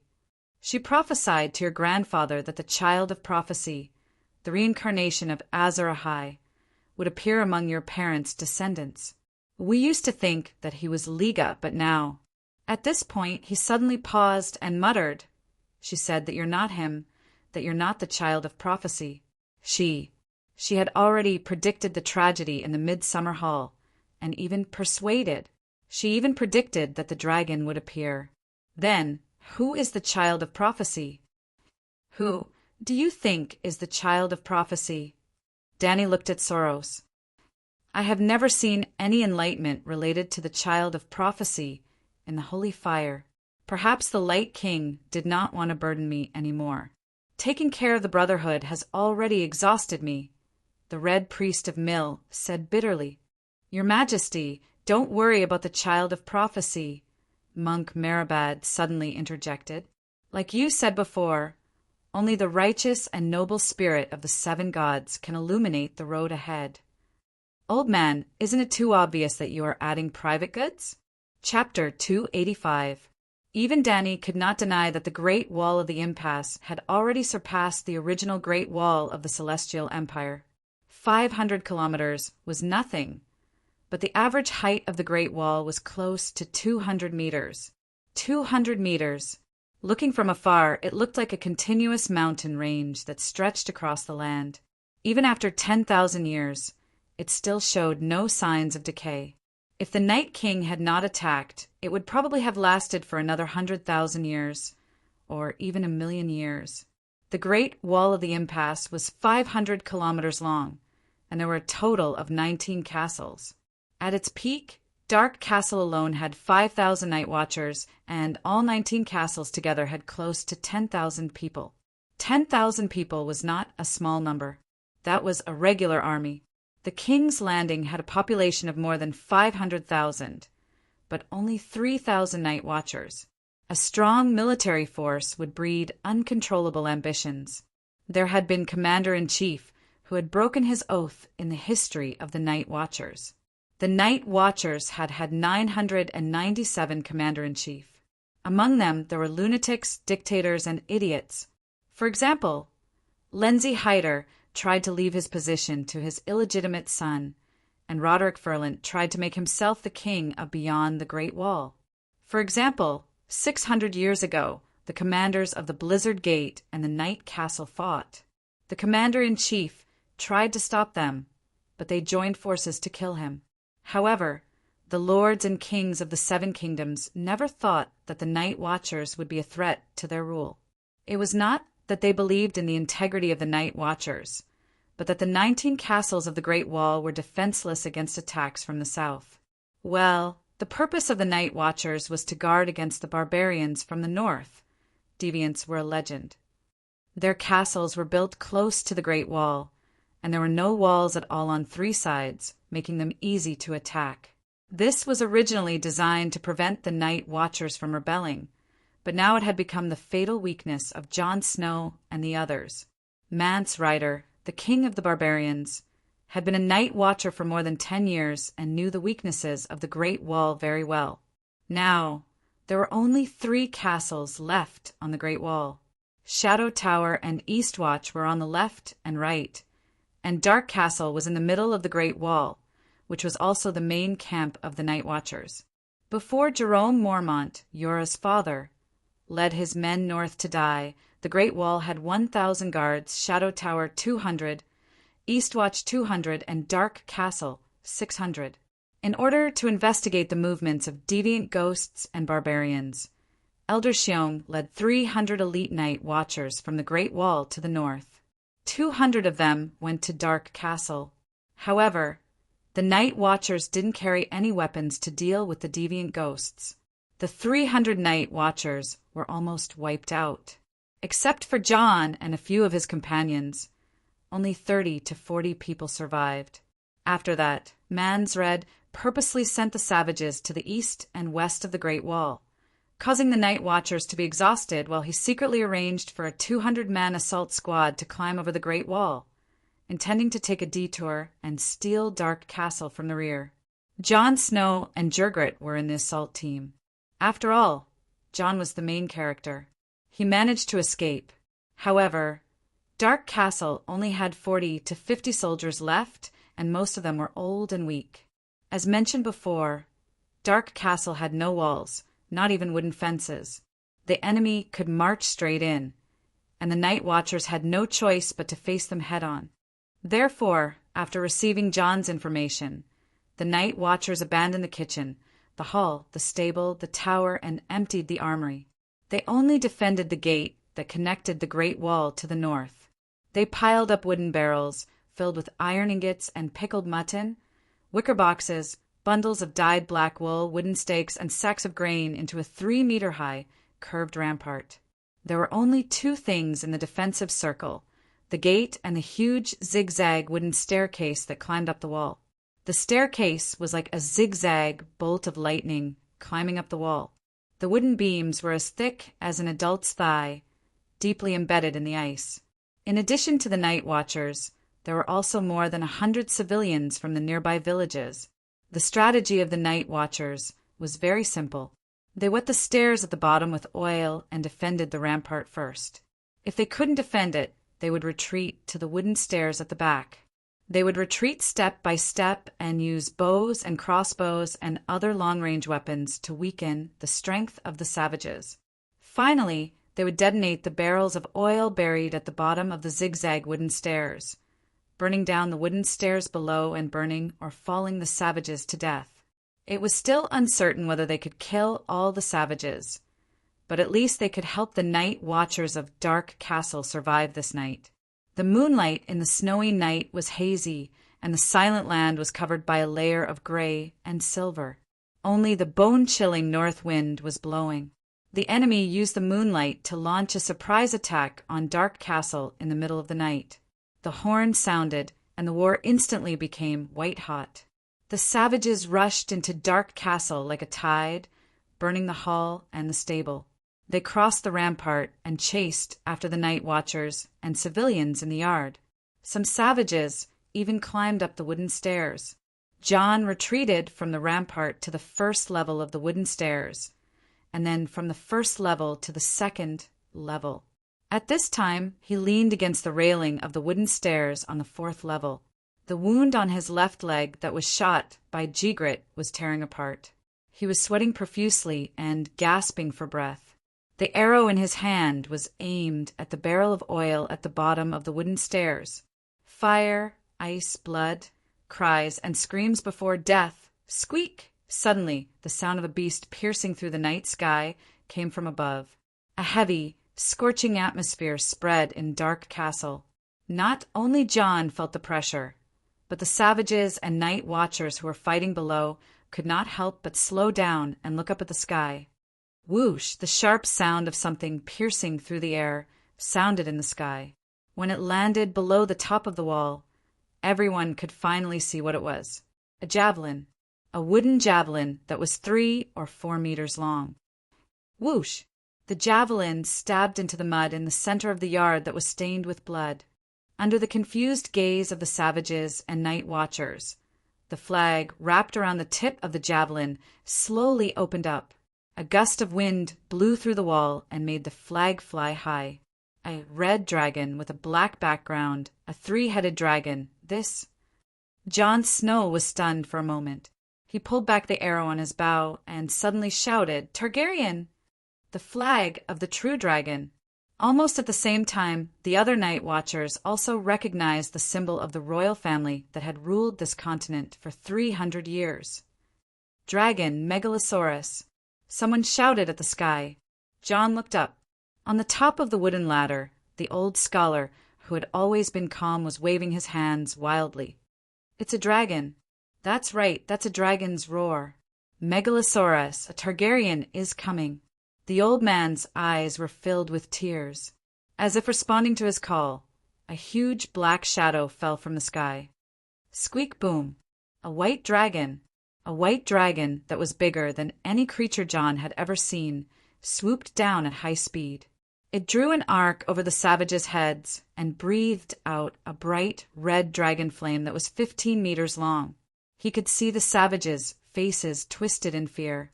He could even feel their fear. He was also trembling. A strange mixture of excitement and fear filled his heart. The white dragon did not burn any savages to death. After it flew past the yard, it landed at the outermost edge of Dark Castle. Step by step, it walked towards the courtyard that was surrounded by simple walls. Its heavy footsteps seemed to fall on everyone's hearts. "Put down your weapons, surrender, and you will not die."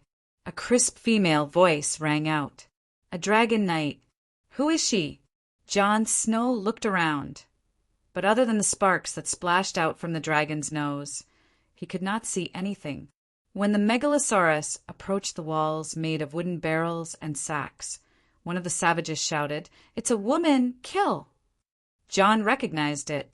It was the leader of the Thurn clan, Stee. He was also the leader of the assault team.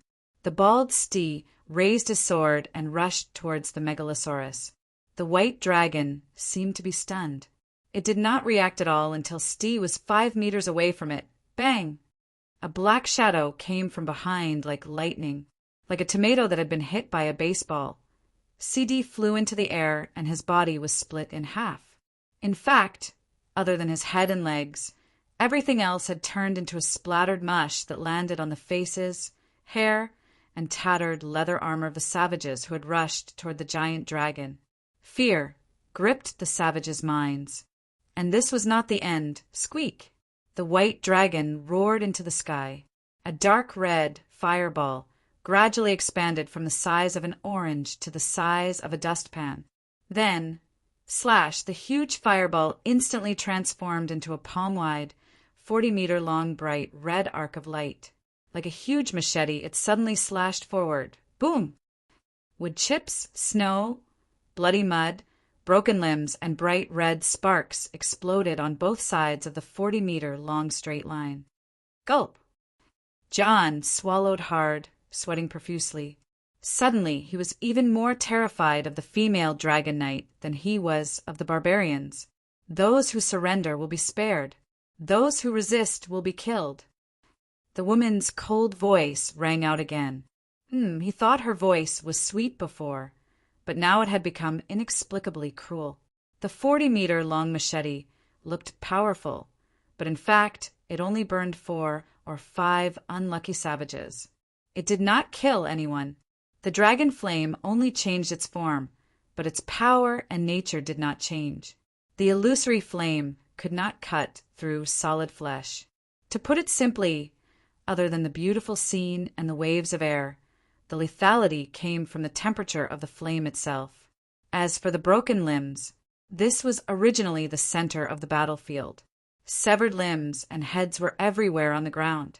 But John did not know, and neither did the savages. Squeak! When Blackie appeared and slid over the savages' heads, the savages finally broke down. They were the first to throw down their weapons, followed by the second, third. The savages surrendered. Danny sat on Little White's back without moving. White Knight helped Periston down from Blackie's back. The old professor had flown for close to 20 hours. His face was pale and his legs were trembling.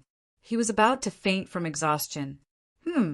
Flying from the Three-Forked River to the Great Wall was close to 3,500 kilometers. They stopped 3 times for an hour each time to eat, drink, and relax before continuing to fly. Danny could feel that after 2,000 kilometers, Little White started to feel tired. Blackie, on the other hand, kept flying at a constant speed. It did not feel tired at all. When it was flying, it was also operating the 9-colored vortex to absorb magic particles from the void. Magic allowed Blackie to last longer. Which Targaryen is it? While she was thinking, the night watchers climbed down from the wooden ladder. They consciously started to tie up and detain the savages who surrendered. Then a black-haired, bearded man walked over with a trembling old man in a gray robe. White Knight took a step forward and opened her helmet. She said loudly, "Barristan, I am Barristan Selmy.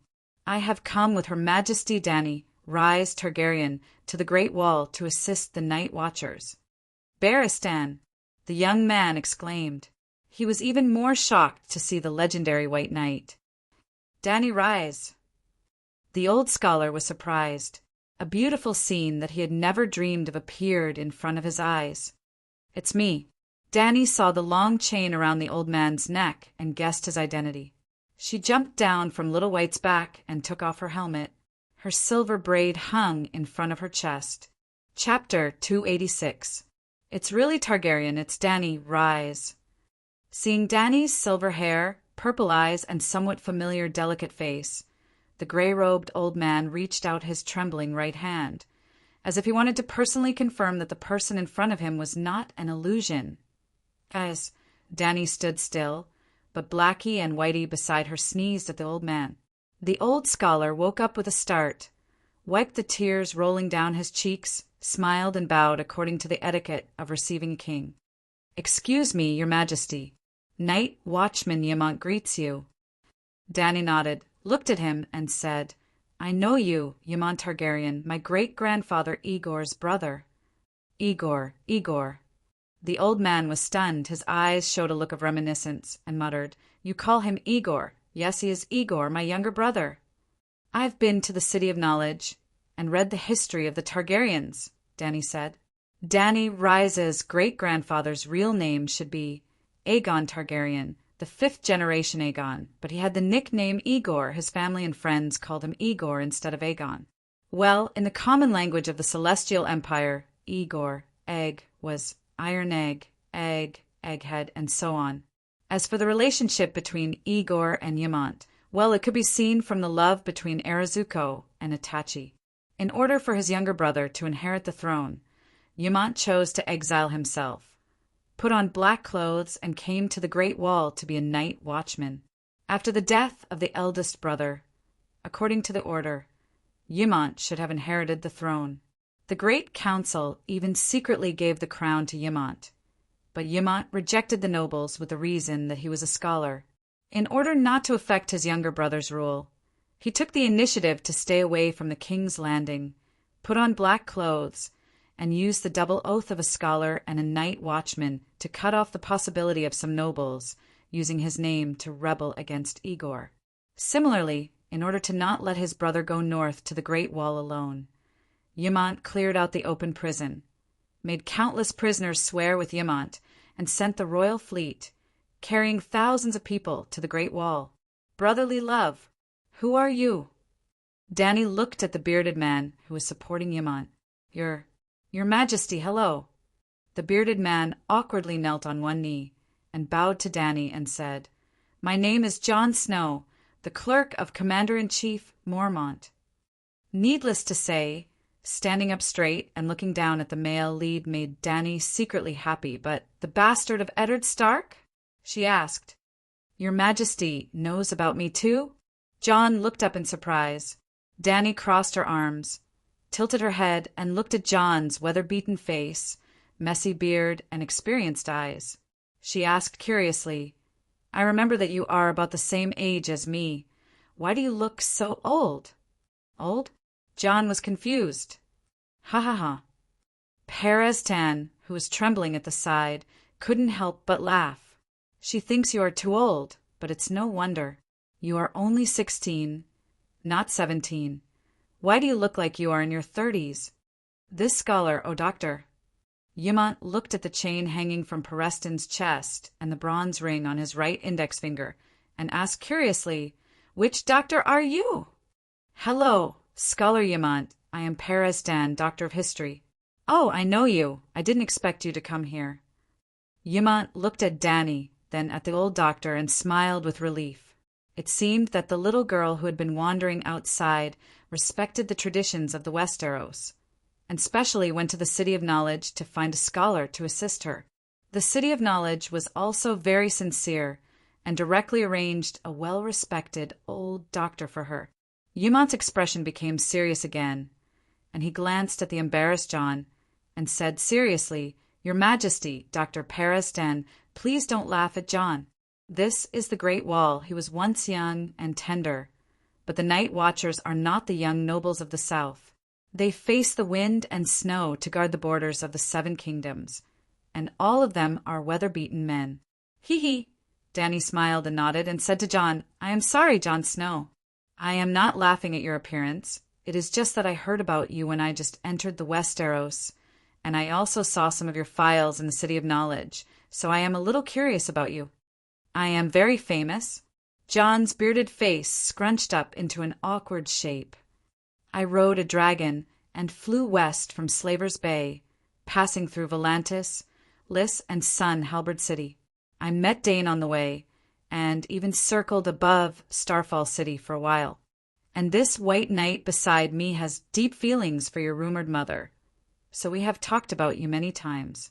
Your Majesty, there is no need to be so detailed. Barristan said awkwardly.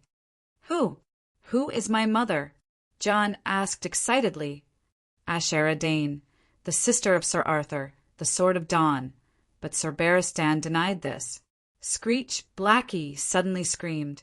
Danny tilted her head and looked in the direction of the courtyard and said, Someone is coming.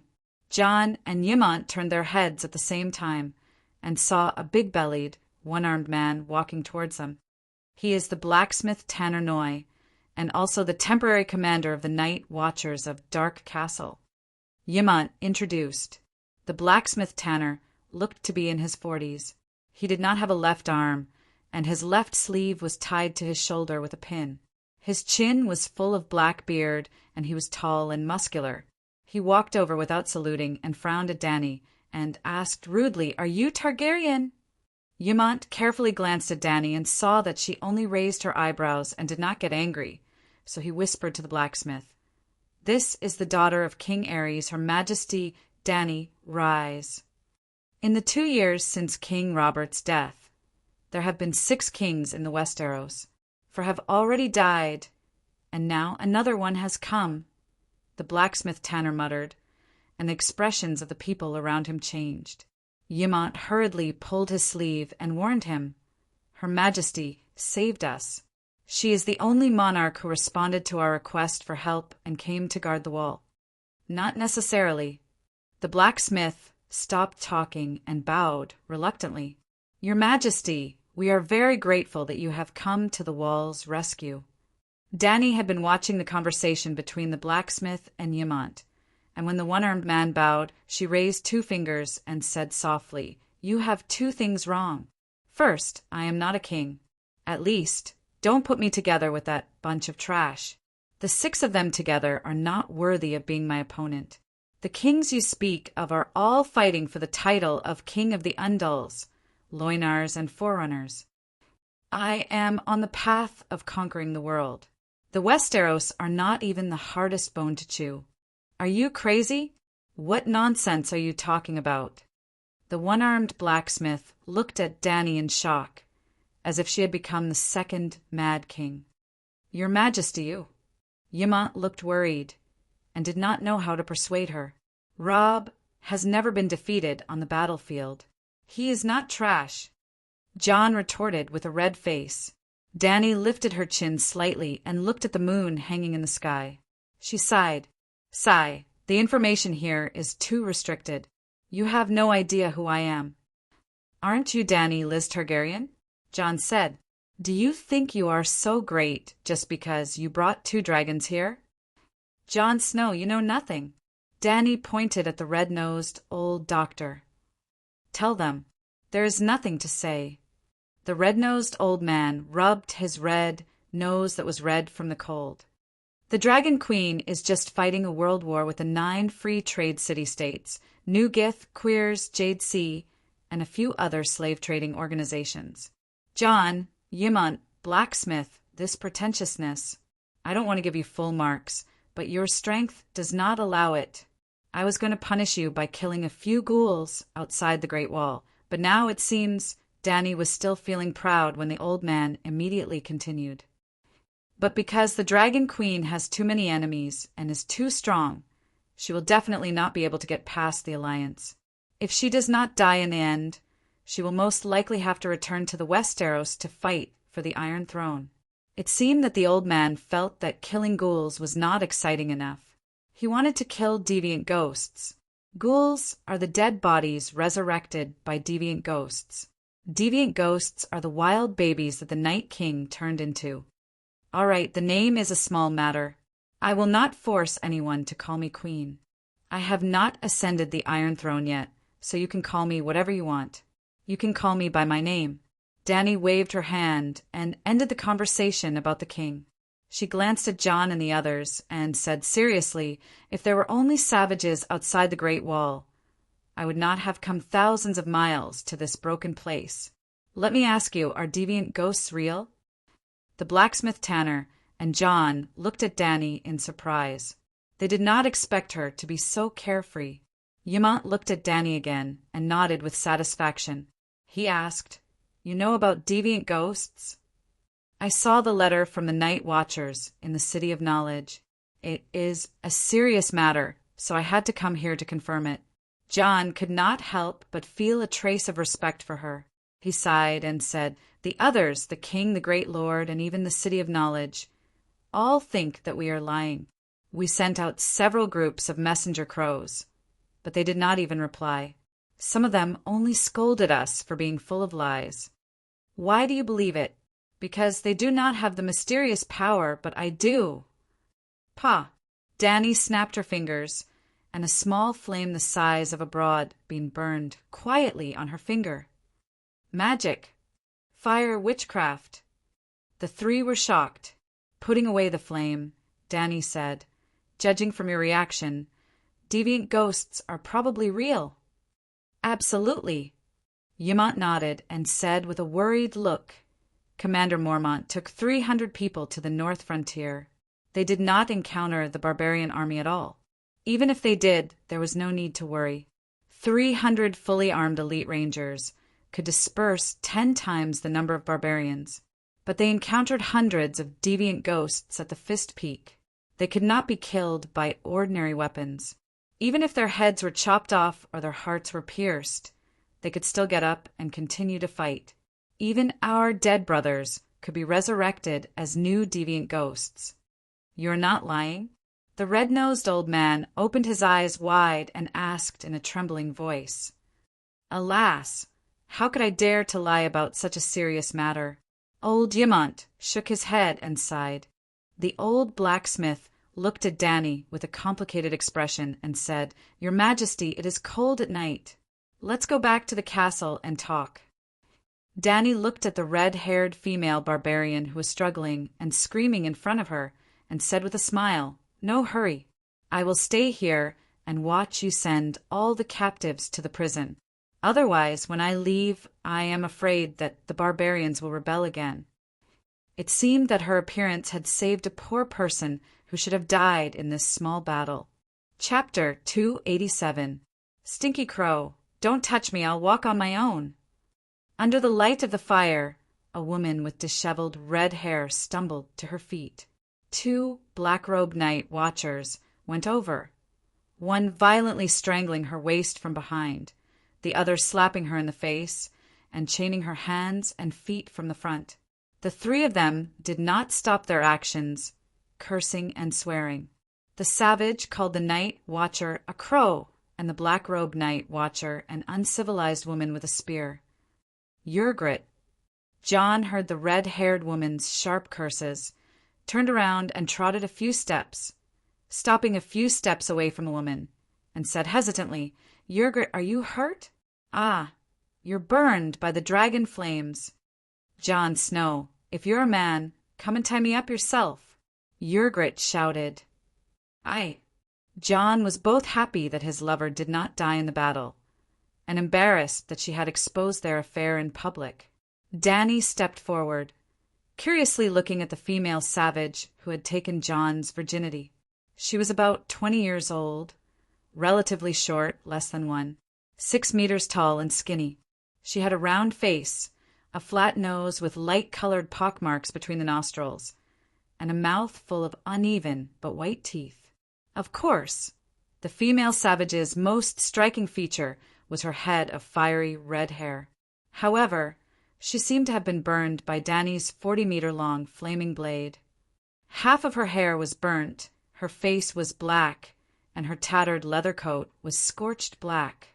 "Go deal with the others first. I have something to ask her," Danny said to the 2 black-robed men. "This." The 2 night watchers looked at the blacksmith tanner hesitantly, and only let go of Yurgrit after getting his permission. They took a step back, bowed, and turned to another savage. "You ride a dragon?" Yurgrit stared at Danny, her hands clenched into fists, as if eager to try, but the sound of the chains on her wrists made her loosen her fists in frustration. Danny pulled a wooden bucket upright, sat on it, and said calmly, "Your name is Yurgrit, right? Now that you're my captive, I'll ask you questions and you'll answer. Do you understand?" Yurgrit opened her mouth and finally glanced at John, who was in a daze.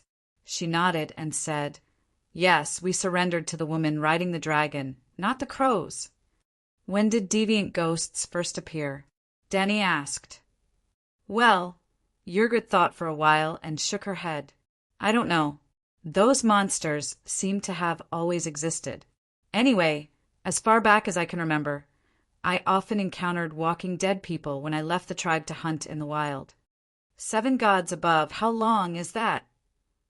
Barristan and the others exclaimed, "At least 10 years ago or even earlier." Scholar Yimont frowned. "Why didn't you say so before?" John was also shocked. "Jon Snow, you never asked me!" The red-haired savage shouted at him. "You've been living with those monsters?" Dr. Barristan asked in disbelief.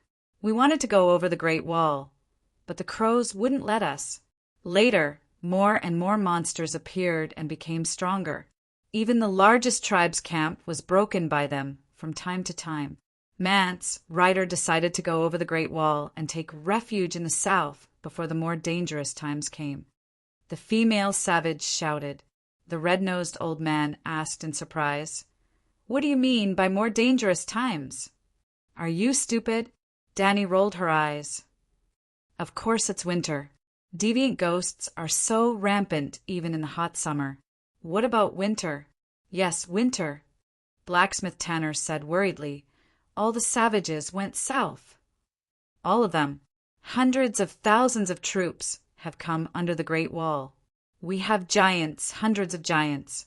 Even the Megalosaurus is no match for the giants. The Megalosaurus can fly. Can the giants fly too?"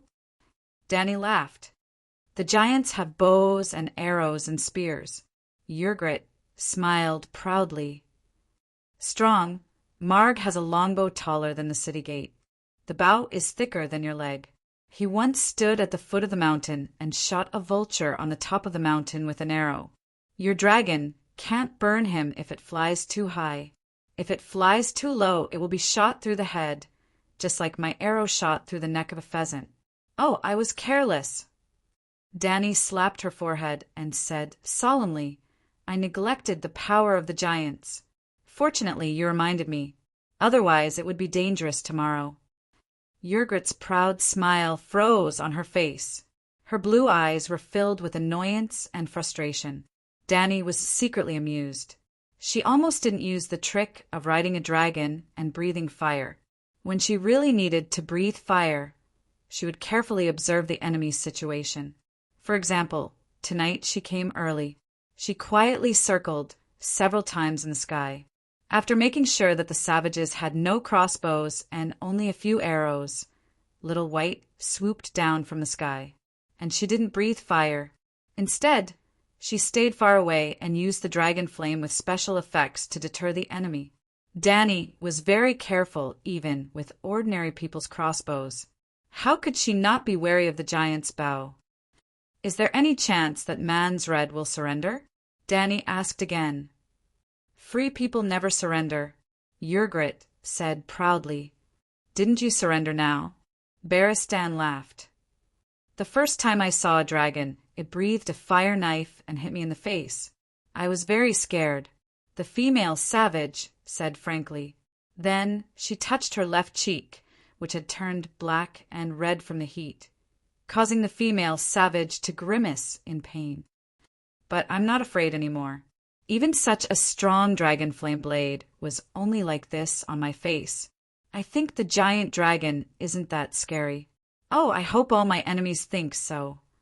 The dark castle was composed of a wooden main castle connected to 6 stone towers. The main building included public facilities such as dining and meeting halls, crow's nest, armory, barracks, and so on. The 6 towers were the Commander's Tower, King's Tower, Harding's Tower, Spear Tower, Guard Tower, and Silence Tower. The King's Tower was specially prepared for VIPs.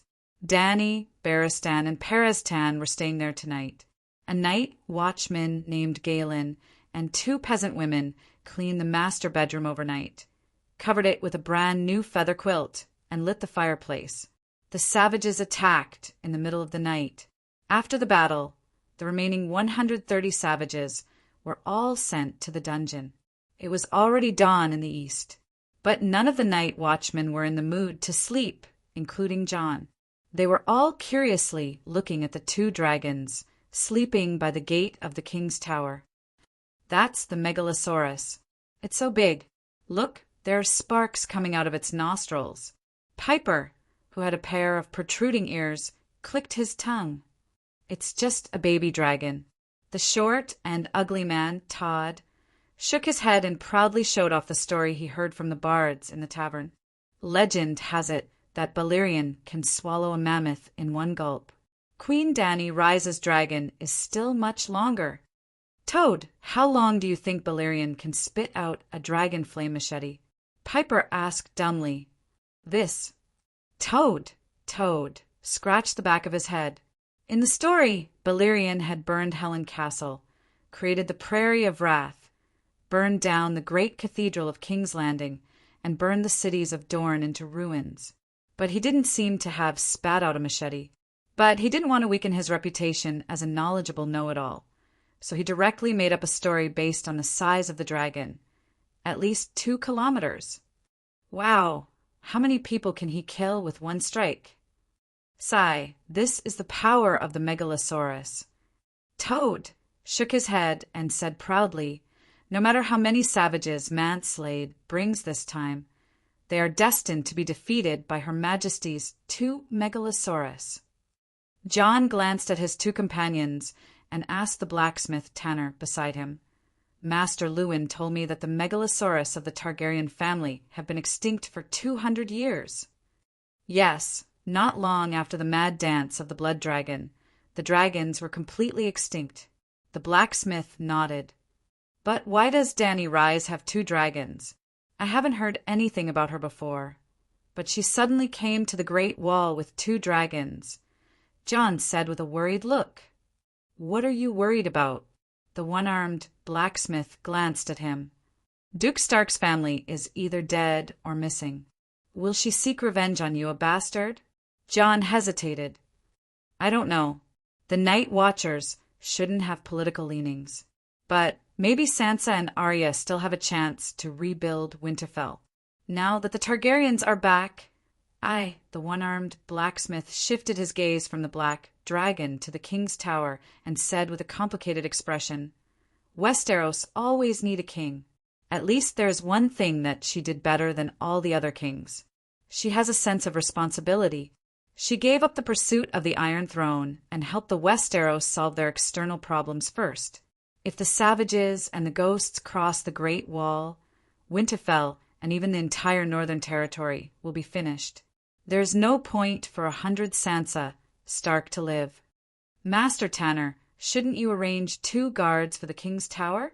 Toad grinned and moved closer to the blacksmith, flattering. I am willing to protect Her Majesty. Me too. I'm not hurt and I'm not tired. Immediately, a few Night Watchers gathered around excitedly. The one-armed blacksmith thought for a moment and felt that the toad's suggestion made sense. The Dragon Queen was protected by 2 dragons and fearless Barristan, so she was safe. But arranging guards for the Queen was the Night Watcher's etiquette. John, you will be responsible for guarding the Queen's gate for the next few days. The one-armed blacksmith felt that he should create an opportunity for his little brother to get close to the Queen. His worries were not unfounded. Stark and the Targaryens had a blood feud that went back several generations. Perhaps Jon's performance made the Queen happy. Seeing how Stark's family was killed, would she forgive Jon and his 2 sisters? Jon seemed to understand Master Tanner's good intentions. He patted his chest and promised, Although my leg has not recovered, I will perform well and not disgrace the Night Watchers. The next morning, Dany had just walked out of the king's tower when she saw Jon shivering by the oak door. He was holding a spear against the cold wind and snow, guarding the door for her like the most loyal soldier. Seeing him limping over to greet her, Dany even felt a little pity, but that pity was soon replaced by doubt. Big Black and Little White did not drive him away. The 2 dragons were guarding the door. Not everyone could stand close to them in the middle of the night.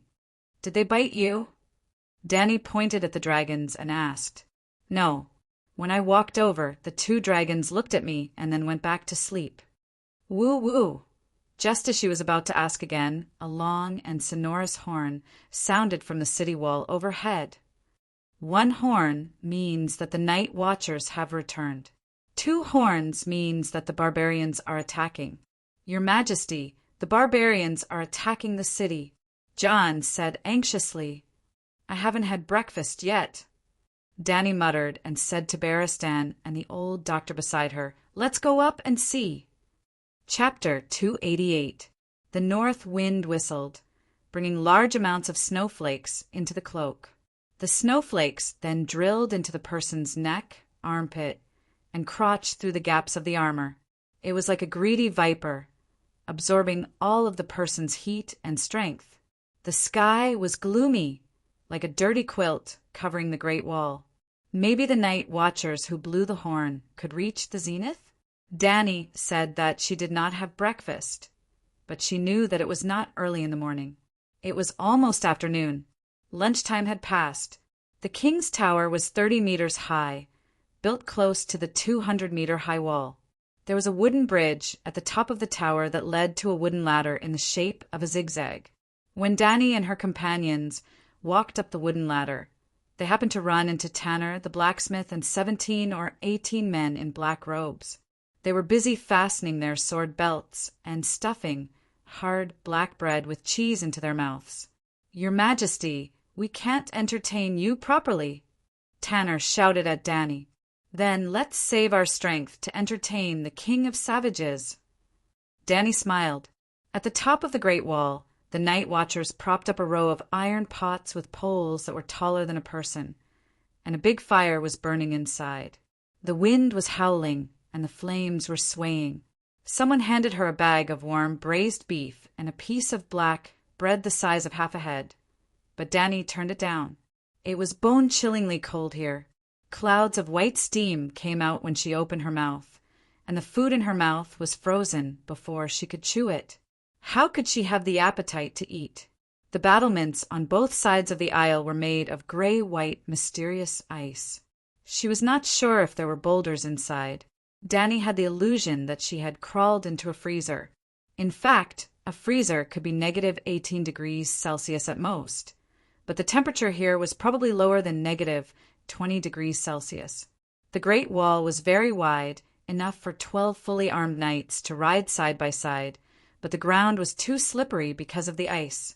In order not to fall, the brothers in black paved a gravel path on the aisle. Well, they did not cover the entire wide road. There was only a small path for the patrolling soldiers to walk on.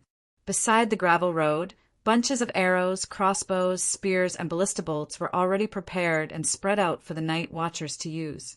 In addition to the arrows, there were also ash-white rocks the size of wash basins. They were stacked 3 meters high and stretched on the road for dozens of meters. Above the city gate, there were also round wooden barrels filled with pitch and kerosene. What made Danny feel strange was that there was a row of scarecrow sentries in black standing between the battlements. Each of them was holding a spear. Under the dim sky, the savages hundreds of meters away could not tell which one was real. Was he borrowing arrows from the straw boat? To the north of the Great Wall was a dark forest that stretched as far as the eye could see. It was as vast as the ocean, and flickering red stars were moving slowly in the forest. The night watchers would regularly clear the trees within 800 meters of the city wall. Therefore, between the gray Great Wall and the black forest, there was a broad, white snowy plain that looked like a white handkerchief that was spread out. At this moment, black dots holding torches walked out of the forest, leaving light traces on the snow-white ground. The attack line stretched for 2 kilometers. The savages had almost sent all of their forces into the battlefield. Woo, woo, woo, woo, woo, woo. The night watcher named Red Ellen blew the horn again. Twice, the sound was urgent, indicating that the savages were about to attack. Woo, woo, woo, woo, woo, woo, woo, woo, woo. This time the savages responded. It was not just one horn. More than 10 horns were played at the same time on the open, snowy ground. Danny could not tell the number. It was just too noisy. There were also loud flutes and dull drums. But for some reason, Danny could hear an unusual excitement in these monotonous and chaotic sounds. She understood the savage's voice. "We are coming. We will destroy your city wall, plunder your land, and take your daughters and wives." The savages are so arrogant. John shouted. "You can hear it too?" Danny looked at her cheap nephew in surprise. "Catapults. Prepare to throw in oil barrels. Burn." Tanner waved a single arm and roared at the 6 night watchers beside the 2 giant catapults. The oil barrels were quickly stuffed into the catapults. Then the cloth stuffed into the barrels was ignited by the torches. The wind fanned the fire, making it even more violent. "Fire!" Neuer shouted. As the balance arm fell, the throwing arm smashed into the crossbar with a bang. The burning oil barrels flew out under the dim sky, emitting a strange flickering light and rolling smoke. Boom! The oil barrels landed on the snowy ground and exploded into a flaming lotus. Although none of the savages were burned to death, it scared the nearby savages into running away. 7 gods above, those are mammoths. Are those the legendary giants sitting on them? Good. Danny had a strange expression. She said with disappointment so small, "They are not small, right?" John shook his head and pointed at the long line of mammoths. He said in fear, "The shortest one is 3 meters tall. The tallest one is almost 4.5 meters tall. Ordinary people standing in front of them are like children standing in front of adults. Danny shook her head and sneered. 4.5 meters tall? How can they fight with the Megalosaurus if they are not at least 10 meters tall? Do you think they can defeat my 2 dragons? They are still young dragons. They are only 2 months away from being 2 years old. Roar! Danny was immediately slapped in the face. A giant stood up on the back of a mammoth and raised a wooden stick, a tree trunk. It roared angrily at the night watchers above the city gate. The sound was like thunder from ancient times. The snow on the battlements even trembled. The people on the battlements, including Danny herself, were also shocked. It was as if they had been hit by the true dragon roar. So powerful. Danny stopped smiling and said seriously, "It seems that I am a bit arrogant. Being twice as tall as a human does not mean that its strength is also twice as strong. I am afraid that if 10 people were to fight a giant in a tug-of-war, the giant would still win." "Continue," Neuer shouted. The catapults were loaded again. Then 2 barrels of burning asphalt flew across the sky and fell into the enemy's army. Well, it was very embarrassing. It seemed that another savage was not killed. It was because the barrels flew in a parabola for a long time. Although the savages were reckless, they were not blind. How could they not see the bright flames? "Stop throwing. It will be a waste if you can't hit anyone." Danny shouted at the one-armed man. "We can't stop attacking. I have to boost their morale." The one-armed blacksmith lowered his voice and pointed at the night watchers who were shivering behind the battlements. "What are they afraid of?" Danny didn't want him to. She deliberately shouted so that everyone could hear. "It is just an army of 20 to 30,000 savages and hundreds of thousands of savage tribes. I have seen this kind of battle many times." The blacksmith was stunned. He sighed and said, "We only have 20 warriors left.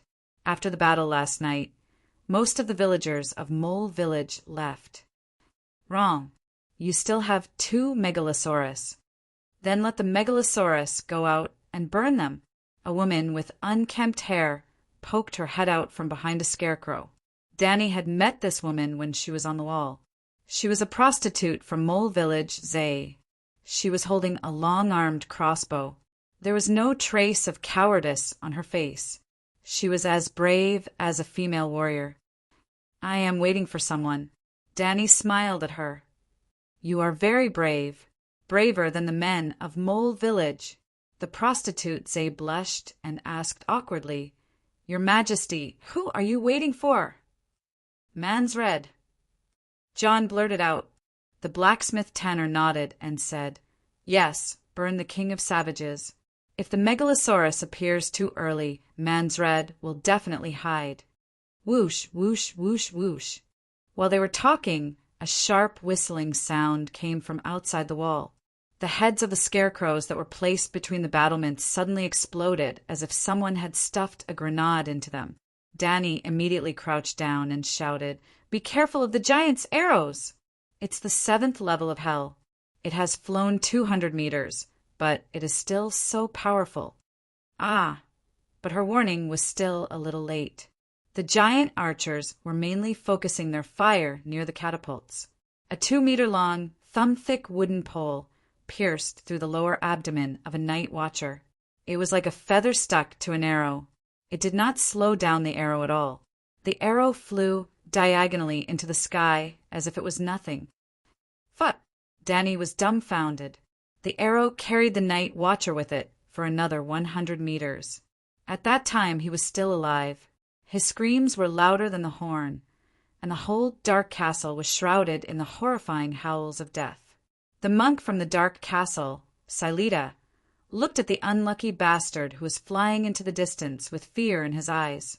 He gulped down a mouthful of wine and sang the song of the Madonna with a trembling voice.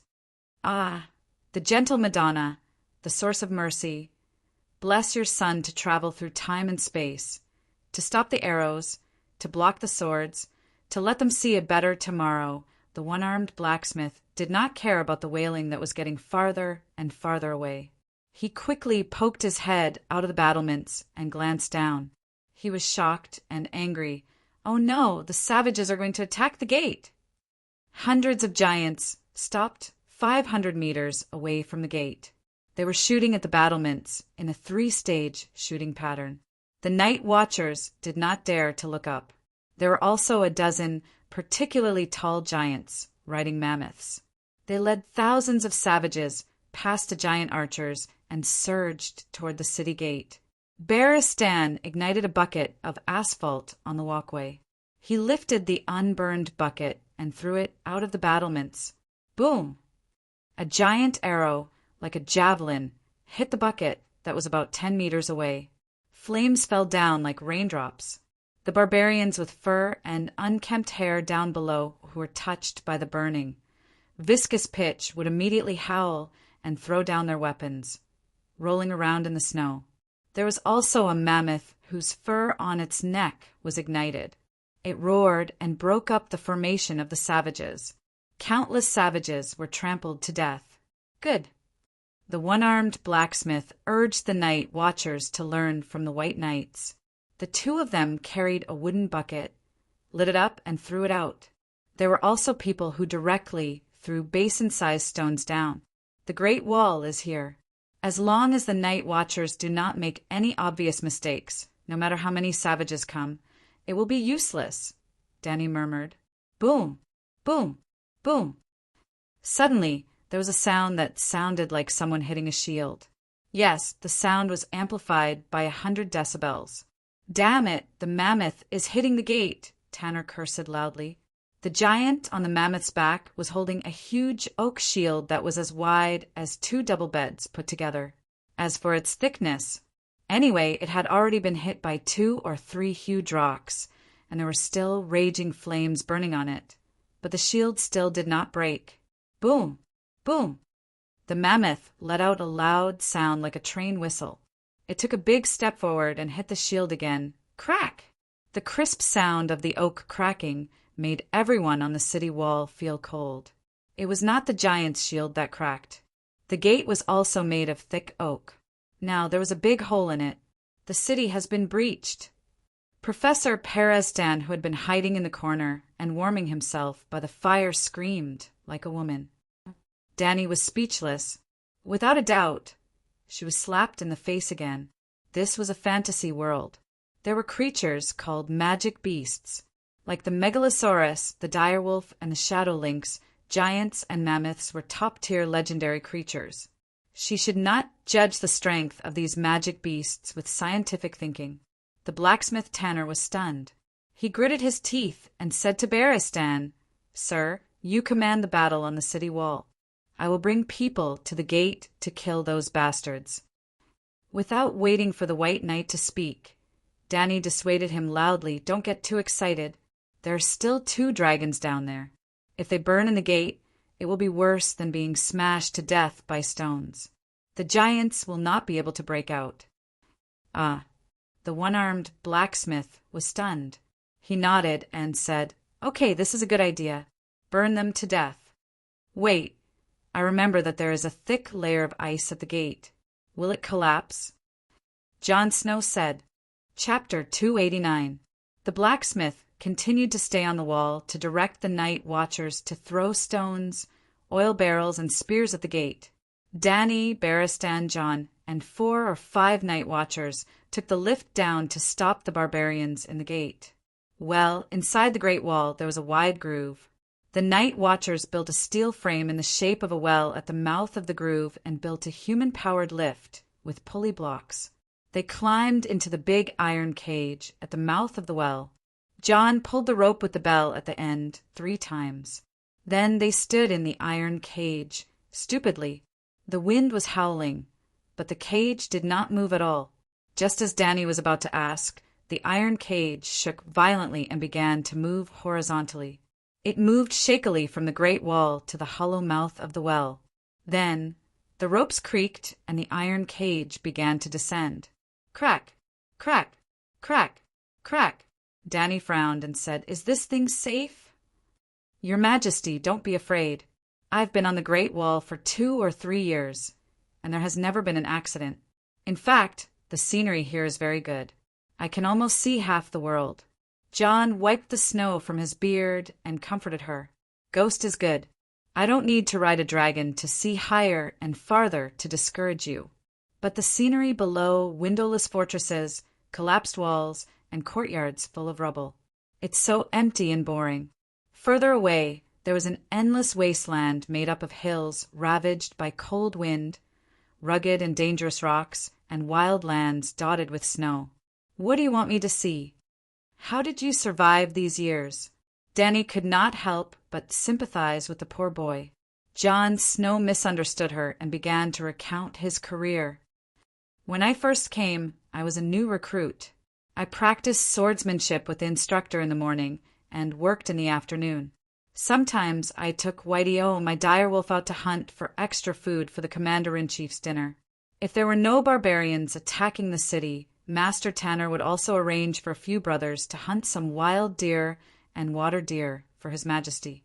Other than hunting, I was mostly doing odd jobs in the blacksmith shop, helping Master Tanner turn the whetstone or pump the bellows. There was still a lot of work to be done, such as standing guard, running errands, delivering letters, cleaning the stables, cleaning the horses, making bows and arrows, taking care of the messenger crows, checking accounts later. I became the commander-in-chief's clerk and began to manage the night watchers with him until we went north beyond the Great Wall. But now I am His Majesty's guard. The guards at the gate? Danny laughed in her heart, but she asked, "Where's your dire wolf?" "By Ling, I lost it." Jon said dejectedly, the dire wolf can still be lost?" "I was captured by the barbarians. When I followed them up the Great Wall, Bai Ling was blocked on the other side. What I mean is—" Danny looked at the other night watchers hesitantly. "Can't you sense its location? Perception? Why can I sense it?" Jon was puzzled. "Jon, do you know who you are?" "The illegitimate son of the House of Stark.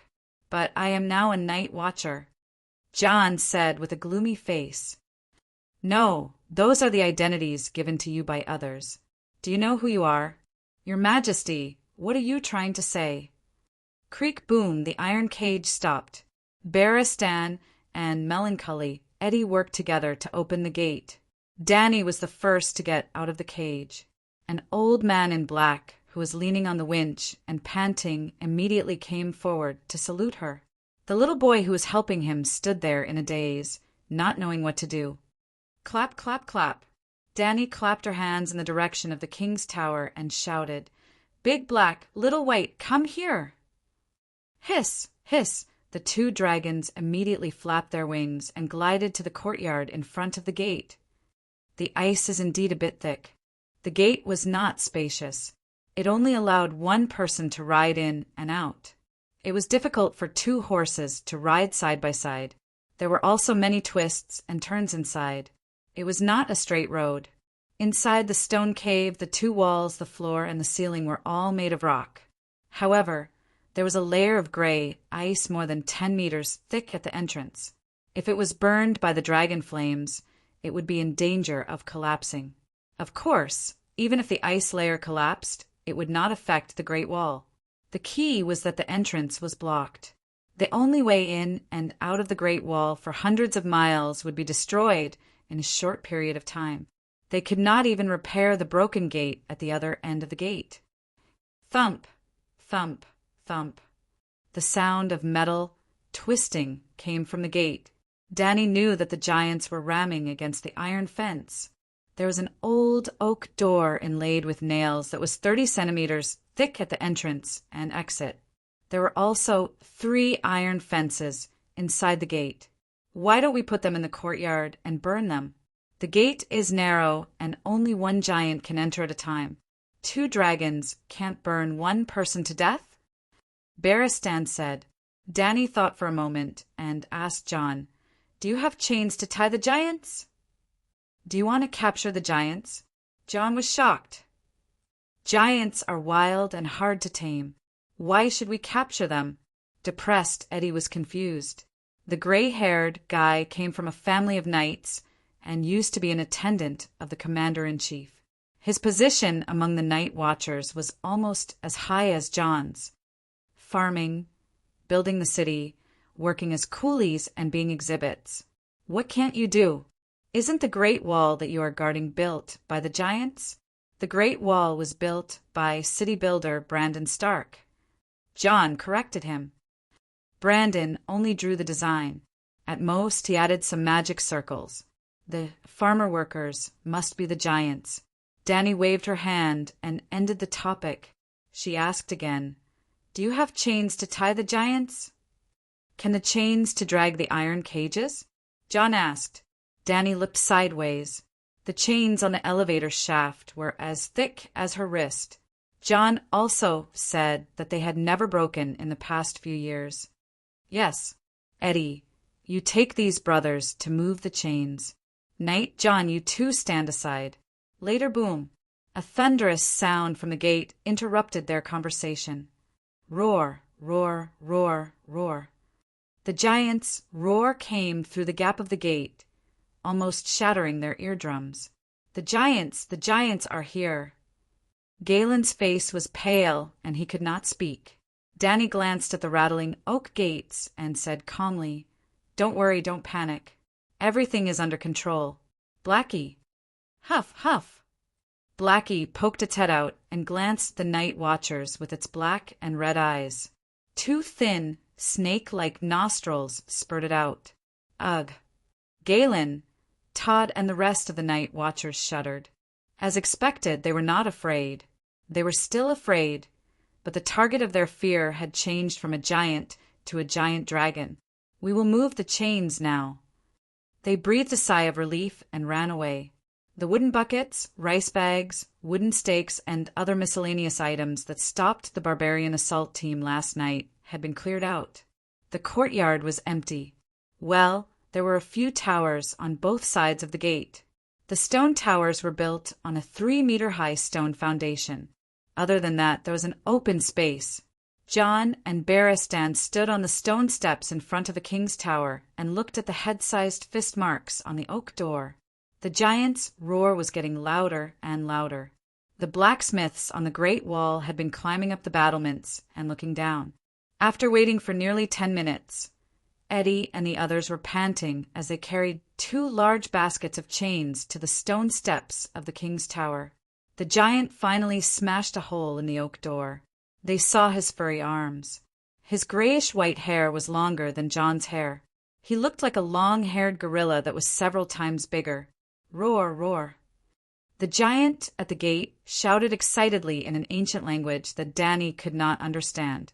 The excited howls of the giants and barbarians echoed in the tunnel. "That's a bit too much." John was worried. "Don't be afraid. Look at their arms. They are so hairy. If they spit dragon flames, they would be burned into a torch."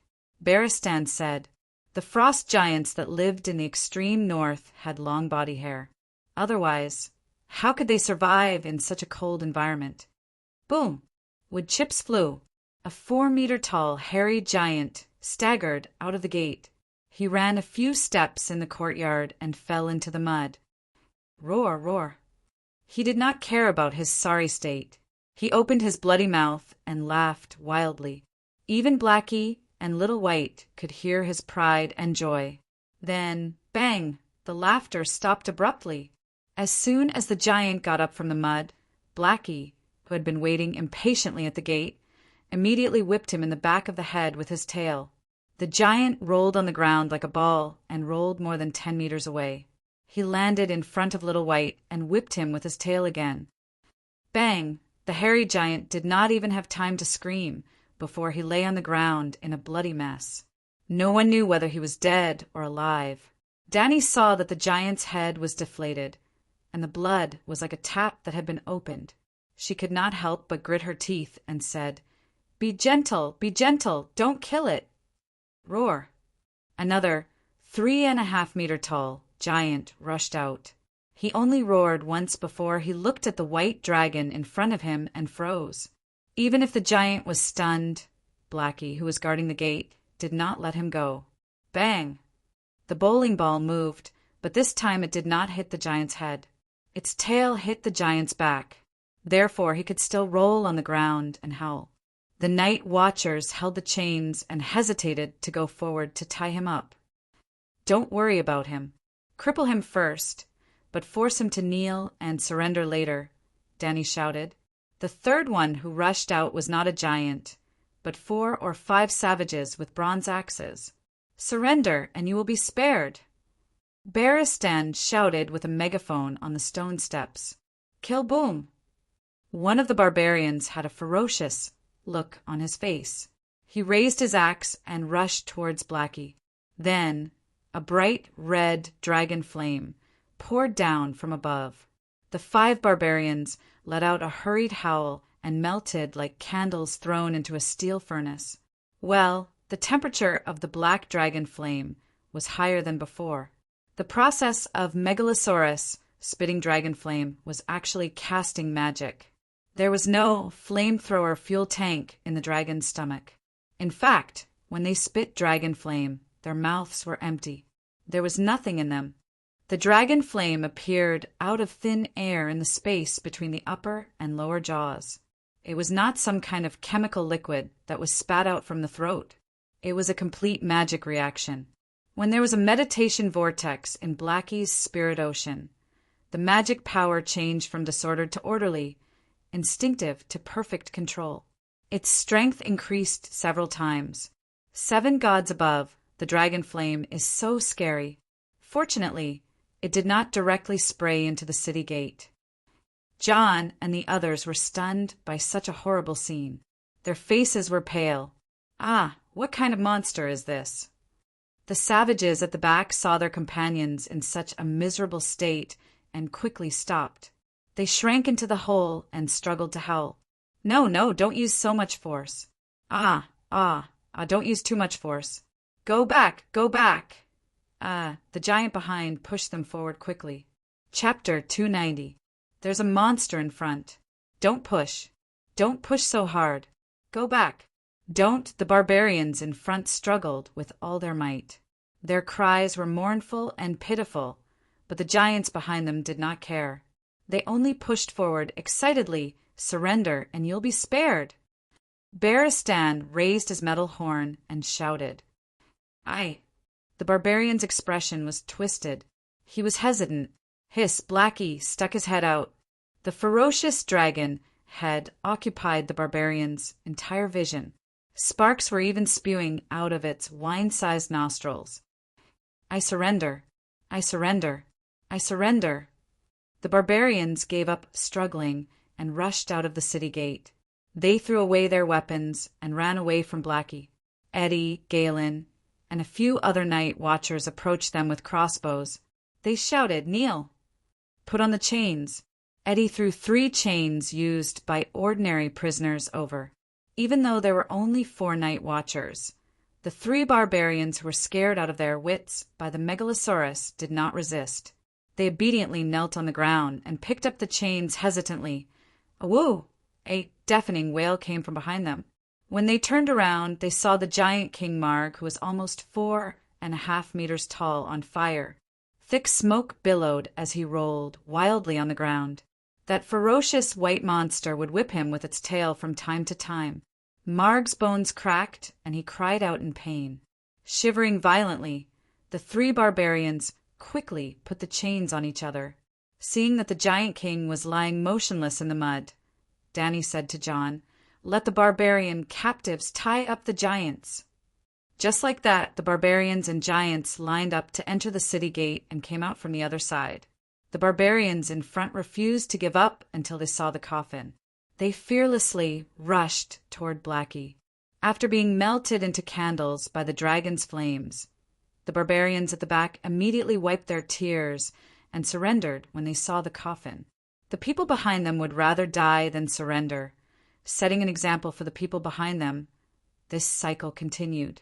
When it was around dusk, the wide courtyard was already covered with the corpses of the giants. There were a total of 45 of them.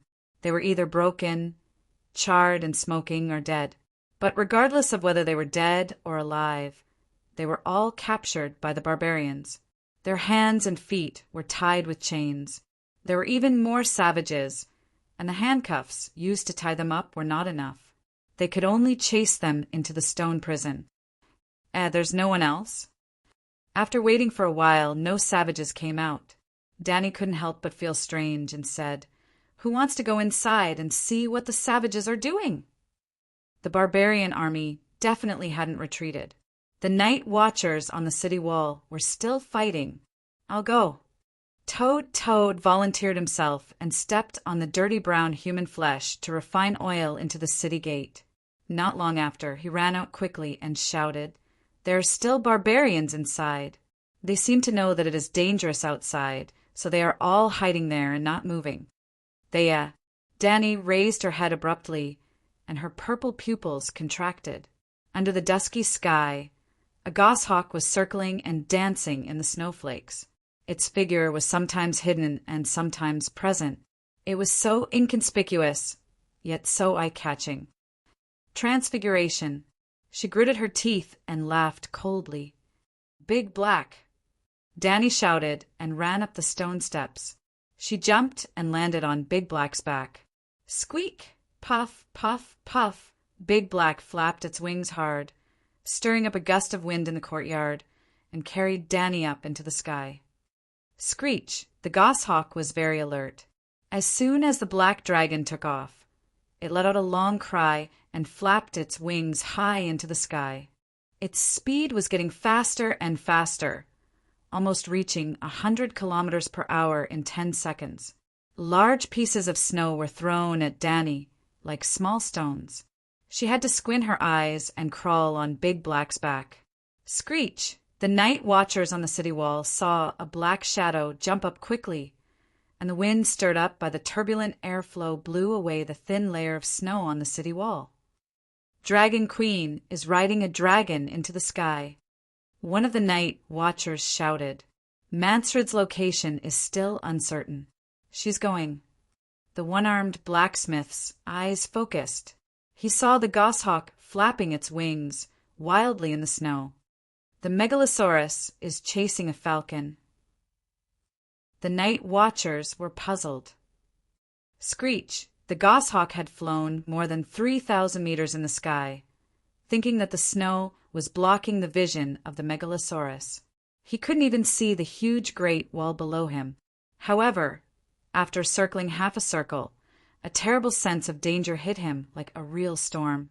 Almost instinctively, he began to drive the goshawk to fall rapidly in the direction of the camp of the savages beyond the Great Wall. Squeak! The megalosaurus roared, and its voice was 100 times louder and more majestic than the giant's howl. The noisy battle cries, the neighing of horses, the mooing of cows, and the whistling of mammoths on the battlefield seemed to have hit the pause button. For a moment, it was so quiet that only the whistling of the wind could be heard. Everyone looked up at the huge black monster in the sky. This is the power of the megalosaurus. The power of the megalosaurus is terrifying. Looking at the black dragon flying freely in the wind, the one-armed tanner seemed to be in a daze. Screech! The goshawk didn't fly to the shapeshifter's side as Danny expected. Or rather, when the black dragon slowed down and followed behind the goshawk, the shapeshifter also guessed the dragon rider's thoughts. The goshawk gave up on the idea of nimbly changing directions to get rid of the megalosaurus. The megalosaurus was much faster and more agile than the goshawk. The heavy draconic aura slowly but surely took over the goshawk's mind, making the shapeshifter in the goshawk want to give up on his pet. But he also understood one thing. For a shapeshifter, having a goshawk as a companion was extremely rare. It was even very likely that this goshawk was the only flying pet he had in his life. So, the goshawk stopped circling around and fell vertically from the sky as if it had been shot by an arrow. But the megalosaurus was more familiar with this action than the goshawk and followed closely behind. Swoosh, swoosh, swoosh! Suddenly, a huge arrow that was 2 meters long flew past her slowly. It was so slow that she could grab it with one hand and was completely harmless. But Danny knew that this height was already close to the shooting range of the giant's arrows. Screech, Blackie gracefully glided across the sky in an arc, leaving the giant archer's formation and flying towards the continuous camp at the edge of the forest. Since her trump card had been exposed, Then, after closing the distance, Danny hesitated, and the murderous intent in her heart instantly disappeared by 99%. There were about 30,000 savages rushing out of the forest. There were riders on horses and leopards, 100 mammoth riders, more than 300 giants running wildly on the ground with tree trunks in their hands, and dozens of wolf spirits and shapeshifters. There were barbarians from the mountains, sailors from the Aral Sea, cannibal tribes from the Great Glacier, cavemen with dyed faces, chariots pulled by dogs from the frozen coast, and hard-footed people whose feet were like boiled leather. Danny did not hesitate or have the heart to kill these strange savages. But when the megalosaurus flew to the edge of the forest, there were children around the yurt who were having a snowball fight, women and old people who were collecting firewood in the forest.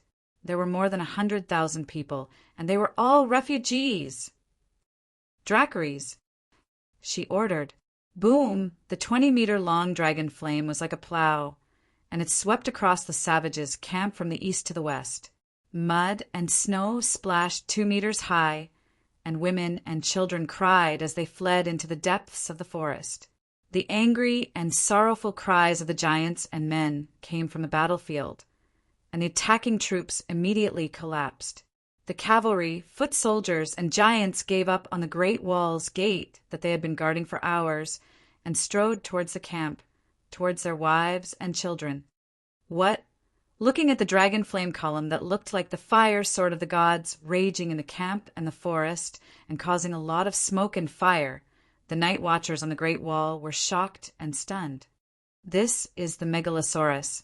Even the Prairie of Fury was not as powerful as this, right?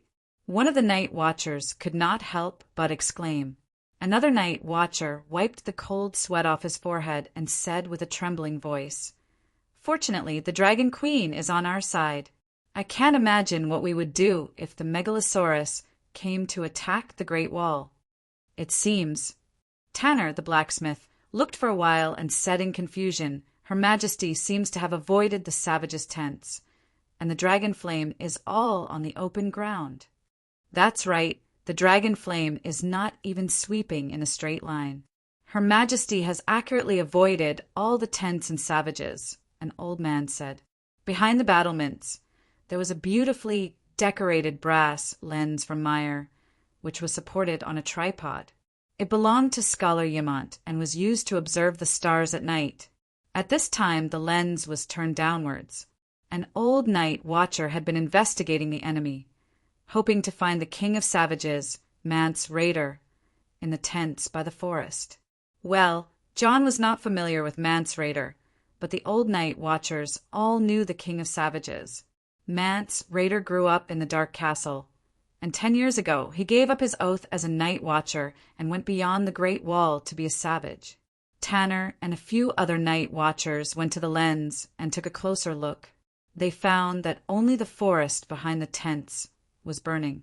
In the smoke, they could see that the tents were still there. There were no corpses piled up like mountains, and there was not even a single dead person.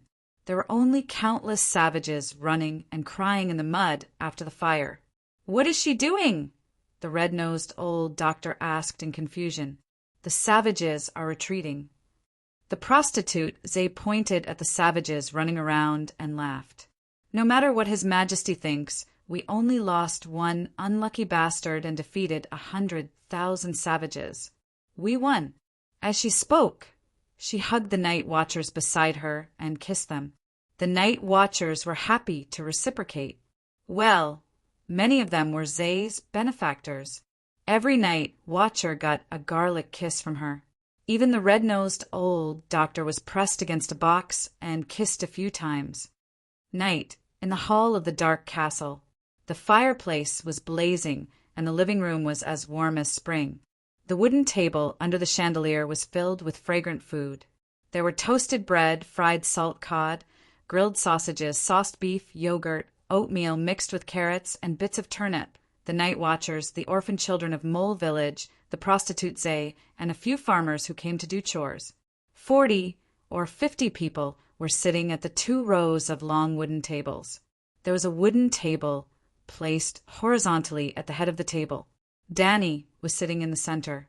On her left and right were Scholar Yemont and Sir Barristan. Together with the three of them were Sir Vinton Stowe and the blacksmith Tanner. Tanner was a blacksmith master and also the acting castellan. Vinton Stowe was of noble birth and had been a ranger for 80 years. He was about the same age as Yemont's master, but he was not as healthy as the old scholar. He was a little retarded. Well, John and Perestan were sitting in the public seats. Scholar Yemont was still very confused about this. He thought that Dany had mistreated her doctor. However, the red-nosed old man was very self-aware. He was embarrassed, but firmly rejected Scholar Yemont's offer of his seat. The old scholar vaguely guessed that there must be something going on, so he did not force it. The blacksmith was a temporary commander, and Sir Stowe was the acting castellan of the Dark Castle. Chapter 291. To Her Majesty. In the wooden hall, all the night watchers stood up, raised their horn cups and cheered. We were able to defeat the barbarians this time because of everyone's united efforts. To the night watchers and all the villagers who participated in the battle. Dany got up and drank the honey wine in her horn cup. Good. Everyone cheered loudly and finished the strong liquor in their cups. After the opening ceremony of the banquet, everyone opened their arms, ate the meat, drank the wine, and told dirty jokes loudly. They didn't hold back at all because of Queen Dany's presence. After a few drinks, the blacksmith Tanner frowned and asked, "Your Majesty, you didn't burn the barbarians' camp. You won't have a second chance like that." As soon as he said this, the hall immediately quieted down. Yemont, John, and the others all looked at Dany curiously. Dany nodded and said, "Yes, I did plan to burn the barbarians' supplies and tents. The barbarians didn't have siege crossbows, and the giant archers were all gathered under the city gate. It was a good opportunity. But when I flew over, I found that except for a few warriors, most of the people in the camp were women, the elderly, and children. I even saw several pregnant women milking the sheep in the pen." She let out a long sigh and said with a complicated expression, "Under such circumstances, how could I do it? It was better to intimidate Man's Red and let him know that he couldn't do it. They're all barbarians. The barbarians didn't let go of our women and children. Last night, the group of Thuns burned all the villages they encountered along the way. Men, children, old people, not a single one was left alive. The women were even more miserable," a night watchman said indignantly. "Along the way, they left behind a trail of blood." "Is that so?" Dany frowned. She first looked at John, then at Yemont. One of them was a spy among the barbarians, and the other had all the information about the night watchers. "That's right. Many villages were burned to the ground. Apart from a few farmers who managed to survive, there were almost no survivors," Scholar Eamon said. "I didn't kill anyone. They forced me to kill the Northerners to prove my loyalty. I refused.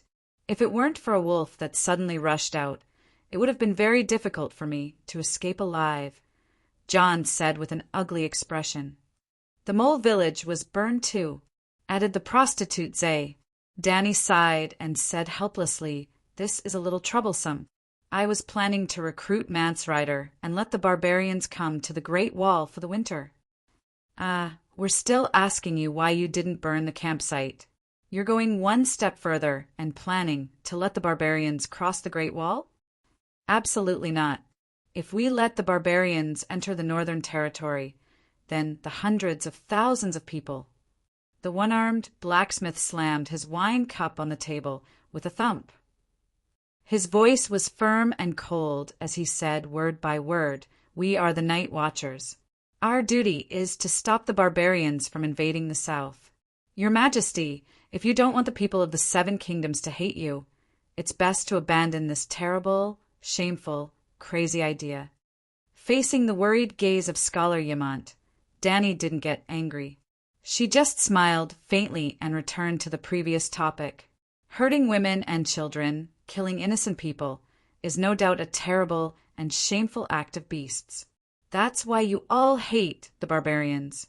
But when you hate people who have done terrible things, it doesn't mean that you want to do the same to them.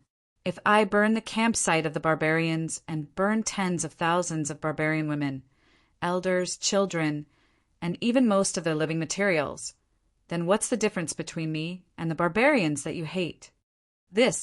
Everyone was stunned. Your Majesty, you're right. Old Yamant smiled with relief. He was so happy that most of the wrinkles on his face had disappeared. Blacksmith Tanner looked at Danny with surprise and suspicion. He awkwardly raised the wine cup that was tilted on the table. I'm sorry, I'm drunk. Please forgive me for being rude, he said. Danny nodded and continued.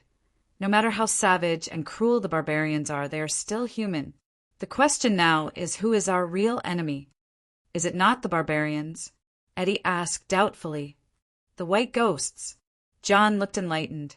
He nodded and said, the barbarians can only threaten the north, but the deviant ghosts can destroy the entire Westeros. We can't even be sure if there are deviant ghosts. Don't you think it's stupid to worry about something that doesn't exist? The red-nosed old man mocked. The deviant ghosts are real. John was so excited that his face turned red.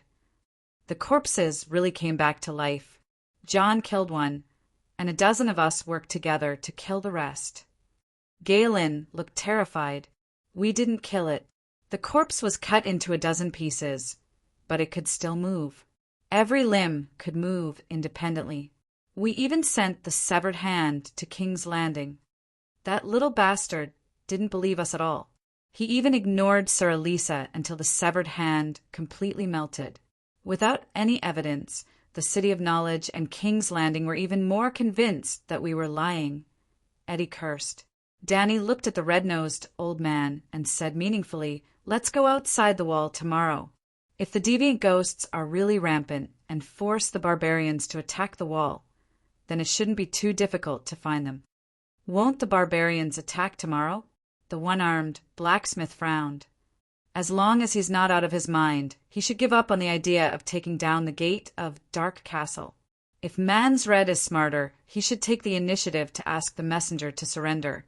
He won't surrender voluntarily. He can't surrender. John thought for a moment and explained. The barbarians are different from us. Every small tribe is like a kingdom, and many of them have generations of blood feuds. Mans Red was able to unite these tribes because he set a common goal for them to invade the Westeros. Nothing is impossible. You said before that the giants are wild and difficult to tame, but now they're still huddled in the stable as captives. 35 giants rushed into Dark Castle, and Danny captured 32 of them. The other 3 giants died because they couldn't save them. Yamant sighed. Even if the barbarians surrender, we don't have a place to settle them down. And food. We don't even have enough food to survive the winter. His Majesty has already solved the food problem, Barristan said. No, sir, I'm not sure yet. Danny shook her head and said strangely, I'll definitely send some food to the wall, but it's very likely that I won't be able to buy much real food. Well, I'm playing futures, and futures don't equate to real goods. If the Night Watchers want to survive the winter, they have to ask the 7 Dukes and the King's Landing for help. After all, I don't even have a place to stay in the Westeros. They're the real masters. They came in a hurry last night. After dealing with the assault team, the Night Watchers had another thing to do for Scholar Yamant. During the day, they were attacked by the barbarians again, so they didn't have time to talk to the descendants of the Targaryen family. At this time, the treatment of the wounded barbarian captives was left to Dr. Paris Ten. After dinner, old Yamant carried an oil lamp and went to the gate of the King's Tower with the help of John and Eddie. Danny, wearing a black-patterned Shadow Lynx cloak, was sitting on the threshold and looking at the 2 dragons gnawing on a bone at the gate.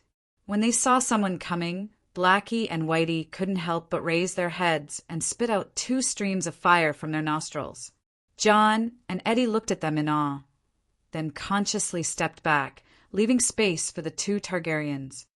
I can't believe it. It's like a scene from a dream. The dragons are right in front of me. Your Majesty, you've completed the Targaryen family's unattainable dream, for hundreds of years. The true dragon has been born once again. The old man leaned on his walking stick. The night wind messed up his sparse white hair, and sparkling tears seeped out of his old eyes. The way you descended from the sky on the Megalosaurus last night was the most shocking and exciting scene I've seen in the past 100 years. The dragons have really been resurrected. Old Master, I have to say, if you ancestors didn't mess around and left me a few more dragon eggs, I would have probably organized a Megalosaurus army by now. Danny chuckled. Old Diamant was stunned and asked curiously, "How did you hatch a dragon?" "What's the motto of the Targaryen family?" Danny asked in return. "Blood and fire come from the same source," Old Diamant said without hesitation. "How did you understand the sentence before?" Old Diamant thought for a moment and said, "Conquer the world with blood and fire. The blood of Aegon, the Conqueror, flows in the body of every Targaryen." Perhaps that's what the person who came up with this motto meant. But to me it has another meaning. Blood and fire come from the same source. Blood is made of fire, and fire is the beginning of life. What do you mean? Scholar Yamant asked blankly. Simply put, hatching a dragon requires fire, but it's not just fire. In essence, hatching a dragon is a form of witchcraft. In the past, the Targaryens relied on two kinds of people to hatch a dragon, the fire wizards and the priests of the seven gods. This is nonsense. The most basic logical question is, if the fire wizards and priests really hatched a dragon, who would the young dragon belong to? Old Diamant frowned and said, "The young dragon will only choose to be a dragon knight when it matures, and only the Targaryens with the blood of the true dragon can tame the Megalosaurus." "Look, I know, witchcraft." Blackie sneezed at the right time, and a string of fire snakes shot out from its mouth. The dragon flames did not fly out in a straight line, but instead circled around Danny and changed shape. The old scholar was stunned as he watched the bright red flames turn into a python, then a fire dragon, then a bell of fire castle. Pythons, fire dragons, bells, and other fiery creations were all vivid and lifelike. Even their scales and surface patterns were clearly visible. They had almost become real fiery creatures. Finally, the dragon flames shrunk into a bright red ball of light the size of an egg and floated above Danny's head. Only the great wizard Valeglia can do this kind of witchcraft. Do you know anything about the great wizard? Old Diamant said blankly, "I know a little. The great wizard leads the wizard council and controls the entire world through the magic ball. I am the mother of dragons. These dragons are my children."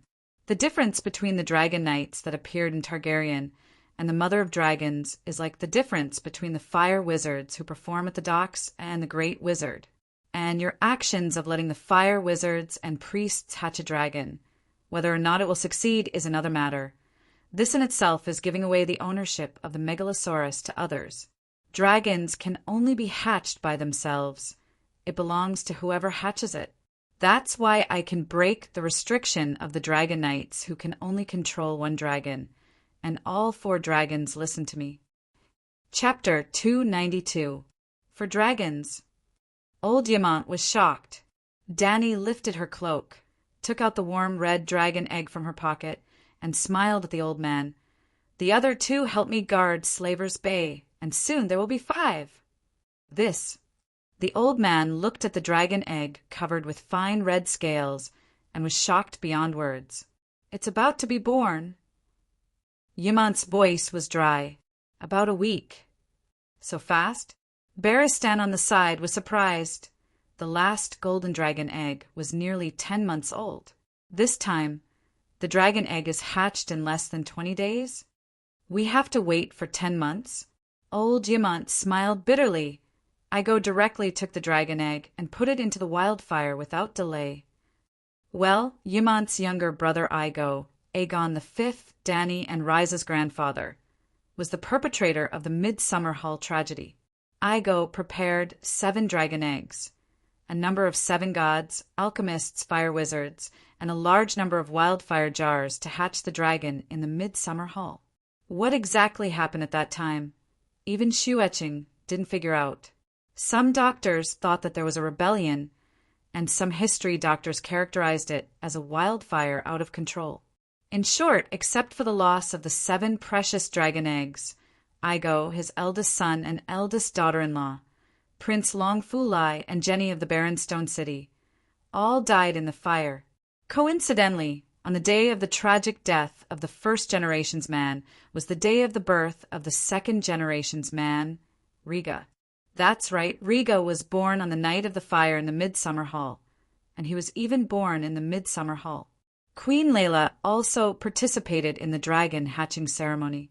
Even more coincidentally, not long after the death of the second generation Riga, the third generation's man, Rob, was born. Are they having a relay race? Or, like the reincarnation of Indra and Ajura's chakra, the soul of the violation of the sacred marriage contract is also constantly reincarnating? Then, who can take over as the fourth generation's man? Well, the man who broke off the engagement must have a prominent background, at least at the level of the 7 great dukes. The Northern Pass, the Targaryen Pass, Dany Liss was born before Rob's death, the Hudgian Pass.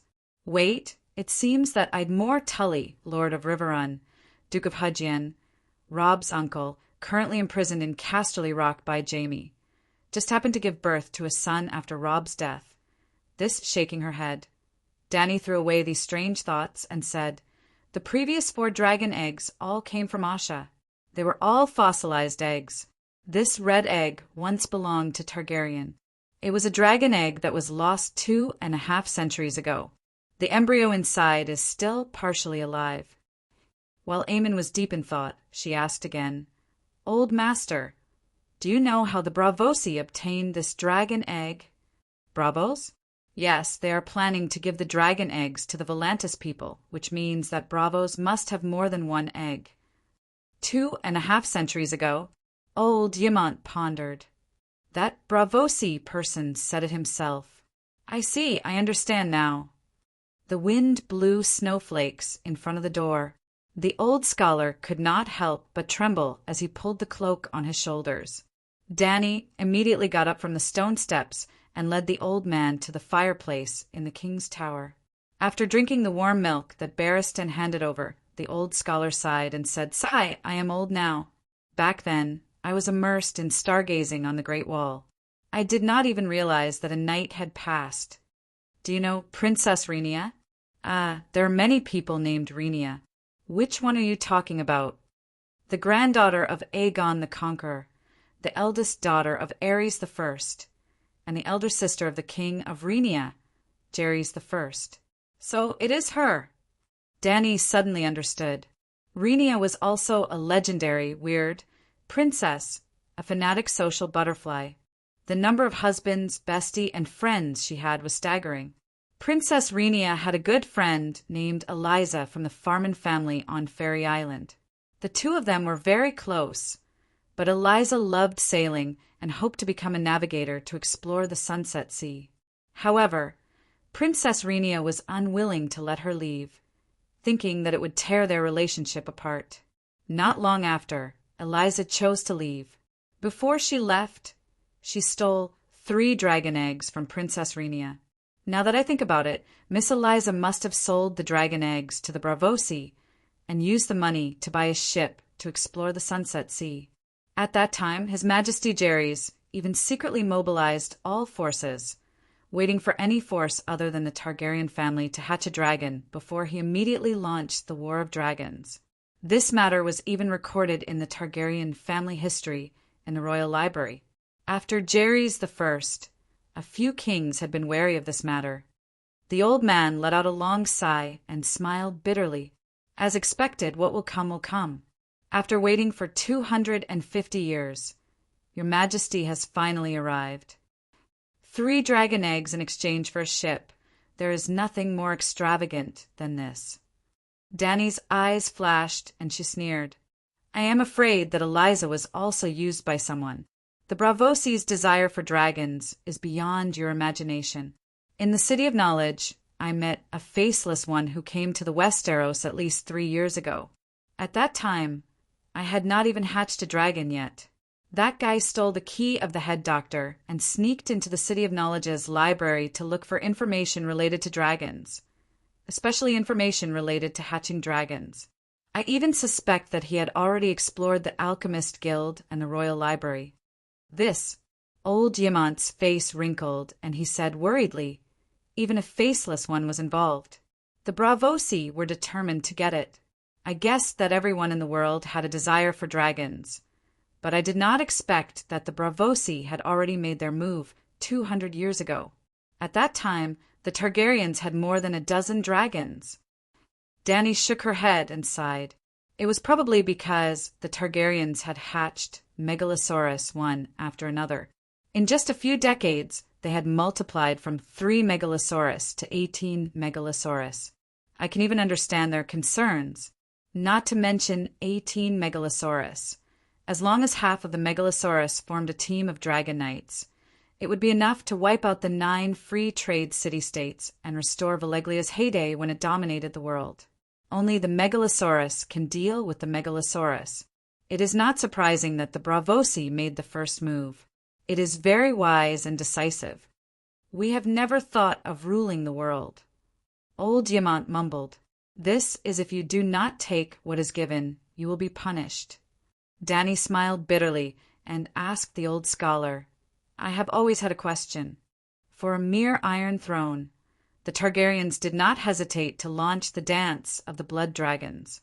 But why did those stupid ancestors never think of riding the dragons to the neighboring continent of Ursos to take over a piece of land and build their own Iron Throne? I don't know. Maybe we have been assimilated into this continent and have completely regarded ourselves as Westeros, unwilling to leave our homeland." The old man looked at Dany meaningfully.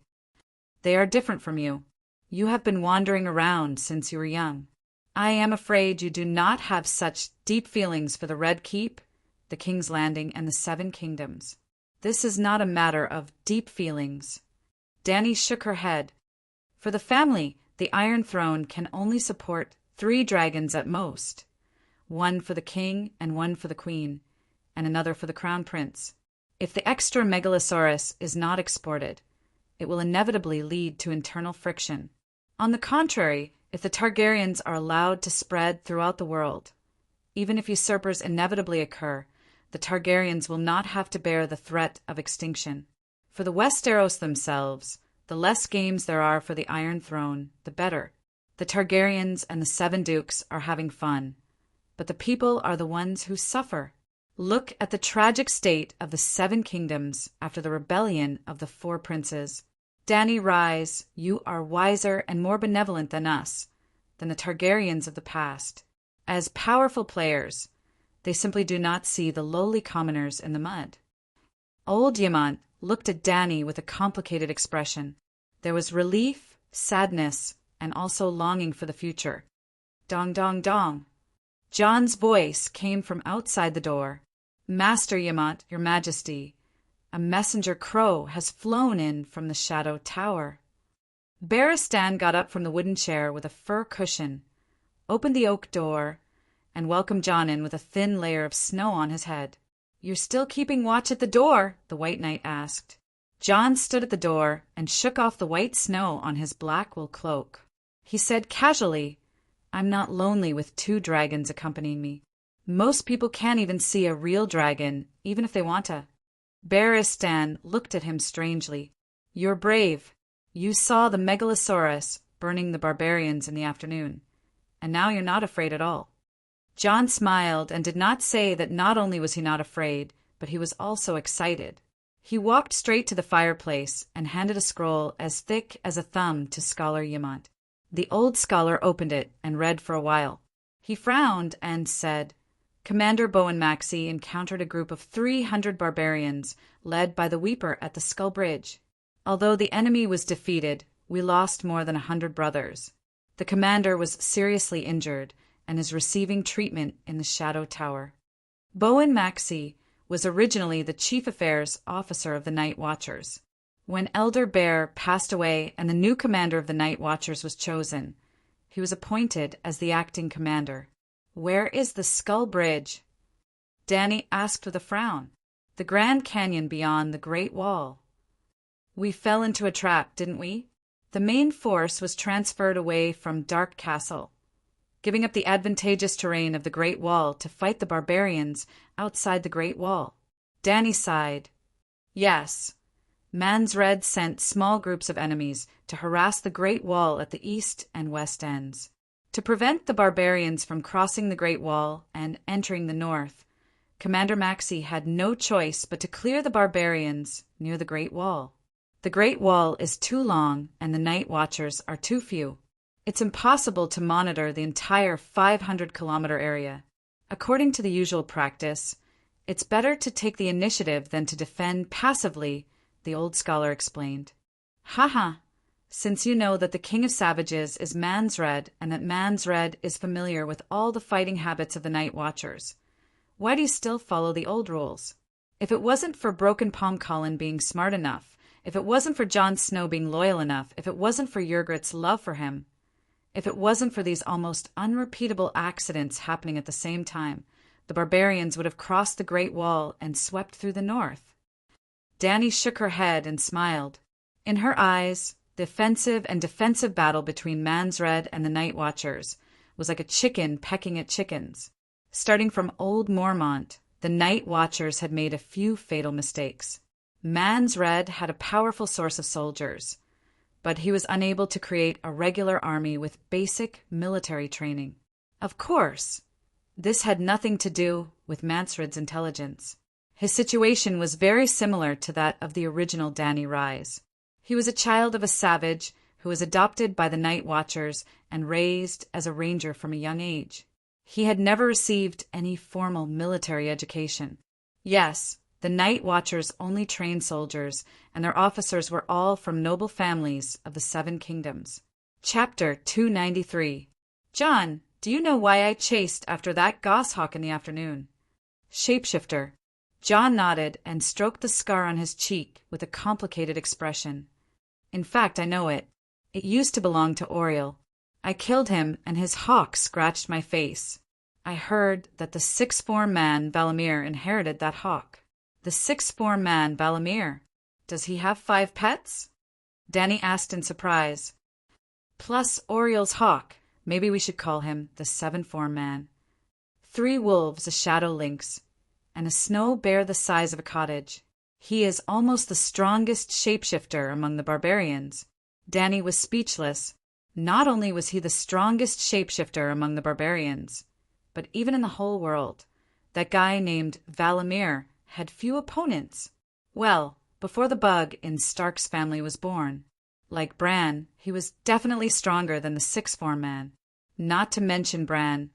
Even Jon was afraid of the 6th-form man, Valamir, because his talent was not even half of Jon's. How many shapeshifters are there among the barbarians? Barristan asked. At least 20, but they are not as strong as Valamir and can only control 1 pet. The strong ones can tame the shadow lynx, and the weak ones can only find a goat or a wild boar as companions. White Knight's expression changed drastically, and she exclaimed, 20. 7 gods above. Even a shadow lynx or a sparrow, if used flexibly, can change the final direction of a war. Before Danny and Robb appeared, the old man might not have had such worries. But he had personally experienced the Battle of Slaver's Bay and knew that information asymmetry alone could cause one side to be in a passive state, and the suppression of powerful legendary creatures on warhorses and workhorses would further increase this disadvantage. Even if the shapeshifter only controlled a sparrow, he could still sneak into the enemy's castle and eavesdrop on the commander's battle plans and the deployment of troops. How frightening was the advantage of having a complete grasp of the opponent's information? Not at all. Danny shook her head disapprovingly. 1 shapeshifter out of 1,000 followers of the old gods.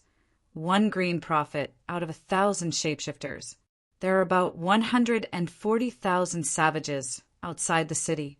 Only a dozen shapeshifters are considered few. Jon hesitated. The northern region also believes in the old gods, but why have I never heard of the shapeshifters? Danny looked at him and chuckled. riding a horse to find a horse. Aren't you a wolf spirit? I'm not. John waved his hand and hurriedly denied, as if the Dragon Queen was slandering him as a villain or a monster. You're instinctively denying your own essence. John, I understand that shapeshifters have been demonized by the Undulls and the City of Knowledge. You don't want to be treated as a monster, but as a follower of the old gods, denying yourself in shapeshifters is equivalent to cursing out loud that the old gods are evil gods. The hexomorph Valamir is the strongest shapeshifter among the savages, but I heard from the savages that when he was a child he controlled the hunting dog at home to kill his own brother. He committed the crime of kinslaying. When he grew up, he took away his master's wolf, house, and territory. It's more hateful than breaking a sacred oath. He controlled a dozen villages nearby with his force.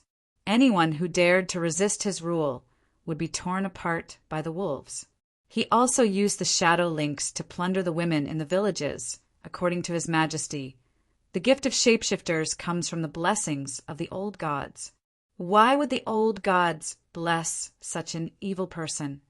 John said agitatedly. He agreed with Danny's statement. The shapeshifters were related to the belief of the old gods. But among the shapeshifters he had seen, none of them were good. Could it be that the old gods he believed in loved evil people? John, you misunderstood me. Danny gave Barristan a few instructions and explained. The gift of shapeshifters is the power of their blood. I'm not sure if it has anything to do with the old gods. It's just that in the old gods' belief, shapeshifters have the same status as priests. You can question the character of a shapeshifter, but there's no need to deny the profession system of the old gods' priests. Just like the Church of the Seven Gods, there are no less despicable archbishops than shapeshifters. But I believe in the seven gods, and it doesn't affect my pride in my identity as a bishop. Another simple example. I have the gift of witchcraft, but Sir Barristan doesn't. If both of us believe in the Light King at the same time, I don't need to be devout to become the Red God priest with mysterious power. But he doesn't have any power, even if he's devout. Because he doesn't have the gift, his status in the Red God Temple is far lower than mine. Old Yamant said thoughtfully, This explanation is very clear and objective. To be honest, I've always been biased against shapeshifters. John's expression softened. He nodded silently and agreed with Danny's statement. He hesitated and said, Then what should I do? Let's test your talent first. As they were talking, Barristan came back from the top of the tower with a long wooden box in his hand. Danny took the wooden box and opened it. She took out an obsidian crystal with silver-gray stripes and inserted it into the round hole at the bottom of the wooden box. She said to John, This is a glass candle. Try it and see how long it takes to light it. How do I light it? John dragged a chair to the side of the table and looked at the obsidian crystal curiously. Is this a dragon's heart? I found a package beyond the great wall with dozens of dragon's hard daggers. Yamant said slowly, Dragon's heart is what the people call obsidian. The people of Valeglia call it frostfire. The reserves of dragon's heart on Dragonstone Island are huge. The Iron Throne can be put aside for now, but I must take Dragonstone Island immediately. That's the Targaryen land. Danny emphasized. What happens after that? Does His Majesty have soldiers stationed there? Yamant asked worriedly. What do you think of Tidehead Islands Valerian and Crab Island Satyr? Danny asked. As long as you appear in front of them on a dragon, their loyalty will not be a problem. However, during the rebellion of the Four Princes, they followed Stannis to King's Landing and suffered heavy losses. Tidehead Island only has a young count who is less than 10 years old. Count Satyr himself was defeated and captured. Duke Tywin put him under house arrest at King's Landing. I don't know if he has returned to Crab Island. 100 guards are enough. I have a dragon. Who would dare to attack Dragonstone Island with ships? Danny said confidently, You're not going back to Slaver's Bay? Sigh, it's only 7,000 kilometers in a straight line. With Dragonstone Island's strategic location, it can't even last 3 days, right? Old Diamant was stunned and asked doubtfully, "You're communicating with Dragonstone Island through magic?" "Yes, glass candle. Professor Marwin has already pledged his loyalty to me. Not only is he a professor of the City of Knowledge, he's also a magician." "Magician, Marwin?" Old Diamant had a strange expression. "I know. He has a bad reputation in the City of Knowledge." "Right. What's up with Professor Paris-Dan? I notice that your relationship with him is a little complicated." The old scholar asked again. Just as Danny was about to explain the City of Knowledge's conspiracy to the old scholar, a silver-gray ball of light suddenly filled her vision. Then it suddenly exploded and the light was extinguished. John shouted in a daze. He rubbed his eyes and said in a daze, The obsidian lit up. I didn't touch it, and it suddenly lit up. This, the legend, is true. Glass candles can really light up out of thin air. Old Diamant said in disbelief. Danny looked at John seriously for a while and said slowly, "You lit up the candle in less than half an hour. John Snow, you are very talented. The faster you light up the glass candle, the more talented you are?" John was proud and could not help but grin. He asked, "Your Majesty, how long did it take you?" "One look." Danny lifted her chin slightly and said lightly, "What do you mean?" "I only took one look at it, and the candle lit up steadily and persistently. The light was so bright and dazzling that even people a dozen miles away could see the strange phenomenon clearly. In the end, even the gods were shocked and came to the mortal world." Danny's tone was calm, but John and Yamant's faces were distorted. The corners of their mouths were twitching, and their eyes were saying, "Keep bragging, keep bragging. Whoever believes you is an idiot." She raised her eyebrows and asked, "You don't believe me?" "It's too exaggerated. It's completely unrealistic. I can't believe it even if I wanted to." Old Diamant smacked his lips and said fairly. Paris-Dan said seriously, "It's true.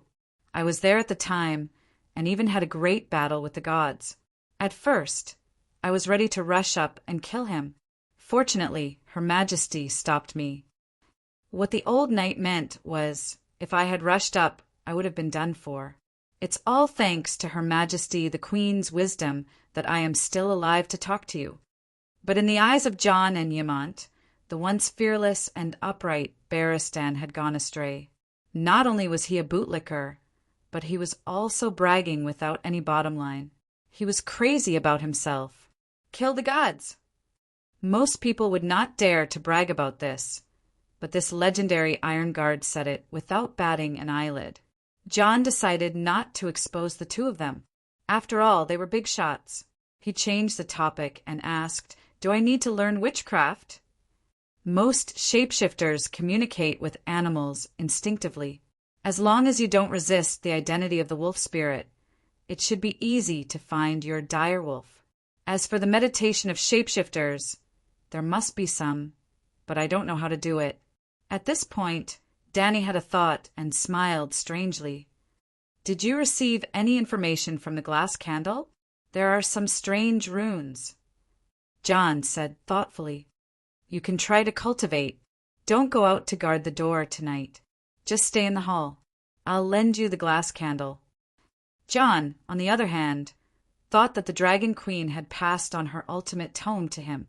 He hurriedly replied happily, "Thank you, Your Majesty." He wondered what would happen if the child of prophecy became a shadow binder. "Your Majesty, I see that you can communicate with the Megalosaurus without any hindrance. Are you a shapeshifter too?" Paris-Dan asked curiously. "No. A shapeshifter is a human soul that enters the body of an animal and controls the body of a companion pet. No matter what the pet's will is, its body is completely human, just like a human turning into another form. I control Blackie by giving him instructions. He can fully understand me, but he always maintains his independent will. It's like when I ask you to do something, You can fully understand it, but it's up to you whether you want to do it or not. You can listen or refuse or even disobey. Also, my soul can't enter the body of a wolf, a shadow lynx, or other beasts. I can't control other animals, except for dragons. Shapeshifters sound evil. John frowned. The profession is neutral. Whether you're evil or good depends on what you do. My dear nephew, when you become a shadow binder, you'll understand how pure and kind the shapeshifters are. The next morning, the wind stopped and the snow stopped. The sun shone on the earth and the sky was clear blue. The Great Wall was like a huge crystal standing between heaven and earth, reflecting a beautiful, colorful halo. What made the night watchers even happier was that the barbarian army did not attack again as Danny expected. However, under the Queen's insistence, the night watchers reluctantly released a barbarian captive. The barbarian took away a sheepskin scroll with the seal of a three-headed dragon. On it was written the Dragon Queen's request for a negotiation between the night watchers, the barbarians, and the Dragon Queen. Since the weather was clear and the visibility was high, Danny rode Blackie to the depths of the Great Wall after breakfast. She maintained an altitude of more than 1,000 meters, preparing to search for the legendary other ghosts. Chapter 294. Screech! Blackie whizzed over the savages' tents, blocking the golden sunlight and casting a huge shadow. Ah, the devil dragon is here! A spear-wielding woman milking a goat, a man in animal skin chopping firewood, a butcher slaughtering fat pigs. Even Mansred, who had walked out of his tent to ponder over the contents of the Dragon Queen's letter, looked up and saw the black dragon circling in the blue sky. His expression changed drastically. There were children wailing and crying, mothers calling for them urgently, barbarians swearing and pulling their bows with all their might, shooting arrows into the sky that were as fast as shooting stars but were weak and powerless. There were giants beating their chests and roaring into the sky with their spears, and there were mammoths letting out long howls that were as loud and clear as a siren. But none of these affected Danny under the blue sky. The golden fingers of the rising sun reached into the hazy white fog in the early morning. The vast ghost forest was in full view in front of her. In addition to the tall oaks, soldier pines, and iron trees, there were also many rivers and lakes embedded in the forest. The surface of the rivers was covered with a layer of ice and snow, reflecting golden light under the sun. In the silent forest, there were few birds and beasts, and there was no sound of flowing water. Except for the whistling of the wind caused by high-speed movement, Danny could not hear anything. She could not help but pat Blackie's back. Their minds were connected. The black dragon drew an arc downward and brushed past the treetops lightly. Kacha! Kacha! The sharp treetops bent and bounced up again, shaking off the snow, but there was still no sound of animals below. Are all the animals hiding? Are they all dead? Danny murmured, but she did not dare to continue. If the Night King threw an ice crystal javelin out of the forest, she would be in big trouble. Blackie quickly pulled up and once again entered the safe altitude of 1,000 meters. After circling the ghost forest, Danny did not find any deviant ghosts or zombies. She continued north. The trees on the ground became thinner and thinner. The sun was not weak, but the air was getting colder. After flying for 7 or 8 hours, Lin Luoran has circled the area within 1,000 kilometers of the Great Wall. Deviant ghosts seem to be afraid of sunlight and hide. Danny doesn't find any of them. However, she did not come out empty-handed. The snowy scenery beyond the Great Wall was magnificent, and the terrain was complex and changeable. She swam freely in the undulating valleys, slid across the freezing lake, raced with the shadow lynx in the snowfield, and competed with the white-headed goshawk in the sky. Danny had a sense of freedom, as if a divine dragon was roaming the ninth heaven, especially in the Windy Sound Gorge. The gorge was deep and narrow. Sometimes Blackie would turn its body sideways, its wings scraping the rocks on both sides of the gorge, causing snow to swirl in the air. Sometimes it would lower its altitude to avoid the thick and long sparkling icicles above its head. Sometimes it would spit out dragon flames to clean up the vines and rock trees that were hanging on the ice. Sometimes the space was too small, so Blackie had no choice but to leap out of the gorge and fly parallel to the mountain ridge. Danny clenched the bone spurs on the dragon's back tightly. Sometimes she would cry out nervously. It was her first time playing with such a complicated flight path, and it was especially exciting. Ah, Megalosaurus, it's really the Megalosaurus. The true dragon has been resurrected. Blackie approached the Great Wall. A large group of night watchers in black huddled by the battlements and shouted excitedly. Some of them even knelt down on the wall. Compared to when they left in the morning, there were dozens more night watchers on the wall. Hiss, Blackie swept past the cheering crowd and flew south for a distance before flapping its broad wings and landing in front of the king's tower. The main force of the night watchers is back? Danny asked as she looked at the curious night watchers in the yard. Barristan came over and said, "The night watchers of the Shadow Tower sent Bo and Maxie back. The night watchers who are patrolling the east are also back. This is Her Majesty Danny, Liz Targaryen." Old Ymont shouted to the night watchers in the yard.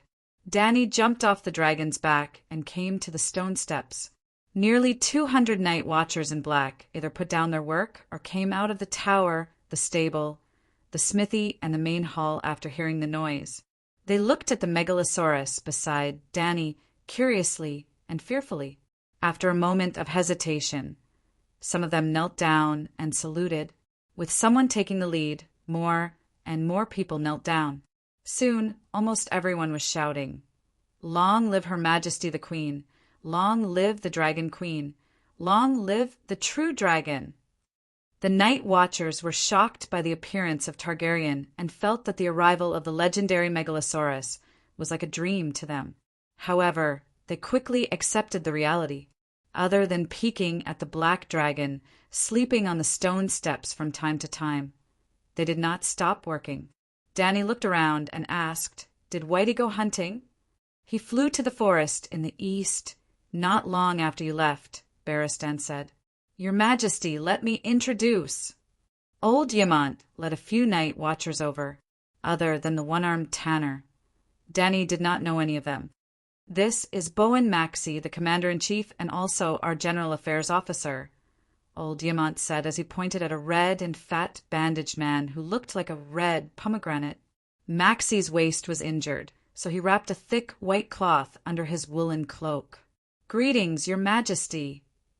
The pomegranate man saluted cautiously. "Sir Dennis Mallister, the Commander-in-Chief of the Shadow Tower. Thank you for coming to the wall's aid, Your Majesty." He was a man in his 60s with a white beard. He was tall and strong, with a red face and a loud voice. His eyes shone brightly. He was similar to Barristan. Count Janos Slint, a short and strong man with a double chin, looked at Danny with a twinkle in his eyes. "Count Slint?" Danny raised an eyebrow and said strangely, "Count Slint, you helped Lannister kill Yd Stark and killed Robert's 13 illegitimate children for Cersei. You must be Lannister's most trusted aide. I have a question that I don't understand. Can I ask you?" The man with the double chin blushed and stammered, Your Majesty, I am not that close to Lannister. I have already put on the black cloak. You can't punish me for my relationship with Lannister." "Hee. Where is the courage you had when you beheaded Yd Stark in front of St. Basil's Cathedral?" Danny sneered. "The person who beheaded the Prime Minister was Eiland Pine. I just all you did was pin Eddard Stark to the ground so that Eiland Pine could behead him with his sword," Barristan said coldly. "Night. Slint was about to argue when he suddenly realized something and emphasized, "Your Majesty, Danny, rise. Yd Stark and Robert are the main culprits who stole your father's throne. Sigh, I don't care about your rotten past.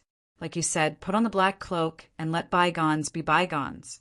Danny waved her hand and said unhappily, "I just want to ask, as Lannister's most trusted aide, Can you answer my question? Why did Joffrey change his mind? Lannister promised Ide that as long as he admits his crimes and puts on the black cloak, he will let him and his daughter go back to the north. That way, the lion and the wolf won't fight. It's the best choice for both of them. About that, Slint was just about to breathe a sigh of relief when his expression became troubled again. Seeing Ymont and the other night watchers' curious expressions, and the monster behind the Dragon Queen looking at him. Hungrily, he gritted his teeth and said, Littlefinger spent 6,000 gold royals to buy me over to Ide Stark. In order to deceive Stark and make him think that everything is under control, Littlefinger and I have already sided with the Queen Dowager. Or rather, I was Queen Cersei's subordinate from the very beginning. The money should have been refunded. After all, it was just an act. But Littlefinger came to me and told me his worries. He and I have betrayed the Prime Minister. When Ide returns to the north, he might not do anything to Lannister, but he will definitely take revenge on us two insignificant people. Then he told me, by the seven gods, that guy is really smart. He completely understood Joffrey's personality and knew that he would definitely go back on his word. Littlefinger told me to get rid of Ide and Stark as soon as King Joffrey gave the order, especially Cersei and Varys, before anyone could react. That money became my service fee. That's how it is. So Littlefinger really. Barristan was shaken and had a complicated expression. He remembered what Dany said to Catelyn back at the Brotherhood's base in Hedgian. Dany nodded calmly and said to old Ymont, Continue, there are still a few nights. What? Oh. Ymont finally recovered from the big melon and continued to introduce Elisa Thorne and Glendon Hewitt of the Eastwatch. As mentioned before, the commanders of the Night's Watch were all knights. They were all of noble birth, well-educated, and had high military skills. After the few of them exchanged greetings, Dany was puzzled to find that her guard, Jon, was nowhere to be seen. Without waiting for her to ask, Ymont said, Since your Majesty is back, please come with us to Judge Jon Snow. Judge? What crime did Jon Snow commit? Dany was surprised. Your Majesty, the bastard killed the brothers of the Black and joined the wildlings, Sir Elisa Thorne said enthusiastically. In the wooden hall of Dark Castle, the chairs were pulled away, leaving a large, empty space in the center. Jon Snow knelt on the cold wooden floor with his head down. Under the light of the fireplace, he looked angry and frustrated. There was a long wooden table at the head of the table, and Slint sat in the middle. Beside him were Ymont and head steward Marcy. The other knights also sat behind the table. Dany did not sit with them. The king had the right to know the truth about the internal affairs of the Night's Watch, but he could not directly interfere. She and Barristan sat by the fireplace, with Paris Tan and a dozen other knights watched beside them. Bastard, you killed Colin. The wildlings can testify to this. They saw you slit your commander's throat with their own eyes. Do you deny it? Janos Slint asked sternly. Jon argued, I'm a spy. Colin told me that no matter what the wildlings wanted me to do, I was not to disobey. I had to do it. Then he told me to kill the wildlings for his trust, and I did it. Who knows you're a spy? Colin, severed palm. He told me to do it. He's dead. He died by your hands. Sir Elisa's excitement could be felt even by the Night's Watch who was watching the trial. Do you think there's a turnip on my neck? You've said all the good and bad things. If I were a traitor, I wouldn't have gone back to Dark Castle to tell everyone to be on guard, Jon said angrily. Chapter 295. I told everyone to be on high alert. I killed countless barbarians with my own hands. I am not a traitor. Yes, thanks to Jon's reminder. He fought bravely and never showed mercy to the barbarians. One-armed Tanner nodded. Sir Alliser shook his head and pointed at Jon. That is because Her Majesty the Queen is here. Even a fool would not surrender to the barbarians after seeing the Megalosaurus. You know that the barbarians have been exposed. With so many villagers escaping to Dark Castle, Scholar Yamant and Master Tanner are not stupid. They must have been alerted. You pretended to be a spy for the night watchman, but you were actually planning to help the barbarians infiltrate Dark Castle. When the time was right, you would deal the fatal blow to the black-clothed brothers. Unfortunately, the gods protected the Westeros. Her Majesty the Queen descended from the heavens. You had no chance. You could only make the most beneficial choice for yourself, continue to be a spy. My father is the Duke of Winterfell. My uncle is a night watchman. I am from the north. Jon screamed with a twisted face. Why should I surrender to the barbarians? You are a bastard, a bastard. Slint slammed the table and shouted back even louder. You are only the bastard son of the Duke of Winterfell. Eddard Stark is a traitor. Before King Robert's body was even cold, he attacked his son. Cough, cough. Sir Alliser covered his forehead and coughed lightly. Unfortunately, Slint was too agitated and said all the things he should not have said. Cough, cough, cough. Slint also coughed violently. The hall was dead silent. He finally reacted. Lannister was still sitting on the Iron Throne, but the one sitting beside him was the Dragon Queen. I mean, crazy. King Aerys. I'd betrayed his majesty and murdered Prince Rhaegar and his children. Eddard Stark is not a good person. You are his bastard, even worse. Your mixed blood induced you to get close to the savages and sleep with the female savages. You even admitted that you loved her before. In order to live happily with the savage bitch forever, it was natural for you to seek refuge with the savages, because the Night Watchers can't marry. Dany interrupted. The fact that Stark helped the usurper start a rebellion cannot be used as evidence of his crimes. You don't have to worry about me. Let's just talk about the facts. Slint nodded and bowed. Jon looked at her with a complicated expression. She continued, but don't say anything that's too ridiculous. Even a fool knows how close Eddard Stark and Robert are. He would never betray his sworn brother. The gratitude in Jon's eyes grew stronger. He didn't care how they treated him, but he couldn't stand the slander about his father. Your Majesty, I didn't say that Lord Eddard betrayed Robert's king. He betrayed Robert's son. Slint's chin trembled. His expression was firm. I'd tampered with Robert's will, intending to remove Joffrey from the throne and usher in Stannis on the Iron Throne.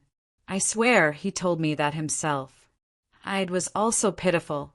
He supported Stannis' succession to the throne and didn't hesitate to break off relations with Cersei. But how did Erlu repay Stark? Without a second word, without the slightest hesitation, he cast the great curse technique on his son, Robb, cursing to death the man who broke off the engagement with the third-generation head.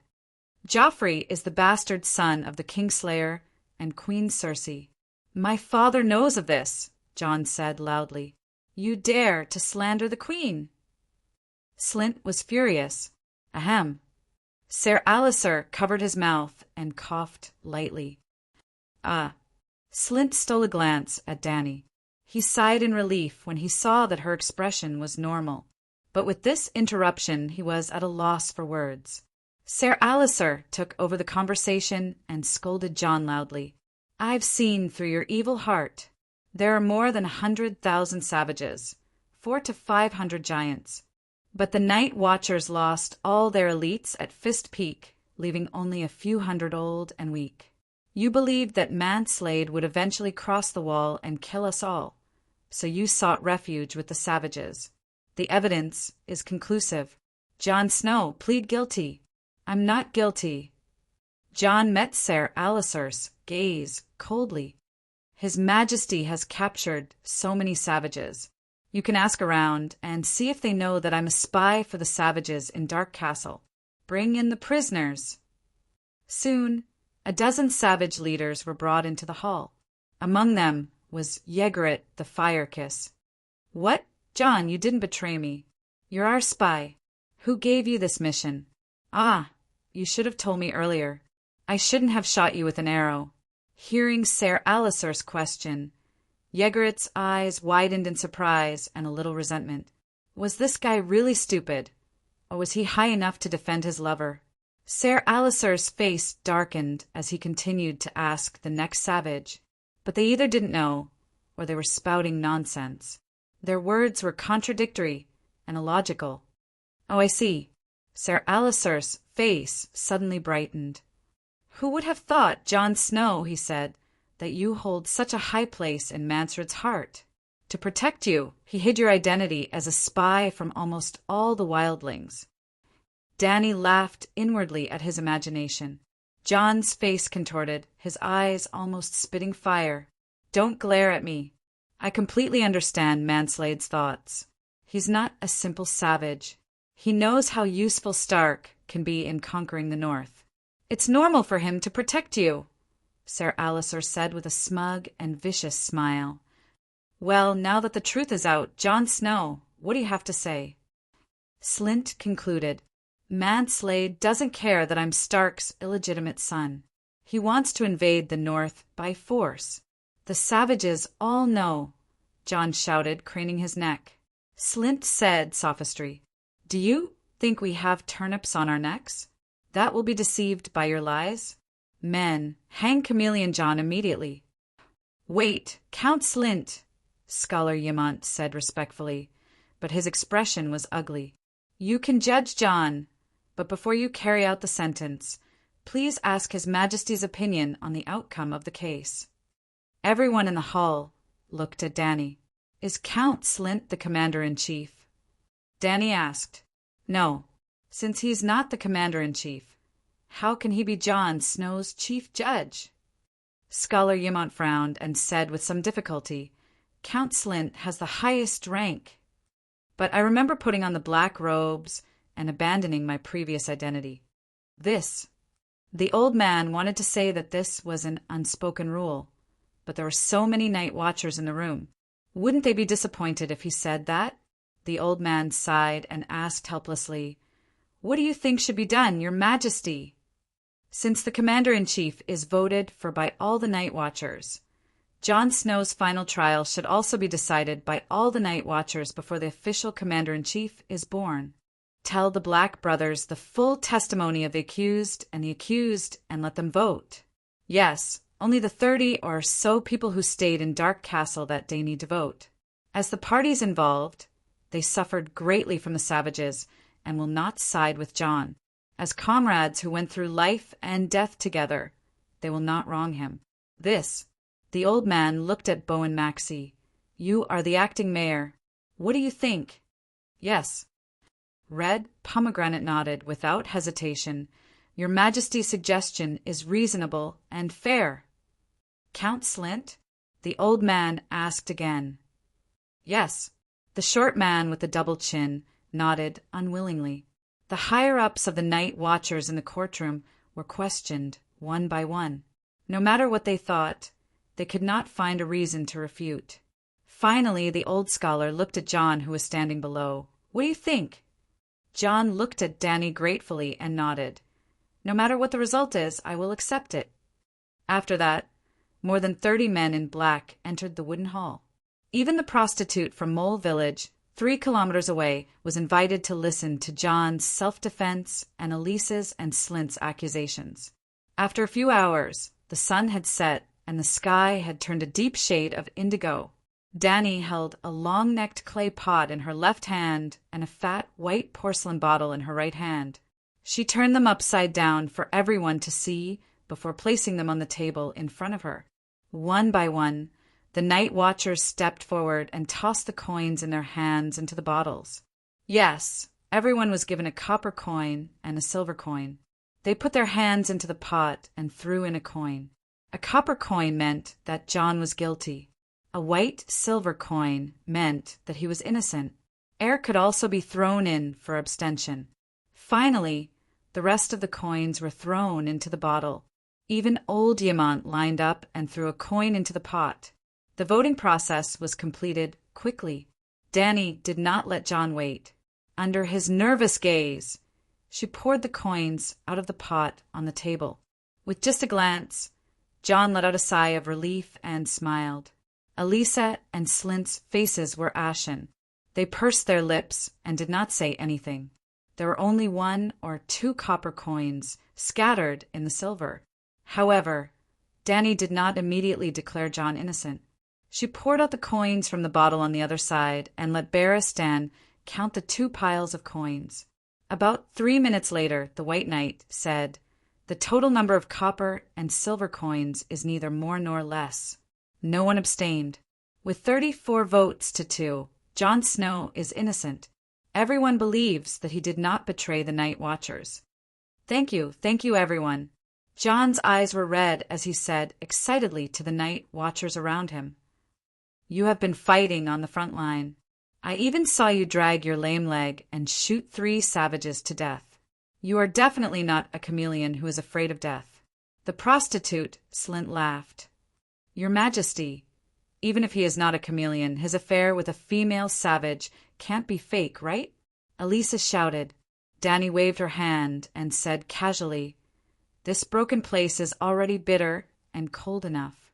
As long as it doesn't affect work, drinking and finding women are not a problem. But the oath, the matter between men and women, is human nature." Danny interrupted him and said indifferently, "I don't encourage everyone to break the oath, but how many Night Watchers' brothers voluntarily put on the black clothes? Voluntarily take the oath of the Night Watchers? I give the highest respect to noble people who pursue honor, but for more ordinary people, as long as they do their job honestly, even if they make small mistakes, it is tolerable. If the Night Watchers don't look for women, how can we do business?" "The prostitute," Slint muttered. Danny glanced at her. She wanted to ask if she had entertained this Sir Elisa, but it was not convenient for her to say such frivolous words. Chapter 296. Knight, how many gold royals do we still have? Danny looked at the old knight. "More than 30. Leave it all to Maxie. Winter is coming, and the days are getting harder.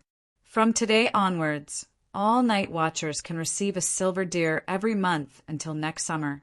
If we run out of money, I'll send a few more sacks over next time. 1 gold royal could be exchanged for 210 silver deer.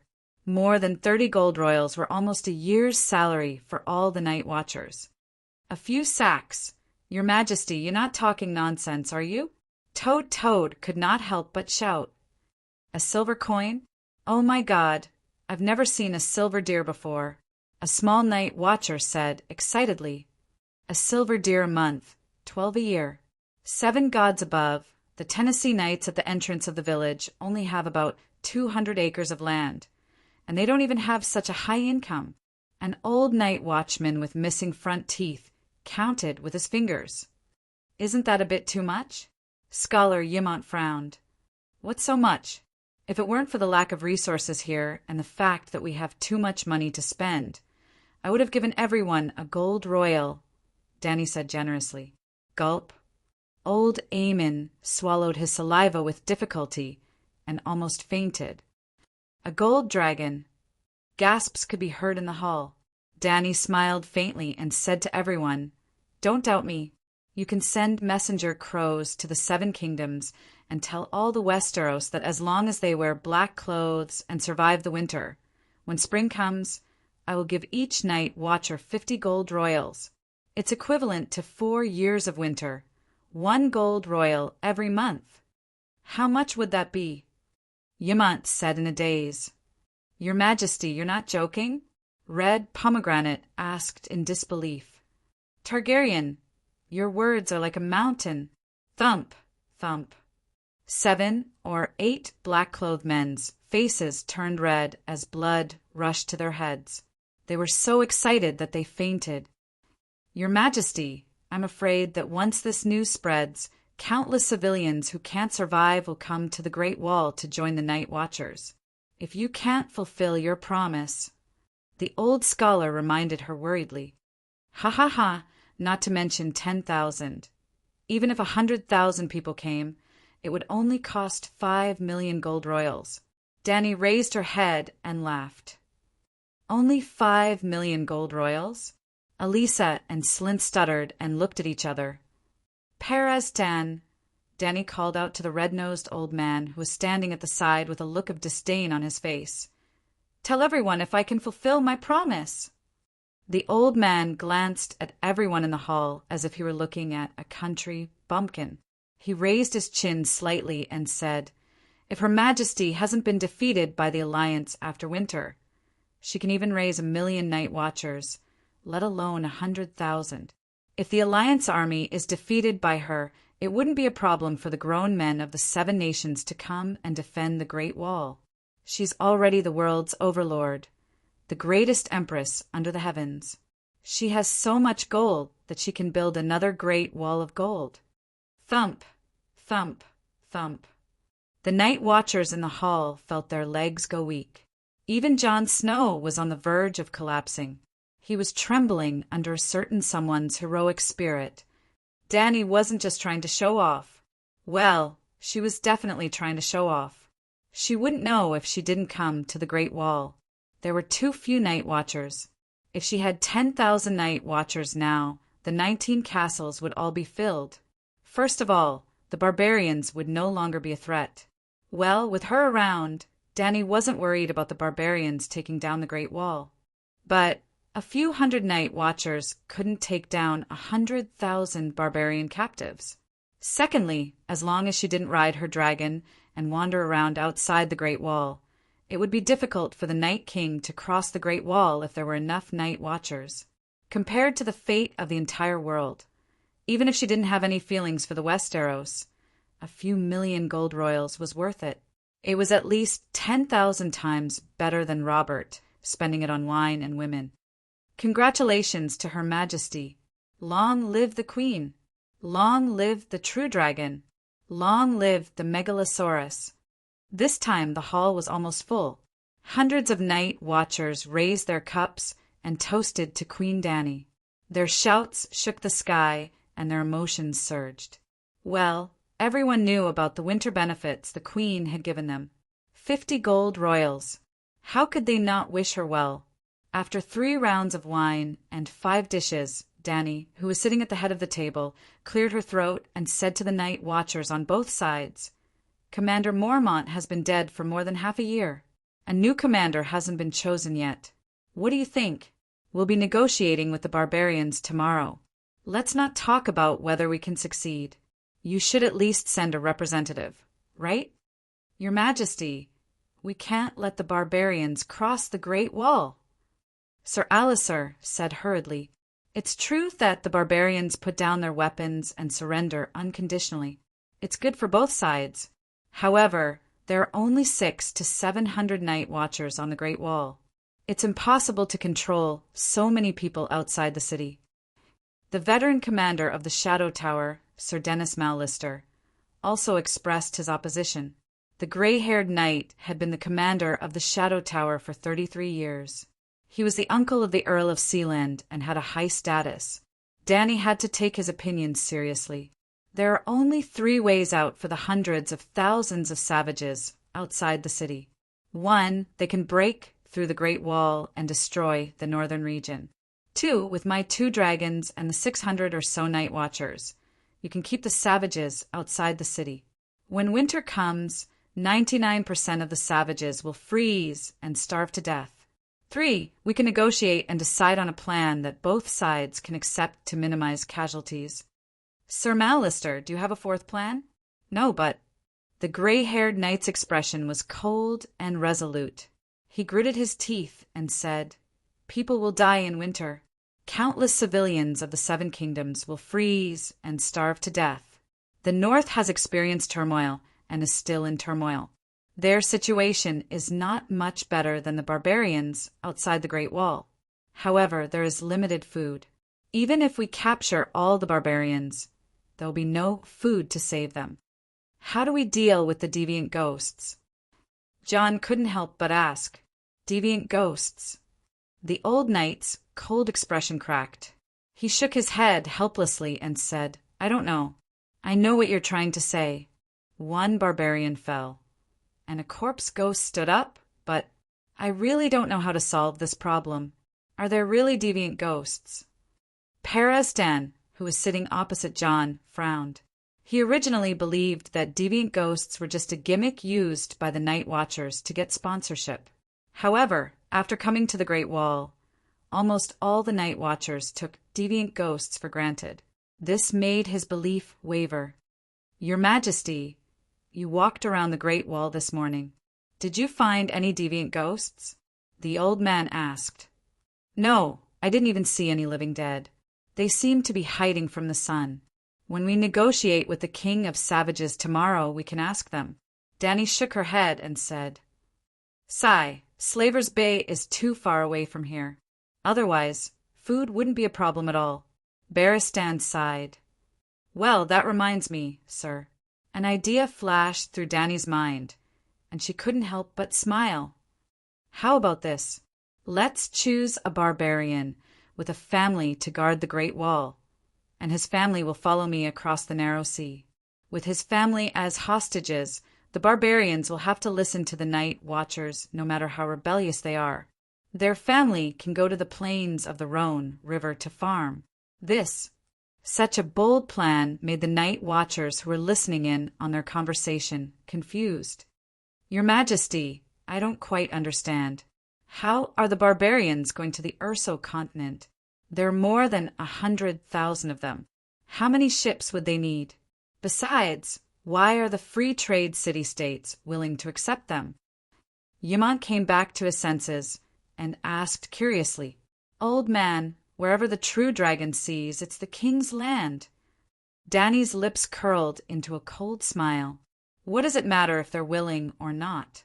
Let's not talk about the barbarians. With just a few hundred giants and my megalosaurus, who in the world can stop me? Use the barbarians to conquer the free city-states. John frowned.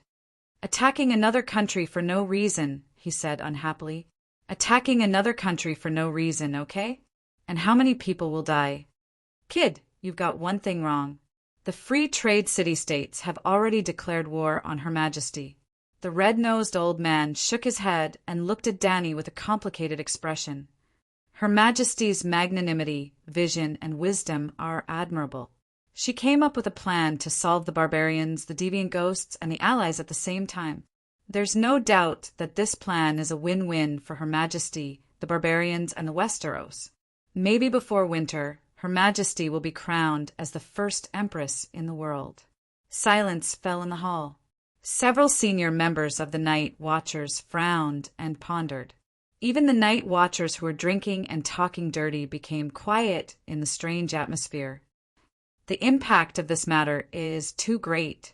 I can't bear the responsibility and consequences.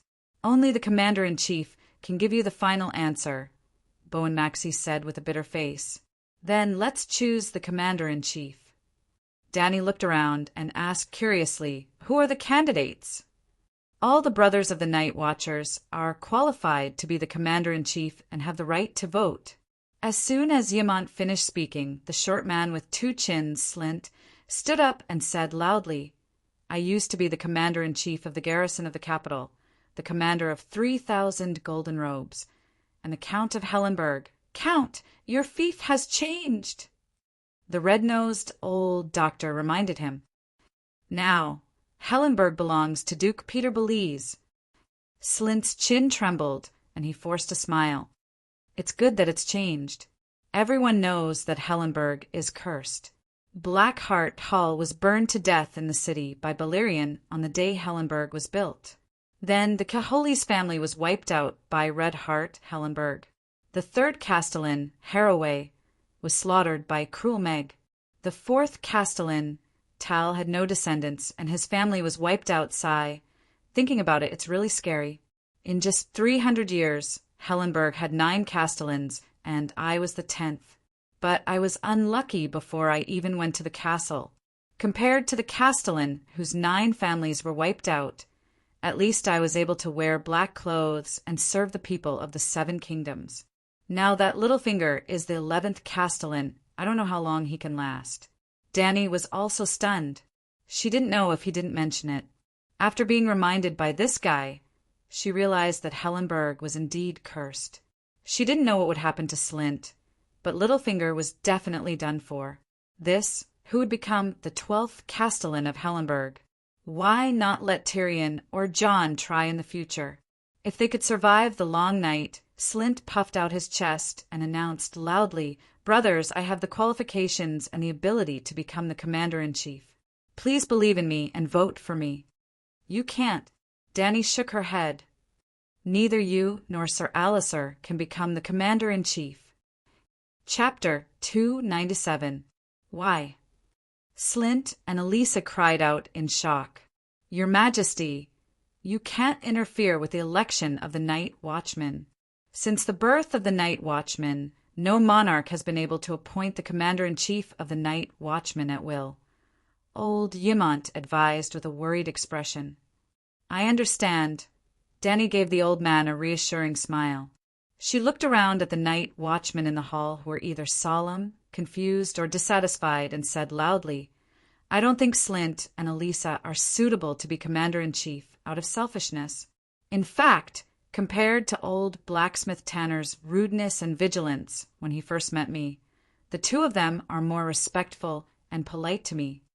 But the traces of factions on them are too obvious. When they arrived at Dark Castle this morning, they kidnapped Jon Snow with a very reluctant reason. Scholar Ymont and acting Castellan Tanner have already covered up this matter, and as a newcomer, Count Slint does not have an official position in the Night Watchman. He has never even met Jon Snow before. Why did he do that? There is only one reason. Slint belongs to Lannister, and the hatred between Lannister and Stark is as deep as the sea. Even though the Count has been exiled to the Wall, his determination to continue serving Lannister has not been extinguished.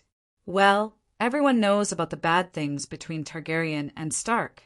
I can't speak for Jon Snow just because he has a Stark father. My thoughts are simple.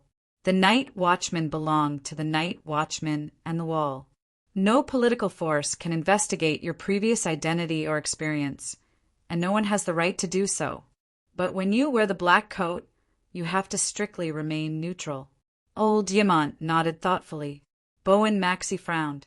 As the acting commander-in-chief, he did not have the ambition to remove the word acting. First of all, he did not have a good background.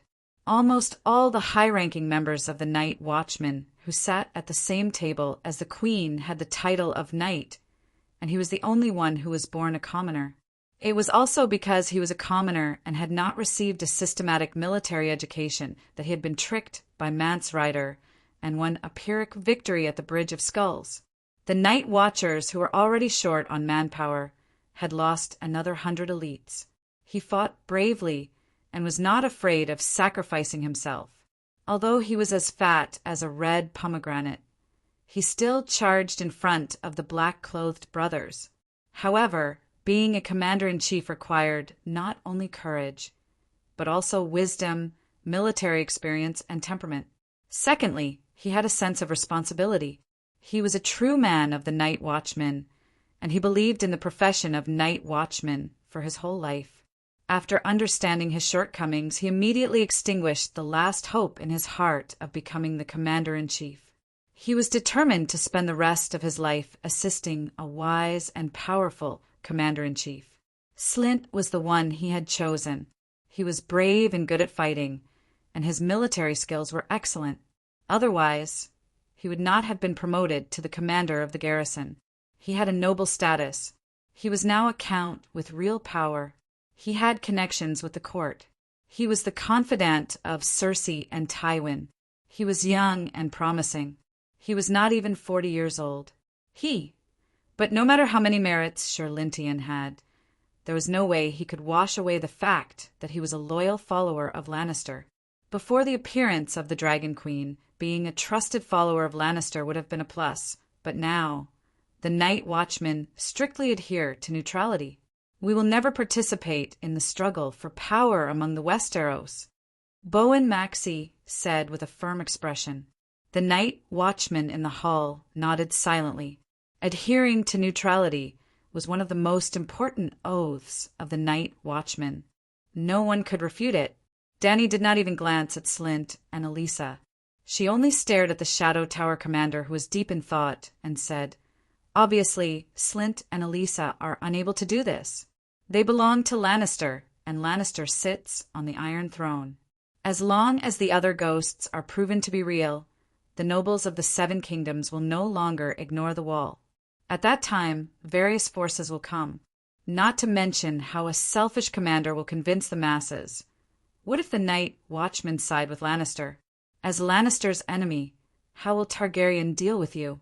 Why don't you say it out loud? I will lead by example. Dany raised her right hand. Her expression was solemn, and her voice was loud and clear. I swear in the name of the Targaryen ancestors. I swear in the name of the Mother of Dragons. No matter how much I invest in the Night Watchmen only belong to the Wall. I will never ask the Night Watchmen to serve my personal interests. Good. Bowen Marcy, Blacksmith Tanner, Mal Lister, and the other higher-ups of the Night Watchmen cheered loudly. The Night Watchman brothers in the hall clapped excitedly. Even Jon looked at Dany with admiration and worship. This woman. Professor Perez-Dan had a complicated look in his eyes. His emotions were in a mess. If the other ghosts were real, if the other ghosts were as powerful as the legend said, if the other ghosts really had the intention of crossing the wall, then the nobles of the Seven Kingdoms would end their disputes and head north together to resist the enemy. However, the war of the usurpers and the rebellion of the Four Princes had caused the blood feud between the nobles to be as deep as the ocean. Would they be able to trust each other and deal with the common enemy peacefully? Dragon Queen's vow at this moment was undoubtedly a good start. The forces of the Seven Kingdoms would unite under the neutral Night Watchmen without any selfish motives. They would only serve the Westeros. Thinking about it this way, Dragon Queen's decision to exclude Elisa and Slynt as candidates for Commander-in-Chief was not only correct, it was also very wise and decisive. The Night Watchmen had to be neutral. Otherwise, the plan of the Seven Kingdoms to resist the other Ghost Alliance would never be realized. Unconsciously, the red-nosed old man also began to clap. He was filled with emotions. Apart from the conflict of ideas between the true world and the magic civilization, the Dragon Queen's talent, magnanimity, and wisdom were far beyond the players of the Seven Kingdoms. They were not even on the same level. She was truly a wise ruler of the Seven Kingdoms. Your Majesty, I think you misunderstood me. After the cheering stopped, Sir Elisa's thin and stern face turned red. He stuttered. I admit that I dislike Jon and Stark, but it's not to curry favor with Lannister. I'm different from Count Slynt. I'm not a confidant of Cersei and Tywin. In fact, it was Duke Tywin who forced me to wear the black robe. Oh, then why did you do it? Dany asked curiously. 2 drops of sparkling tears welled up in his eyes. Elisa's tall and sturdy body swayed slightly, as if he couldn't bear some kind of huge blow. He choked with sobs and said, Your Majesty, I come from the Thorne family of the royal territory. My brother and nephew both died with Prince Rhaega at Ruby Beach. Dany was shocked and embarrassed. Damn, this is a loyal subject of the dragon family. She had accidentally hurt an ally. Scholar Yimont reminded her softly, the Thorne family is a direct vassal of the royal family. They fought for Targaryen until the last moment. After the fall of the King's Landing, Duke Tywin forced Sir Elisa to choose between wearing the black robe and being beheaded. Sir Elisa came here. Dany was even more embarrassed. Even after coming to the Great Wall, he did not forget his old master and wholeheartedly wanted to kill the son of the dragon family's sworn enemy. This kind of spirit, actually, she should have thought of it. The Night Watchers came from all over the Seven Kingdoms, so there would definitely be factions. For example, when she first arrived, the one-armed blacksmith Tanner was wary of her. He came from Storm's End Castle and watched the 3 Theon brothers grow up. He was definitely a stag. And an important source of Night Watchers on the Great Wall was criminal civilians, and nobles who stood on the wrong side in the game of power. The War of the Usurpers was 16 years ago. There should have been a large number of knights loyal to the dragon family sent here. Sigh, after coming to the Westeros for so long, she had broken the heart of the only loyal subject she had met. This should not have happened. Fortunately, Dany had been a queen for a few years. Although her chest was not big, she was shrewd enough. She only glanced at Scholar Yimont and said loudly, "Of course I know Thorne and Sir Elise's loyalty to Targaryen. Before coming to the Westeros, Sir Barristan had already introduced me to countless old people of the Seven Kingdoms. Among them was the loyal Thorne family. Was there? Why don't I remember?" Barristan was confused, but on the surface he nodded firmly. It must be because he was old and his memory was deteriorating. He had forgotten some of what he had said before. How could an upright, honest, noble, and upright legendary White Knight lie? Everyone believed him. But, as I said before, the commander-in-chief of the Night Watchers cannot be selfish. He must be neutral. No matter how much Targaryen has sacrificed for the Night Watchers, he will not affect the purity of the Night Watchers for his own benefit. Dany spoke righteously. Her expression was solemn, and her words were sonorous. "Targaryen, you must do what you say. You must be firm in your actions. You must be firm in your actions.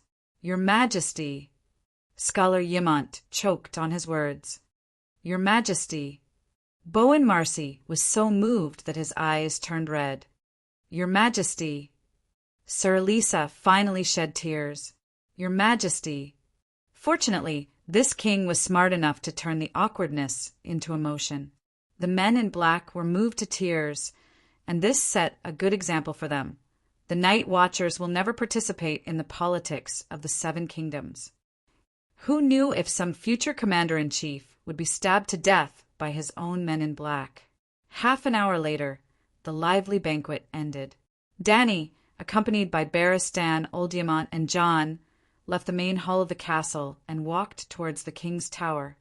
"Your Majesty, this afternoon's trial." Jon's gray eyes flashed with a mixture of gratitude, admiration, and worry. "Thank you." "No need to thank me.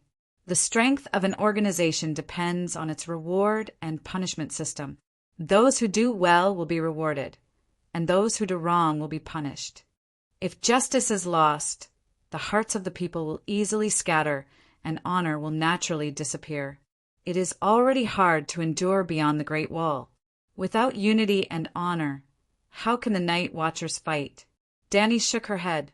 Jon was stunned, and asked hesitantly, "Your Majesty, when winter is over and summer comes, after you take back the Iron Throne, what do you plan to do with Winterfell Stark?" "Haha, Winterfell now belongs to Rhaema Snow, right?" Dany smiled meaningfully. "The people of the Northern Territory will not forget Stark," Jon said with certainty. Screech, walking up the stone steps, Whitey, who was lying at the door, stretched its neck and called out to Dany. Dany patted its chin and asked, "Where have you been? I haven't seen you all day." "Winter is coming, and the beasts in the forest have all hidden. It's not easy to find them." Scholar Yimont lifted the oil lamp and looked at the charred corpse of the beast in front of Whitey. "It has a long horn. Could it be a deer? But it's so tall and strong, more like a wild horse. Strange, I don't recognize it. Ah, unicorn!" The old man suddenly exclaimed, "I remember now, this is a unicorn. 7 gods above, the white dragon killed a unicorn.